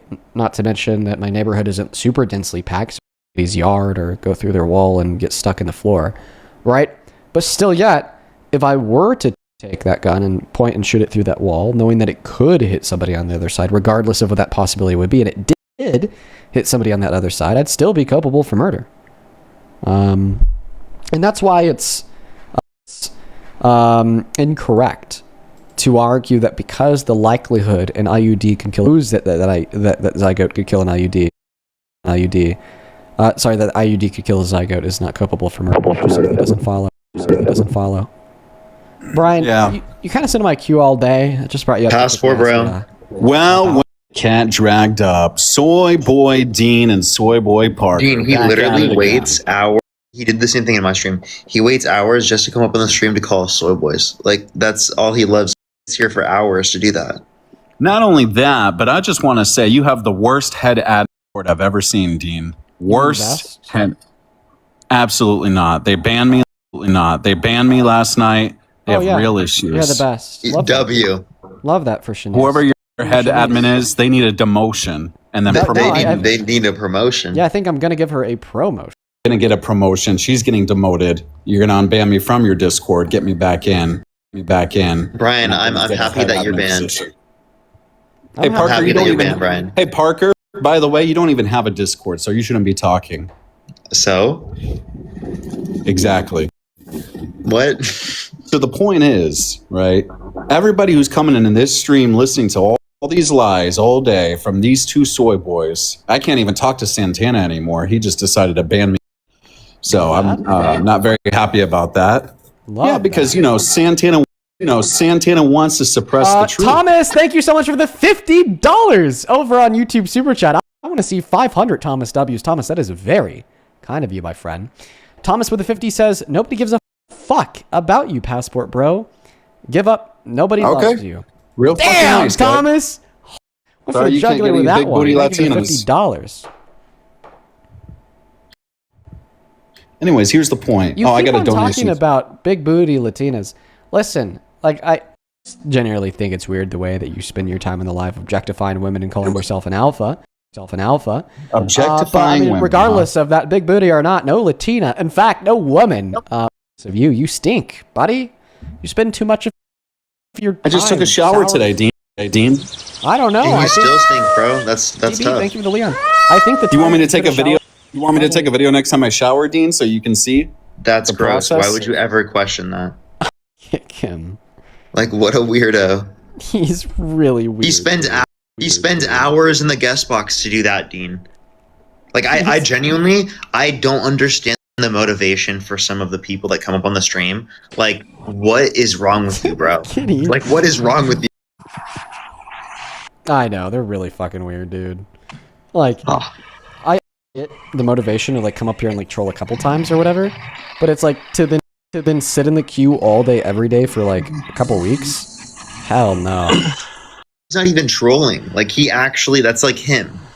Yeah. What's up, Santana? Yeah, sorry guys, missed him. So I'm sure Brian probably didn't tell you this, but you know, he came in my live, showed his ass earlier, and I told him across all of the accounts, and so he snuck in before we got back up here. So just trying to get up here and catch you guys before you left, but all good. Yeah, well, I appreciate you for coming up, man. Yep, appreciate you guys. You take care. Wait, what did he specifically say? I'm sorry. He showed his ass. Showed his ass. Oh, he meant that literally? I'm pretty sure. Yeah. I don't know. That's a non-literal statement that is made. Oh, yeah, Santana just clarified, not his actual ass, like being an asshole. Okay. I'm sorry. I don't know why I thought that was a literal thing. That's why I was like, he banned him because, sorry, I apologize. Nah, bro, you're Confederate? How old are you? Going on 20. Very nice. I have a very easy question for you. It's a softball. Well, I was gonna ask you a question first. No, I'm gonna ask you Go my ahead. question first. Yeah, okay, go ahead. So how do you feel that the South will never rise again, and when they did, they got beat so fucking hard and so fast that the life of the Confederacy is now shorter than the life of Fortnite the video game?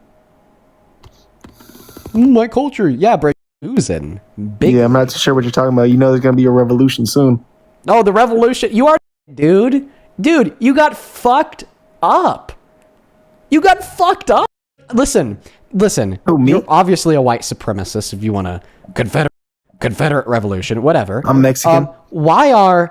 So you're a Mexican that's holding white supremacy, even crazier. No, I don't actually. Like, what white supremacists like losing so badly? Bro, y'all got fucking clapped. You guys love the Nazis. Fucking, he killed himself in a bunker. All right? It's like just the clear racism, bigotry, and all the other issues attached. It's just, you love. I'm not too sure because I'm not a white supremacist. Why would you as a Mexican want the guys again? Go ahead. I said I'm not a white supremacist, so I wouldn't understand. Why is your profile picture a Confederate flag? Because the flag means unity. It means courage. It means a lot of things that, you know, the small hat people don't want you to know. Okay, so supremacist, you're just not trying to stand on it? So, buddy, I'm not. Do you think that the Jewish people... you think Jewish people control the entire world? Not the entire world, but about 98% of it, yeah. Okay, do you think they control this live stream? I don't know what, Dean. I don't know who you've talked to. So you well here. I just want you to know that's called anti-Semitism. Oh, that's called yeah. you're just against Jewish people because that's not even a fact. Misinformation claim meant to scapegoat Jewish people, right? You understand that, right? Parker. Yeah. So I don't know who you guys have talked to behind closed doors. I don't know. So we've talked to behind closed doors. Who do you think I've talked to behind closed doors? Because I said that's wrong for you to be against Jewish people for them being Jewish. Who knows? Are you going to respond intellectually, or are you just gonna make bigoted statements in the stream? That was what was the question again? That was a contradiction, Parker. Those two things are diametrically true opposed to one another. You know, I'm actually very curious about what this guy said earlier. Do you think that Jewish people like revised history and made the Confederacy to be bad? I do, yeah. So you think that everybody who claims that like the Confederacy like wanted to uphold For the most part. Okay, what's your evidence? So what did the Confederacy actually believe under your view? So I don't really want to get into it with you guys because I came up here to ask a question. The only reason why I brought you up is to get into it. Can I ask you a question first? Because I actually, sure, after you answer mine, I actually requested to ask you a question. After you answer mine, buddy. Or Park. What was the question? Yeah, too about the Confederacy wanting to uphold slavery in the American South, or what is the things that you think the Confederacy truly stood for? So I will answer your question if you answer my question. Yeah, what's your question? Over and over the kick button. So going, to me at least, it looks like you've been gaining a little bit of weight. You mind? Because I have. Oh, you have? Yeah, I can tell. Thank you. I think you're telling me that I'm doing a good job bulking in the gym. Hell yeah. Bulking in the gym? What's your testosterone levels looking like? Because I know you used to be conservative, but ever since being a liberal, that shit went downhill. Being liberal and conservative has no effect on your testosterone. No effect on your testosterone. It actually levels. does. That is like the most ridiculous thing to argue. How can an ideological view affect your level? Genuinely think about it, dude. And if we're gonna talk about no, think about that for one. How could your ideological view affect your testosterone levels? Please explain that one. It just does. That sounds like it makes sense. Testosterone levels measured in. Could you nanograms per deciliter, buddy? What is the average for an American male? Probably about 500. No, it's closer to 4. Well, I wouldn't know because I'm right around 1,000. Yeah. So what was your question again? Turn your camera on and show us your physique. What was your question? What was your question again? Because just turn your camera on. Let's see your physique. If you are natural, I actually can't. I actually would do that, but I actually can't. So real. Yeah, I actually can't right now, but I would do it. So real. No, I really would do it, but this is another. So the evidence is so the question is, what is the evidence that the Jewish people hid the truth and that they didn't really stand for slavery? Because they're just a bunch of bitches, and I know that you're fucking controlled by them. Okay, so the evidence Jewish people are bitches, and you're controlled by them. So the I know evidence you and that Parker, Jewish people revised history and Charlie Kirk was telling the truth. That's why they had to execute him. People were bitches. Charlie Kirk was telling. That's true. So just how not in his last days. Not in his last days. How does the claim Jewish people are bitches justify the claim that Jewish people concealed the true history of the American Confederacy and they didn't actually stand for slavery? Dude, I only came up here to ask you a question. I just think that you're a dumb guy, to be realistic. And I think the reason why you don't want to talk to me about much is, well, because you're a dumb guy. Because you're a dumb guy. You can't keep up. Well, the feeling's mutual. Oh man, why do people like that exist? It beats me, dude. Man, I will never get it. Thomas, thank you for the $20 on Super Chat. Who says states' rights to do what? Oh well, he couldn't tell you. All that he knows is that he's anti-Semitic. Therefore, it must not have been slavery. Super intelligent argument. Jay Blade, thank you for the $10. Who says I'm starting to get back into the gym. I want to try and get abs. Got any recommendations for exercise or way to diet? Well, if you want to get abs, you definitely have to do resistance training for your abs. Like the resistance-free movements, to train the abs definitely helps. But if you specifically do resistance training for the abs, it'll just take you so much further. Because abs are not made in the kitchen. They're made in the kitchen. And I don't think that a lot of people really know how to make abs in the gym. It's a hard thing. In fact, I don't even really train abs that much. Hopefully, thank you so much for the $20 donation over on YouTube Super Chat. I appreciate that. Hopefully, you says keep on eating these morons, little bro. Appreciate you so much. Hopefully, dude, the people of today have been terrible. Jay Blade, thank you for the $20. Who says Passport Bro was cortisol maxing. I'm surprised. I guess we kicked him out before he could complain about the espresso machine. Yeah, I'm sure he would have. I'm sure he would have if he stayed up on the stream for much longer. I think that we got a couple people on Venmo and PayPal. By the way, if you want to support me, folks, you can find my Venmo, my PayPal on the link tree, my bio on TikTok, and pin message on YouTube. Not to mention right there, Dean Withers without the E. Challenger, thank you so much for the $30 donation on PayPal. Thank you so much, Challenger. Challenger with the 30 says, got a question for both you and Parker. Dean, if quote-unquote ground news didn't exist to get the real facts, I know a few, Snopes, PolitiFact, and lateral reading. Those are all pretty good. And then Parker, this is a question to you. What is the origin of the phrase "trust me, bro"?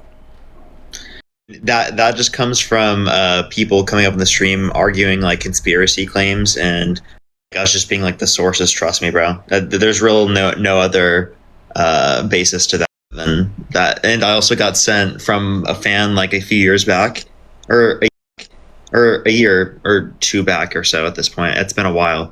This book where it literally just says, thought about even doing that in the first place, literally just been this, and I've been using it for a while, and it's kind of just been like a meme. Beast. We're gonna go to get that next guest loaded up into the box right now. Heidi, thank you for the $25. Saying this is for the great administration. Thank you, yes, for sending me $25 for the greatest administration of all time. DeGreft is a Republican. Holy shit. Thank you for the $25, Heidi. Then Abby, thank you for the 2. Janice, thank you for the 2. Janice, thank you so much for the 5. And thank you so much for the Diamond Gun, Joey. You are awesome. As well as Cammy, thank you for the $20, who says, I don't even have sex, but after that last guess, I'm... That's good, man. Thank you so much for that love, Cammy. Show some love to all of our donors over on Super Chat and Venmo. Thank you guys so much for the love. Hey, welcome in, Jackie. Do you support Trump? I don't know, but I am a huge fan of you guys, though. Oh, thank you, Jackie. I hope the rest of your day. Shout out to you while we try to get that next guest loaded up in here. By the way, Parker, I'm just gonna be honest, dude. The guests today have been so shitty. I'm like at 3.5 hours, and I'm just like dead, bro. Yeah, my guests yesterday were really, really bad. It's been. I have a question for you. Why are you gay? Why are you gay?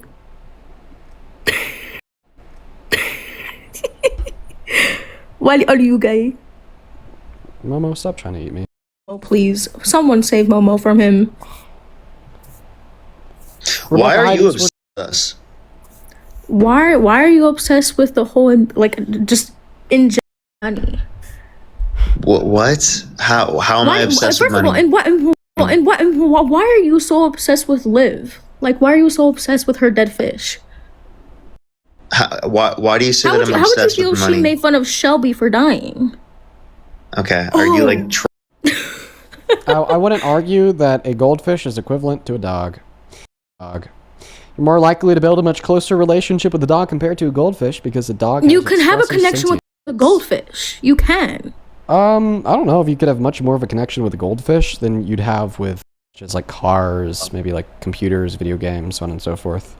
A goldfish is so much more connecting more than a dog. The goldfish is just a fake concept. It's not actually real. No, it's not. It's a fish. It's not actually a real fish. Oh my god, it's a fish. There is no actual goldfish. It's fun of fish girls dead fish. Yeah. It's all not the a real time. fish, though. It's imagine she made fun of fish Shelby never dying. even existed in the first place. Didn't you wish Imagine death she made on fun me of and your Parker? dog dying. Wait. Didn't you wish death on me, Parker, and our girlfriends? Who the fuck are you to speak? No, it was injury, severe injury, not death. Okay. Is that supposed to be better? Still able to move somewhat. Okay, why do you think I should be severely injured? For what reason? So that way you're not able to talk for like 3 weeks or so? Why 3 weeks? Because you talk so much nonsense out your booty cheeks. So you think it's okay to justify violence against people who disagree with you? No, but I mean, you know. No? Just okay. Well, that's what you sounds like you just said. I mean, honestly, your fans are much more worse. Both of y'all's fans are so much more worse. So you literally They told me to go hang. They literally told me to go hang myself and that's paint my horrible. red. No one should say that to you, but does that justify you saying that to me? What I said is for even my you to be girlfriend? severely I'm injured. sorry. What they say is 10 fuck? times much more worse. Wait, no, seriously though. Like, say whatever you want about me, but like, genuinely, don't. Why would you bring our girlfriends into that and say that they should be severely injured? That's That's really weird behavior. Because they literally associate with you. If I were them, I would run away. Okay, what's wrong with associating with us? Oh, a ton. Honestly, Parker, I wouldn't associate with Dean because he's so wrong. Okay. So he literally said the N-word back in the day. I don't care if he was 14, 15. It wasn't that long ago. Wait, do you support Trump? That long ago. No. No, you don't? I'm an ex-Trumpy. So you don't. Why are you on the live? Because I hate him, and some hate you. So you don't support Trump anymore? Okay, I have a question. Do you think people can change their views over time? By action. Okay, so if someone by action stops doing those things and effectively gets people to be against those things, educates people against those things, and educates themselves, can they stop being that way? Potentially, but by action. Potentially? So if, in your view, why would you say that that's not applicable to Dean? The reason why he hasn't shown that was because he got caught saying it, and he apologized, but without actually meaning it. Well, what makes you think because he got caught? Simple as that. What makes you think that he didn't mean it? Because he wasn't authentic. The only reason why, like, that's just, do you have a crystal ball? Because of him saying the N-word went pretty much viral, and he was like, "Oh shit! Well, I got apology video to the community." So you think any apology is bullshit? Almost all of them. Okay, so you're assuming because an apology, at least in general from your perception, isn't genuine, you're assuming that his apology isn't genuine, and that's like obviously going to be a composition fallacy. You're saying because some apologies operate a certain way that rarely operate that way, which is a fallacious argument. Like, that's not. He literally still got caught anyway, and he still didn't mean it. Like, he didn't mean the apology. You're superimposing they didn't mean it. How do you identify that? Do you have a crystal ball? That makes no sense. How can you identify what his intentions? His intentions are fake. You're assuming the worst. Same as you. Because you're just assuming the worst because you're ideologically opposed to him. What do you mean? I hate him, but like that doesn't mean I'm because wrong you about hate him. You're literally assuming the worst of his intentions. Well, yes, because his intentions are full of cockadookey. Okay, so I mean, why should I take that seriously? You should take that seriously because you should stop associating with him. I yourself with Dean Withers. I'm gonna keep associating with Dean. That's literally guilty by association. Okay, if you want to say that's guilty by become better and change over time, he's not a good friend. Yeah, he is. How are you gonna know whether or not he's a good friend? He's not a good homie. He's not a good homie. He's not a good broski. He probably doesn't hop on the game with you anymore. Do you hang out with him? No, thank God. Okay, so then how would you know? He literally advocates for animal abuse. He's not even. Are you vegan? No, but like, don't you care about animals getting? Don't you care about animals getting slaughtered? Oh, come on! Stop! Oh my God! That is so ridiculous. Slaughtered? Are you for real? You're not even vegan, and you said that. He literally hates sea animals. Wait, he hates fish. Rebecca, how could you say that and not be vegan? That makes zero sense. Like, he literally hates on fish. Rebecca's not vegan. Do you support animal abuse? You can agree that he makes fun of Rebecca, I have a question. So that makes Rebecca, I have a question. Do you support animal abuse? Okay, so if you're not vegan and you said because you're not vegan that means you support animal abuse, that means but he supports animal slaughter. That would be you as well. Dude, she's so fucking incoherent. My cat is smiling. Rebecca, are you trolling right now? My cat No, I'm not trolling. Can you give me an actual argument, please? I genuinely think someone should save Momo. Someone should save Momo. Okay. Just like, look at her. She's so totally unserious. She's Momo needs look to at Momo right here. Look at Momo right here. She's like so under stress, right? She's like so clearly being mistreated. Parker also makes fun of it. You literally just made fun of a fish Look at Momo on the bottom of your phone screen. She's like so clearly being mistreated right now, right? Someone should go. Yeah, someone come save Momo. Did Momo eat the fish? Did Momo eat the fish, Dean? I don't know. Did Momo eat your fucking brain, dude? Because both are missing. I think so. Because both are missing, Rebecca. See, I have much more of a brain than you because you don't know how to actually say that a goldfish is real. Goldfishes are real. Fishes are real. Hey, They are real animals. You know what else? They is have real? feelings. You know what else is real? By the way, also you just said Right. You know what else is real? goldfish have a memory, mind you. So you know what else is real? Go on. Kick button. This kick button is real, Rebecca. I just can't do it today. I just can't do it. We're gonna go ahead and try to get that next guest loaded up into the box. Last guest of the day. Then I just, man. Cherry, thank you for the $20 over on Super Chat. Who says, "Hey Dean, how are you? Your Venmo doesn't work for me." Oh, I'm doing all right, Sherry. I've had a really long day. Like, it's been a long day, Sherry. Thank you for the $20. And then Trine, thank you for the $10. Who says, "Pets matter. I own birds, and I've been told that they don't matter as much as a dog or a cat, but I love them, so they do matter a lot to me. Fish Girl's a total jerk." Oh, I mean, yeah. I mean, I think that birds are even expressively sentient in particular ways, right? Including, like, variants of parrots that could, mimic English. But I don't think that goldfish are expressively sentient to a high enough degree to build an emotional connection to a human any more than, like, inanimate objects, right? Like, I think that humans can build types of connections with inanimate objects, cars, video games, characters in TV shows, like houses, paintings, so on and so forth. And I just think that could be experienced between a human and a goldfish. Because, I mean, like what? Is it the fact that they're biologically alive? Okay, well, I mean, like, plants are biological. I guess the question would be, is if expressions of sentience that describe some level of, like, similarity is what builds a bridge to form an emotional connection, which is why humans connect so well. Humans can also connect with, like, many others, etc. and so on. Like, what level of expressive sentience would exist between a human and a goldfish? Maybe it's just that, like, the action of, like, taking care of them and feeding them.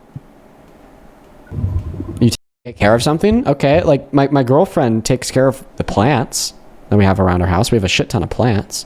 Those are plants. So maybe that's a good example. I don't really think that you could experience a connection with a goldfish. That you couldn't experience with a plant. Bite the bullet. Yes, I do. Okay. Give me a second here. I want to thank a couple more. Hovik, thank you so much for the $50 donation. I really appreciate you so much for that love, Hovik.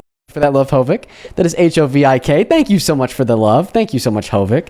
Hovik with the Hey Dean, what was the pedal accessory that you recommended to me on live to decrease the acceleration time? Of the C8. I can't find it online. Fuck Donald Trump, by the way. Appreciate you for the $50, Hovik. I forgot what it's called. I had the name of it when I told you on live because I was just watching a video about it, but I forget what it's called. I'll try to find that. Thank you for the $50, Hovik. Same thing too. Let's see here. Elena, thank you for the 50 cents. And then Isaac, thank you for the $20, who says, "Hey Dean, as a serviceman, it just drives me crazy. People that openly never left the country or served. Keep fighting the good fight, Dean. Thank you for what you do." Well, thank you for the service. Thank you for your service, Isaac. I hope that you're doing all right in this very uncertain and scary time for our servicemen and women. Thomas, thank you for the $20, who says, "Momo doesn't need saving. If someone is willing to have a cat despite allergies, that is peak pet ownership." So real, Thomas. Momo is very, very. And then Thick Frog, thank you for the $10 as well. I appreciate you. On Venmo, thank you, Kirsten, for the $5. Hannah, thank you for the $10. She says, "I've watched your streams almost every day for a year, and I just want putting up with these idiots." Well, thank you, Hannah, and I appreciate you for tuning in so much. Then Kamani, thank you for the $10 as well. He says, "Hey, Dean, it's been hard, but don't forget about your one guest earlier today who you turned away from Trump." Yes, that was awesome. That was awesome. That was such a productive conversation. That was great, man. And then Alex, thank you for the $5 as well. Go ahead and take this Maniac.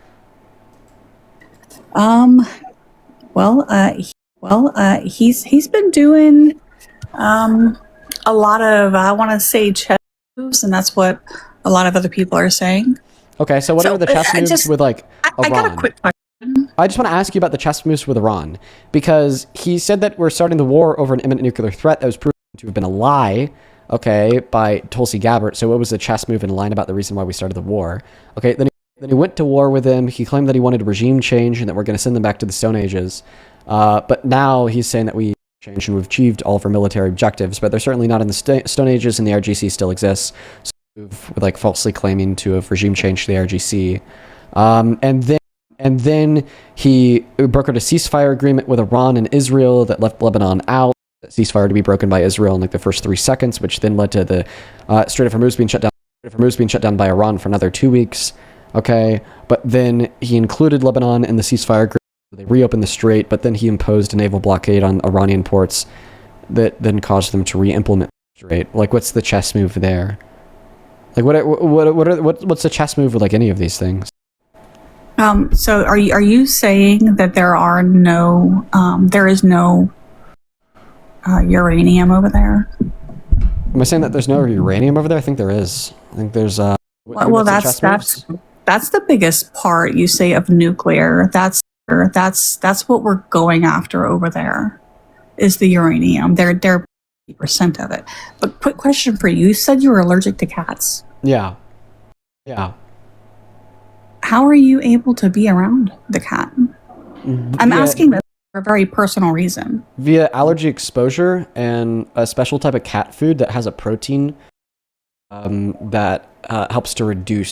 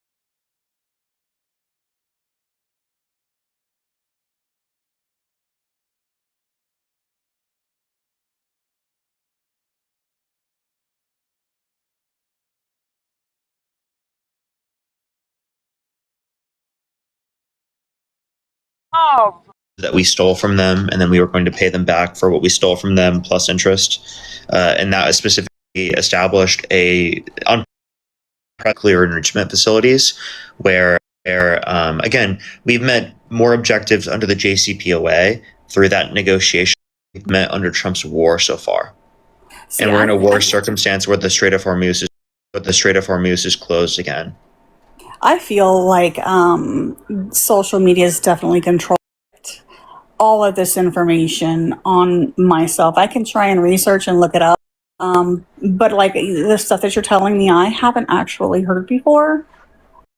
I need to look into that, but no, I think that he's doing what is necessary, no matter what.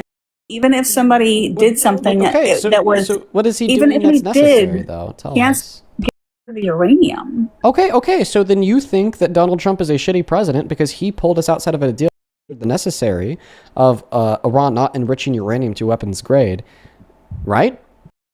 Do you think that he may have pulled that out in order to get another negotiation? Because that, I believe that negotiation, that was supposed to be expired. No. Because he pulled us out of the agreement, never restarted negotiation. As far as he knew, he could die. He could never run again. He could lose the election if he did run again. No.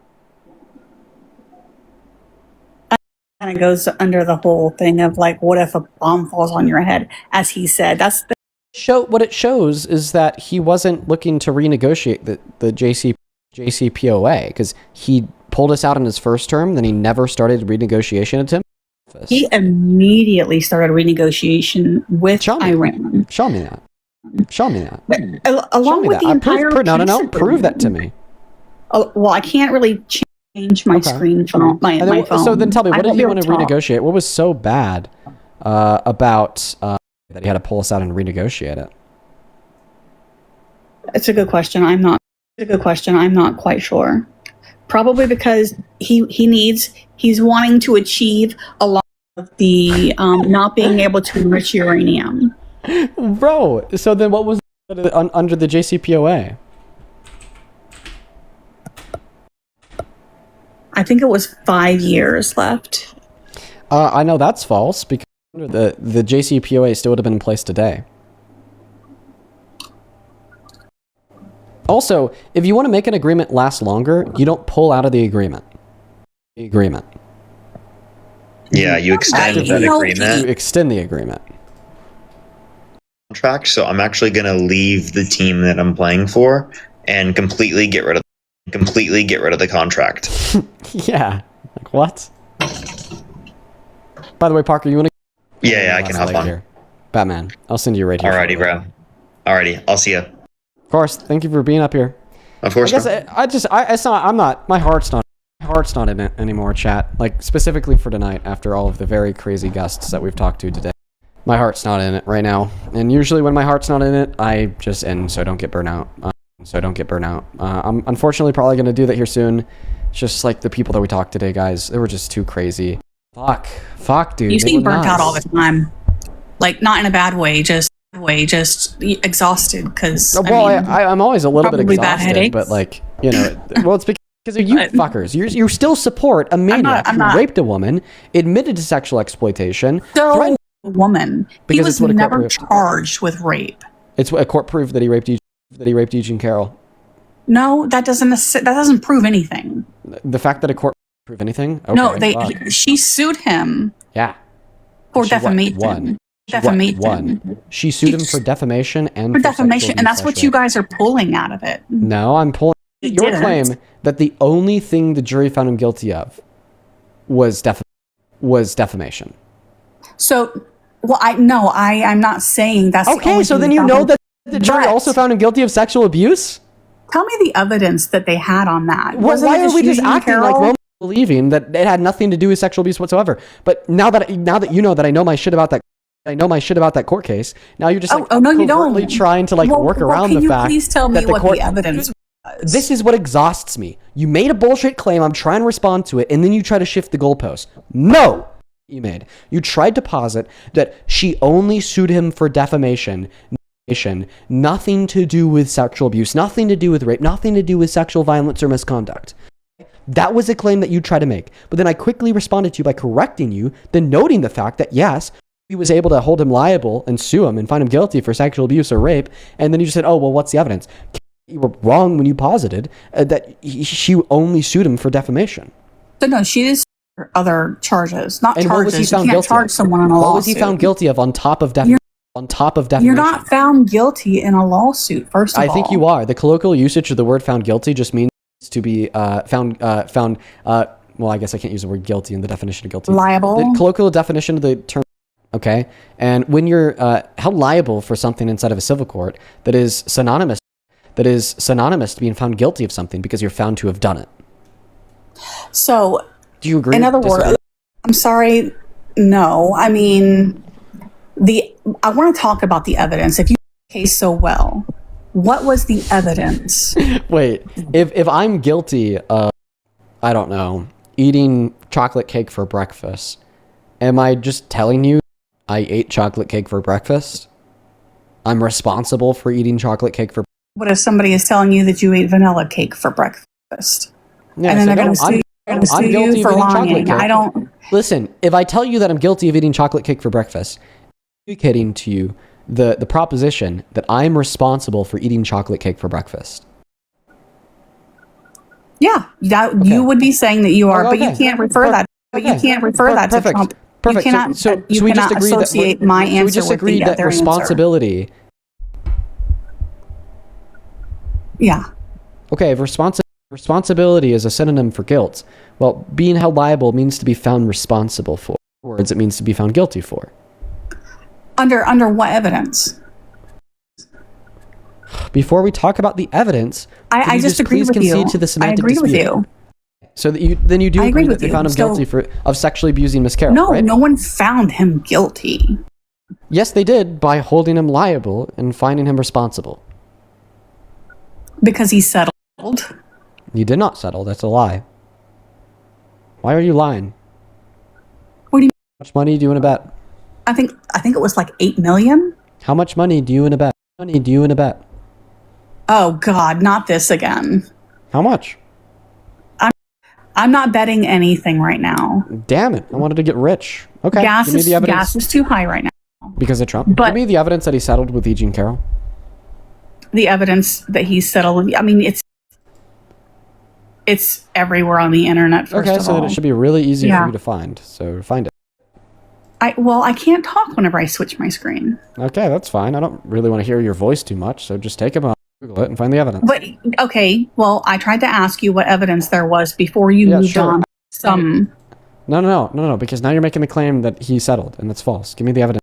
Give me the evidence he I settled. guarantee you, 60 million. Somebody said that there's 60 million. So just give me a source that claims he settled, please. I don't know. You have to look in the comments. They're giving you the answer. Comments aren't a source. I know. Would you like my evidence that he didn't settle? Sure.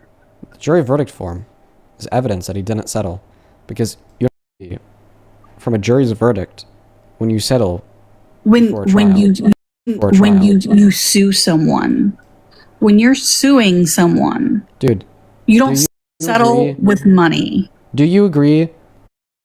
Yes, you do. Do you agree that in reference to a loss, jury doesn't find you guilty?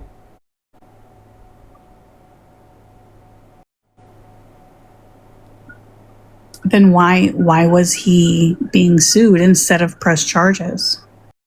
The question you asked has nothing to do with the statement I made. Okay. So settle with somebody in a lawsuit. This means that you're just agreeing to have the lawsuit thrown out, and there's no verdict of guilt from a jury. Correct? I mean, that doesn't admit guilt, but I know settling exactly. in a So lawsuit, a settlement is throwing out the case without guilt, right? Right, pretty much. Okay, so you're wanting me to answer these questions. For the cases where there's settlements, You're there won't really be a jury good at verdict this. form indicating guilt, right? Yeah. Jury verdict form indicating guilt, which means he didn't settle, because he instead took it to trial, argued his innocence, and lost. And the Eugene Carroll, no, I don't. Okay, so, well, That you were wrong when you said that he settled? You know, I'll tell you anything you want to hear. Do you admit that if you you were can wrong talk about when- the evidence. Do you admit that you were wrong when you said that he settled? Yes, I'm wrong. You're right. Well, let's talk about the evidence. Sure. I'll tell the you fact anything. that same consistent testimony for 30 years straight, as corroborated by therapist notes, four of her friends, not to mention the fact that Donald Trump lied at multiple points in that trial, such as when he claimed he never met her, or he claimed that she wasn't his type. The fact that she submitted a dress with male DNA in it to the court, claiming it was Trump's, that would prove that she raped him. And then Trump refused to submit his DNA back to the court. Why would an innocent man refuse to submit evidence to a court that would prove? What? We also have the Access Hold on, Hollywood wait. tape from You're 2005 talking when he said he'd like DNA. to do the type of thing to women vaginas that the court found him guilty of doing. Not to mention all of his other character priors. You know, the best predictive tool of the past. Of the future is the past. Okay, and Donald Trump, like sexual exploitation. Howard Stern on his radio show in 2005. This is all the evidence that he raped her. So, if someone was to say, and then they got their friend to just say, "Okay, well, this is what happened. This is what she told me." Mm-hmm. Wouldn't that technically be hearsay? No. Right, and not to mention that I wouldn't be found guilty in that 30 case. years ago. If everything was true about the E. Jean Carroll court case and what he said, and everything was false in accordance with what she said, i.e., was truly a false accuser, some woman accused me of that, said I raped her 30 years ago, and she was able to falsely get a couple of her friends to. Okay, well, if she then turned my life, I would of course hand over my DNA to be tested against the DNA in the dress, and then my innocence would be proven. Over that 30-year span, you wouldn't think. Eh? Okay, well now we're just divulging into baseless conspiratorial gibberish. You're more likely to trust what could have happened with no evidence compared to the reasonable outcome as determined by the jury of nine. No, I don't see how DNA could last on a dress freaking years. Okay, well then you're just not educated on the fact that DNA could actually stick around for a lot No, longer than that.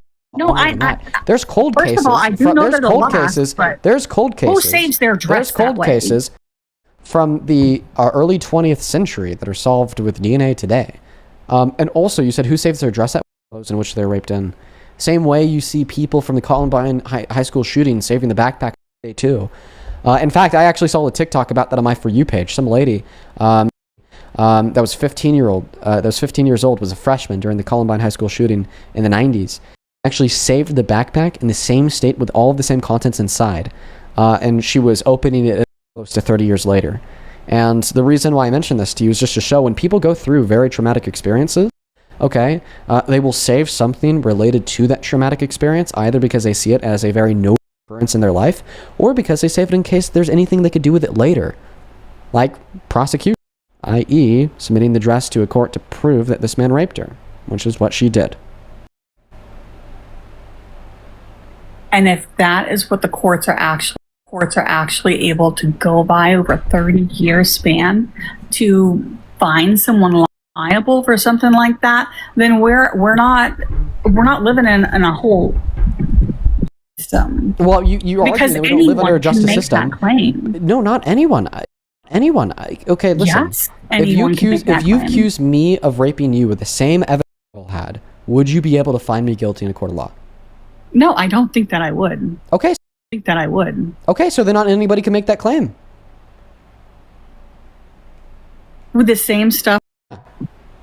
Why would I feel that I wouldn't be able to do something like that? Oh, well, because you went towards a clip of me saying that I like to grab women by their pussies without asking first. You wouldn't be able to point to a clip of me to sexual violence through the form of sexual exploitation and bragging about barging into rooms of naked women and girls. Okay, you wouldn't be able to point towards like 3 other women the same story. You wouldn't be able to indicate friends that could prove that you've upheld the same consistent narrative for the last 30 years straight and therapist notes from medical records, bro. Okay, you wouldn't be able to hire another psychological examiner to affirm that your testimony predicated on your body language, tone of story, is indicative of somebody that we would expect to be a real victim, not a liar. Okay, like you wouldn't be able to do any of these things. You wouldn't be able to point towards the Epstein files where a Doe number 4 who successfully won millions of dollars from Epstein's estate because he trafficked her, also of doing bad things to her after Epstein introduced me to her, right? Like these are the reasons this isn't just clearly fraud and why we should believe E. Jean Carroll.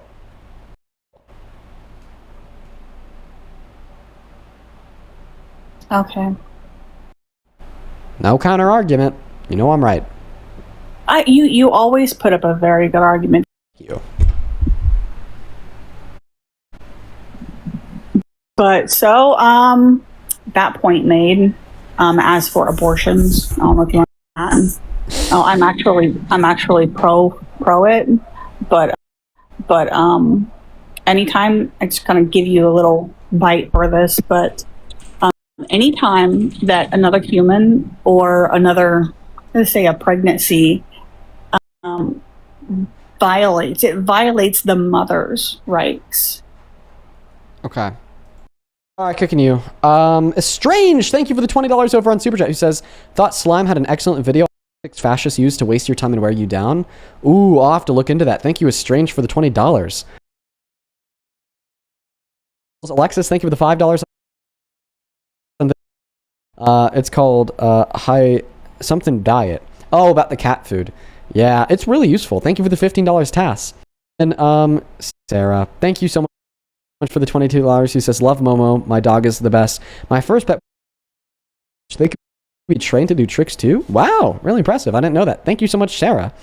And then Emery, thank you for the $5. Alex, thank you for the $5. I think we're all caught up over there.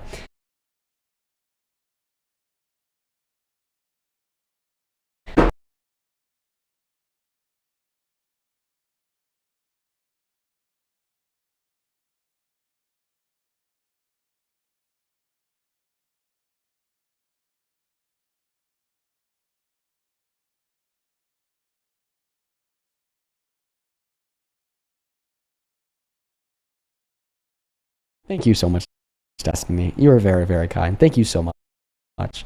As well as Munavan, thank you so much for the $10. Who says, so many warp guests today. Take care. Oh man, I know. I'm beat. Thank you guys so much for all the love and support. Genuinely. Thank you guys so much. Folks, I'm going to hop off. I'm really tired. So I will see you all tomorrow. Make sure to hit that follow button on TikTok. Drop a sub on YouTube. If you're still in the mood for debates, check out @ParkerGetAJob on all platforms. Peace, love, good night, and goodbye. We go on these dates. That seems like a personal. That seems like a personal thing that you need to work out. No, this is broke man. This is broke Okay. man. This is Yes, that's a broke man problem. That's a broke man problem. I'm just telling you. I'm just telling you, like okay. So listen, right? I ain't even told you the problem. I ain't even told you the problem. You guys are talking about all these.